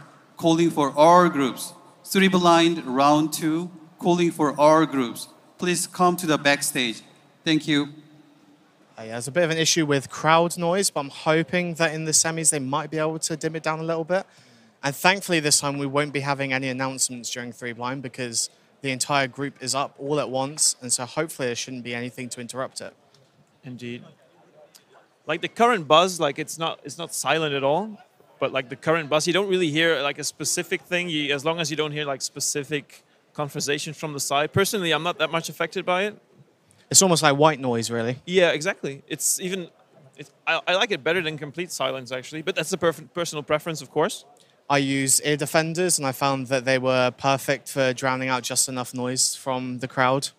So I heard basically nothing. It was not any different for me. But there are a lot of top 3 blinders who seem to want it entirely silent and don't want to use any ear defenders for it. Do some of the top blinders also use earplugs and ear defenders? Yep, that's hardcore, I reckon. Wow. You must be hearing the blood flow in your head by then. So silent. And as per the first round, just a reminder that we want no capital letters in chat. We want no caps lock in chat so that you don't disturb any of the competitors by being loud. Only lowercase, please, everyone. Okay, people, we are about to start round 2 of 3 blind. As you know, we have to be very quiet. Live results of the semifinals of 303 are being entered right now. Currently in the lead with 551, Mehdi Hiroto Inaba. Round 2 of 3 He blind. will surely make it into the finals, but everything after that is looking dodgy. Alexei Tsvetkov with 625, he might make it. Philip Wire with 639, that might already be on the cusp. Yes.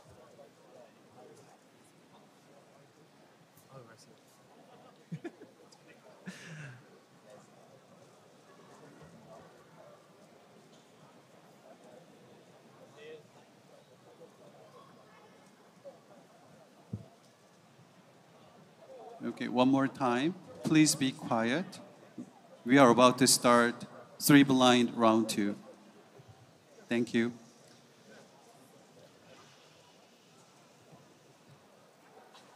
There's a slight hush that fell over the crowd there, but really not much different at all. Snake nest evolving here in the venue. Meanwhile, more results are being entered. Sean Patrick Villanueva, runner-up at Melbourne. He's not going to make it with a 7.20 average. Also, Leo Borromeo, one of the favorites of many people, 668. That might not make it either. It is going to be a tight final. There were some people saying that a sub-6 average would be required for finals. I think that's very ambitious. I always did. I definitely don't think we're going to be seeing that with the results people got. Remember, people are going to get very nervous when they're in semi-finals and they're fighting for a spot in finals. Well, that is if your name is not Yihang. Yeah, true. He still looked very happy with all of his results, though, when he was doing well.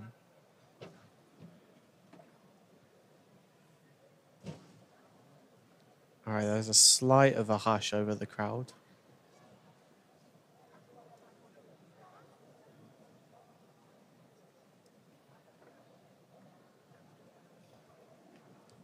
The first few solves have started on blue stage. Blue stage being the slower group. Over 20 seconds to memorize the cube.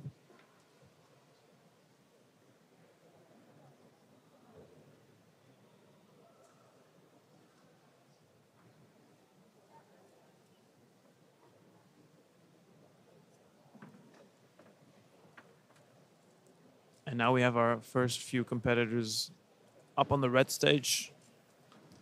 You can see Ezra, who is the, I believe, multi-blind second or third place. I can't quite remember. I believe second, because Shivam Banzal came in third. Yep, that's correct. And we got Gianfranco Honky in the blue t-shirt, who looks like he's looking into the crowd thinking, why are you not being quiet? Or maybe he's just taking it all in, Maybe. enjoying the experience, seeing all of those people Thumbs up coming to everyone, here. thumbs up. Yeah. He's got his Peruvian flag blindfold, as he always does. A 12-second memo on the blue stage just then. That's pretty good.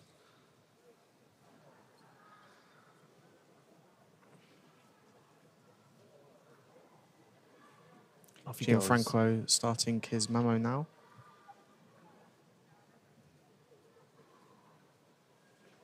Nine seconds for memorization. Do you think he'll safety the first one? I don't know if he can afford to. Got Stanley He's finished, Chapel it's with solved. 8 seconds. With a 19 for Gianfranco. So what do you reckon is needed to make it to the blind And a finals? 19 from Stanley as well. I don't really know yet. If it was sub 20, I think that would be insane. But it might be. Multiple of these competitors are more than capable of getting the sub 20. Yeah, 16th place. In first round was 1973. 17 people got a sub 20, so maybe even sub 20 is not enough. It all depends on the scramble, really.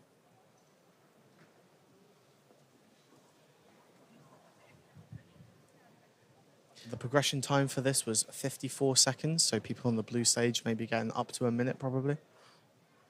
As we see there with Luke Garrett getting a 52.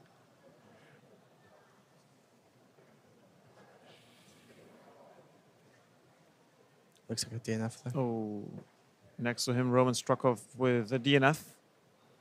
Still has 2 more attempts. Blindfolded being one of the few events which is decided by best single. And Roman, of course, being former 4 and 5 blind world record holder, but clearly 3 blind is not his speciality if he's getting 52s.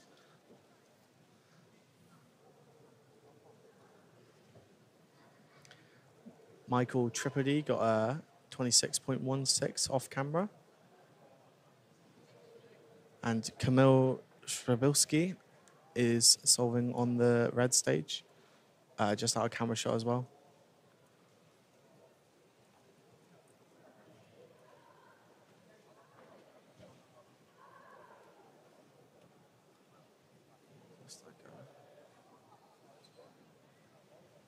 Tommy Cherry just walking off now. I did not catch what time he got on his first attempt.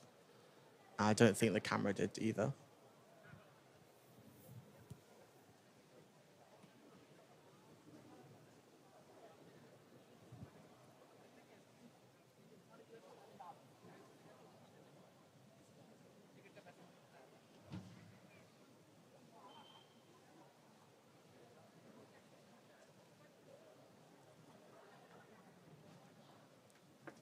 So we've got Adrian Debsky and I believe Charlie Eggins. Yes. On the red stage. both nodding their blindfold down at almost exactly the same time, around 8 seconds.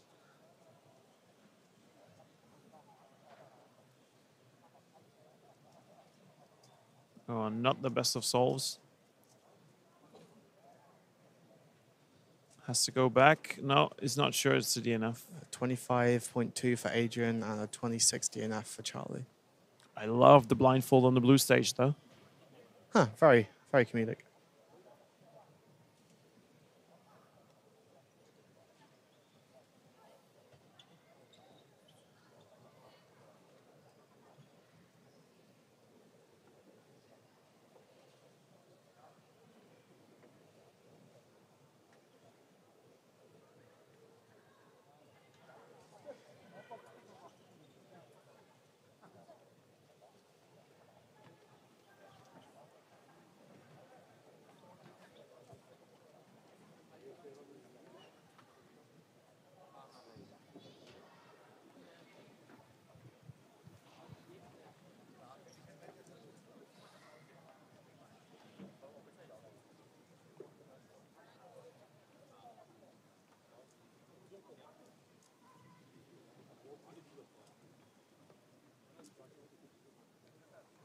Ezra starting his inspection now.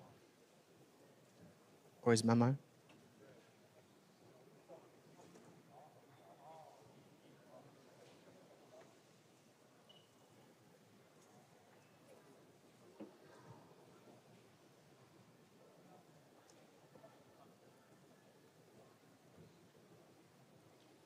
.24 for him.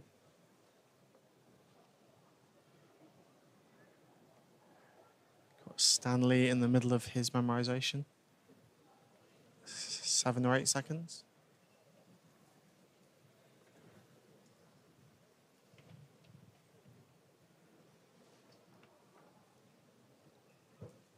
Some shaky turning, not many moves. 21, 21.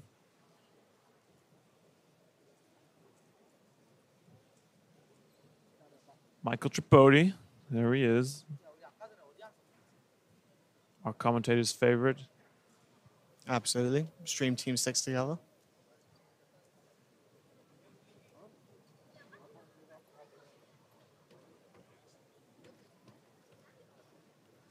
We've got Tommy coming up for his second attempt now. We're going to try and make sure that the camera tracks him.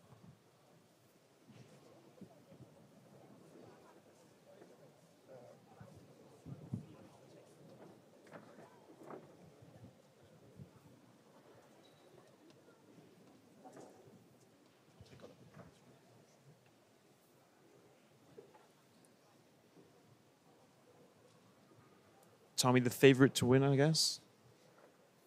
He already won clock. 6 seconds of memo.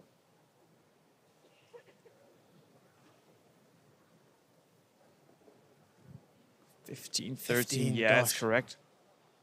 That's it. And He's in the Antonio finals. Cam starting off now as well. Tommy looks like he barely sits down before he's already lifted off the cover, which is why we missed him on that first attempt. But we do have people tracking everywhere and trying our best to catch the fast people. So apologies for missing that first attempt. At least we got the second. It looks like a 20.22 plus 2. That's a lot of twos. 22, 22. No, 2022. Oh, yeah, 2020. Yeah, I see it. With the plus 2. Yeah. Ignore me. Can you stop saying 2? 2. It's a 2 plus 1 by 2 plus 1 by 2 plus 1 blindfolded, round 2. And the top 2 times 2 times 2 times 2 progress. Oh, God. And the time limit? 2 minutes. Oh, it actually is.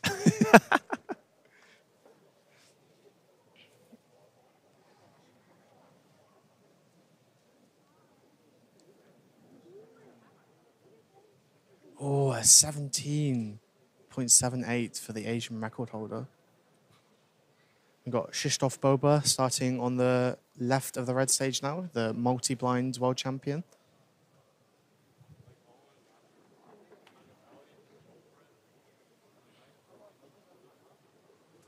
Seven-second memo. It's a lot of 7 or 8 second memos from the fast people here.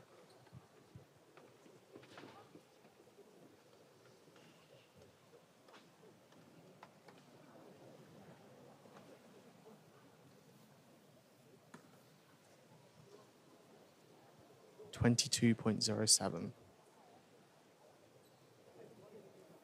Guys, just a reminder, no caps lock in chat during blind, please. We want to keep things quiet for all the blinders. Be respectful. Michael Tripodi again on the red stage. Send jazz hands as applause. Yeah, that was a World's 2017 thing, I believe. Originally started. Jazz hands being the sign language for applause.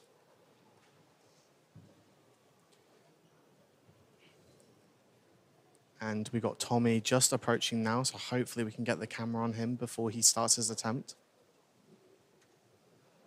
Michael Tripodi, 8-second memo. He had a DNF earlier. Let's see if he can make it into the finals. Or at least finish this solve correctly. Many moves. 24. Okay, we got him. It looks to me like Tommy uses less moves as well in general. Do you know what that is? No, I know that his algs will be efficient, but they're normally speed optimal these days rather than move optimal. Maybe he just moves so quickly that it looks like it. He's very fluid with his turning. 7-second memo. Very fluid with his nod on as well. Yeah, he just turns really Little fast. bit of a pause there's now. a pause. Oh, he's definitely forgotten something. That's okay though. He already has a good I solve. think it's DNF'd, yep. Yeah. So that'll be a 15 from him. We don't remember what the first time was. Cheggins with an 18. 18.4. Nice. Very one. happy with that. That should make him. That would definitely make him in the finals. Reappear in the finals. Yeah.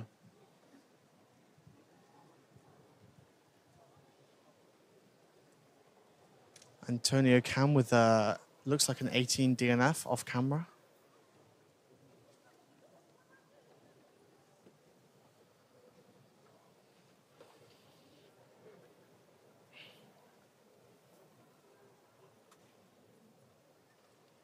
And Graham Siggins, the former world champion for multi-blind, the current world record holder, with a 22.21.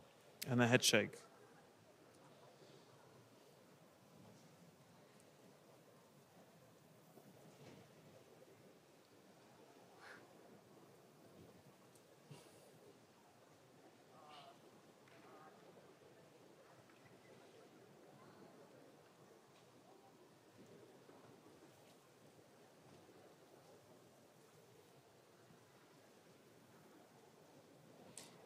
Meanwhile, we are coming to a conclusion for the results of 3x3 semifinals. Yeah, I'll be looking forward to talking about this one. Only the results of Paris Dorn haven't been put in yet, and I believe Paris does not usually possess the skill to make it into the finals. And it looks like the cutoff to make it into these 3x3 finals is 6:56. That's around about the mark that I think I predicted in the poll a while back. Not too bad. I think many people here will be very happy to see Sunghyuk Nam into the finals. So let's go over all of them. Let's go through all the names because we're going to watch all of them individually when they go into their head-to-head finals together. So the first head-to-head final of this year's World Championship will be Dwayne Ramos from New Zealand with a 6:56 against Sunghyuk Nam. Our local hero from Korea with 6:46. We'll then go to Luke Garrett from the United States versus Asher Kim Majirek from the United States. In 12th place, Philip Weyer, our reigning world champion from Germany. He made it into the finals with a 6:39. He's up against Bofang Zhang from China with 6:38. We then got Kyle Santucci and Alexei Tsvetkov with 6:38 and 6:30 averages. Wait, no, sorry, my bad. 6:30 average for Kyle and then a 6:25 NR average for Alexei. In 8th place, Yu Fangdu from China with 6:25 as well. He has a better single though, placing him in 8th. He is up against Brennan Lin from Canada with 6:32. And then another Chinese participant, Yuzhe Wang, with a PR average of 6.02, and versus Max Park, who only placed in 5th out of this round with a 5.79 average and a 5.46 single. Strategic placement, maybe. In 4th place with also a 5.79 average, just as Max, but with a better single. Szymon Kolodziejski from Poland. He's fun seeing the two of them tied again after their tied world record from a while back. Definitely. He's up against Matti Hiroto Inaba from the US with 5.51.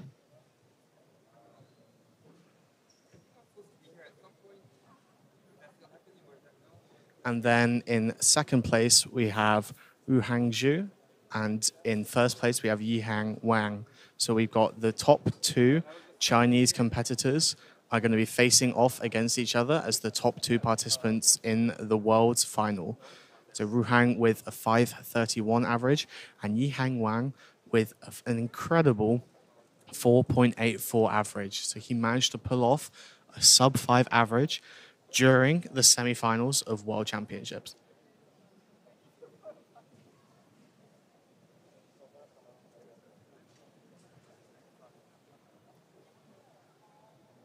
We're just wrapping up with a 3x3 blindfolded now, which means that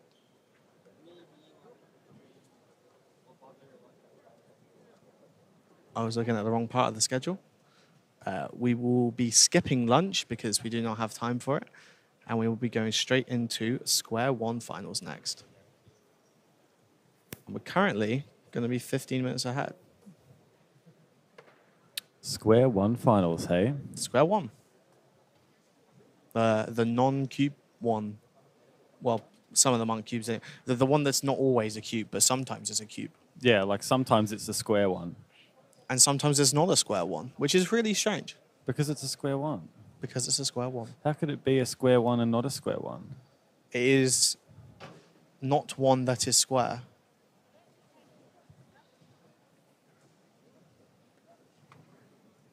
Shivan Banzel with a 25. Again, another multi-blind contester.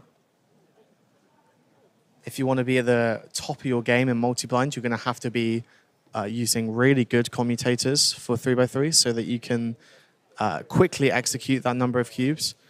And therefore, you're probably going to be really good at 3-blind as well.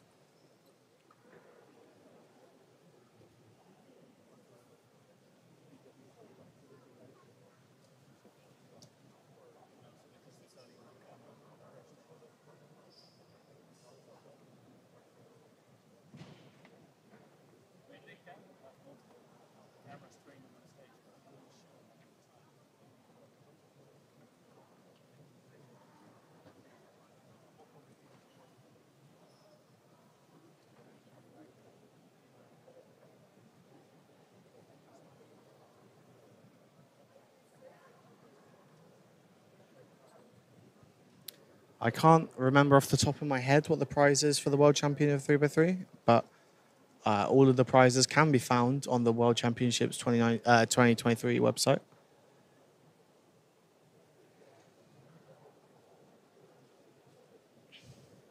Does that mean 3x3 final will be on time?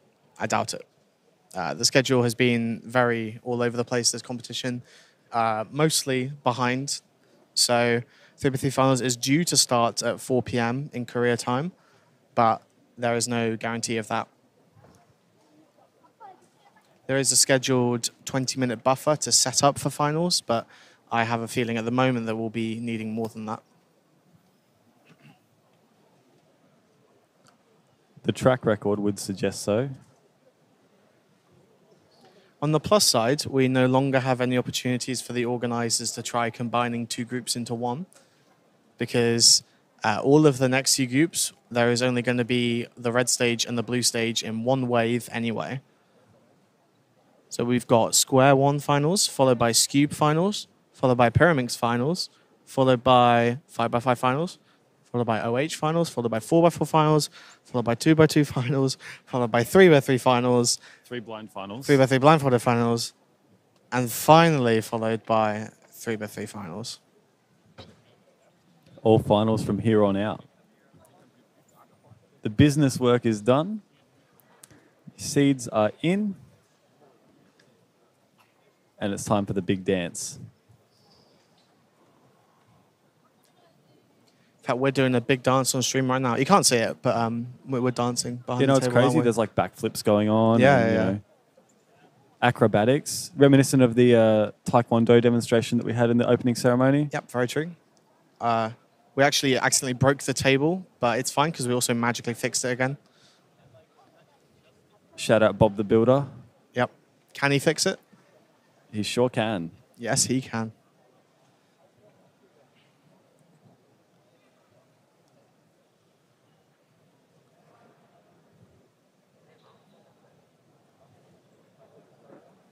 I think we got Guido on the blue stage now. I might be wrong about that. Yes, that looks to be Guido. Using Guido's orientation at least, yellow top, blue front. That's that yellow blue? Yes. Cool.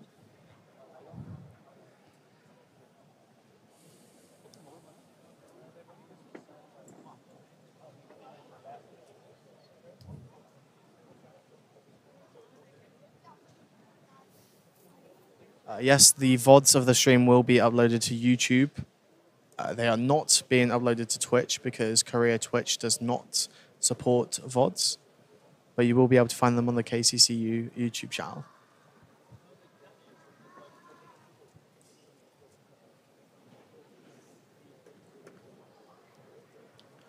So I can't say a whole lot of what I saw behind the scenes in 3 blind finals, but what I did see, Charlie Eggins, DNF 18. Yes, sir.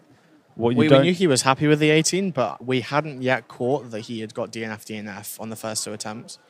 So 2 DNFs on the first 2 attempts, and the usual cool, calm, collected Charlie Eggins that we're so used to seeing. I can tell you in that waiting area, there's a lot of stressing going on. Not the usual Charlie that we are used to seeing at all. But he absolutely knocked out of the park. No chance for a safety in World semi-finals. If you DNF in World's finals, you cannot safety and get in. Yep, you've just got to go for speed and hope you get it right. Tommy Cherry got, we're not sure of his first result. We do know that his second was a 15 and his third was a DNF.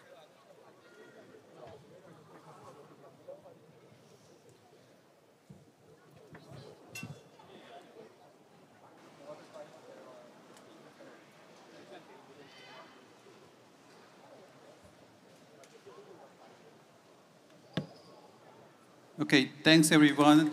Round 2 3 blind is over. Thanks for your cooperation.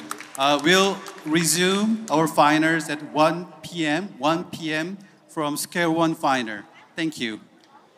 Okay, so we are having a break for lunch. We've got 10 minutes, which is 10 minutes more than I thought we had. Actually, it's about 20 minutes more than I thought we would have, to be fair.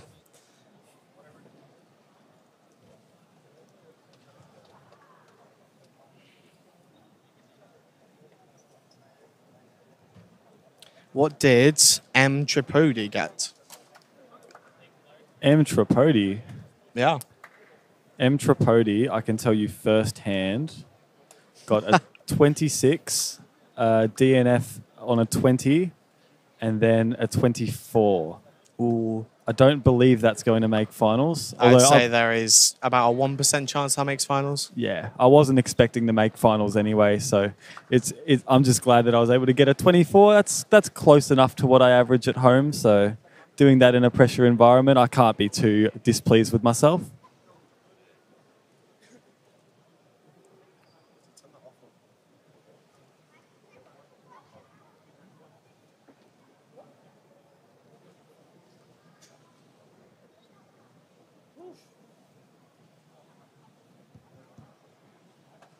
So yeah, again, in 10 minutes time, we'll be doing Square 1 finals.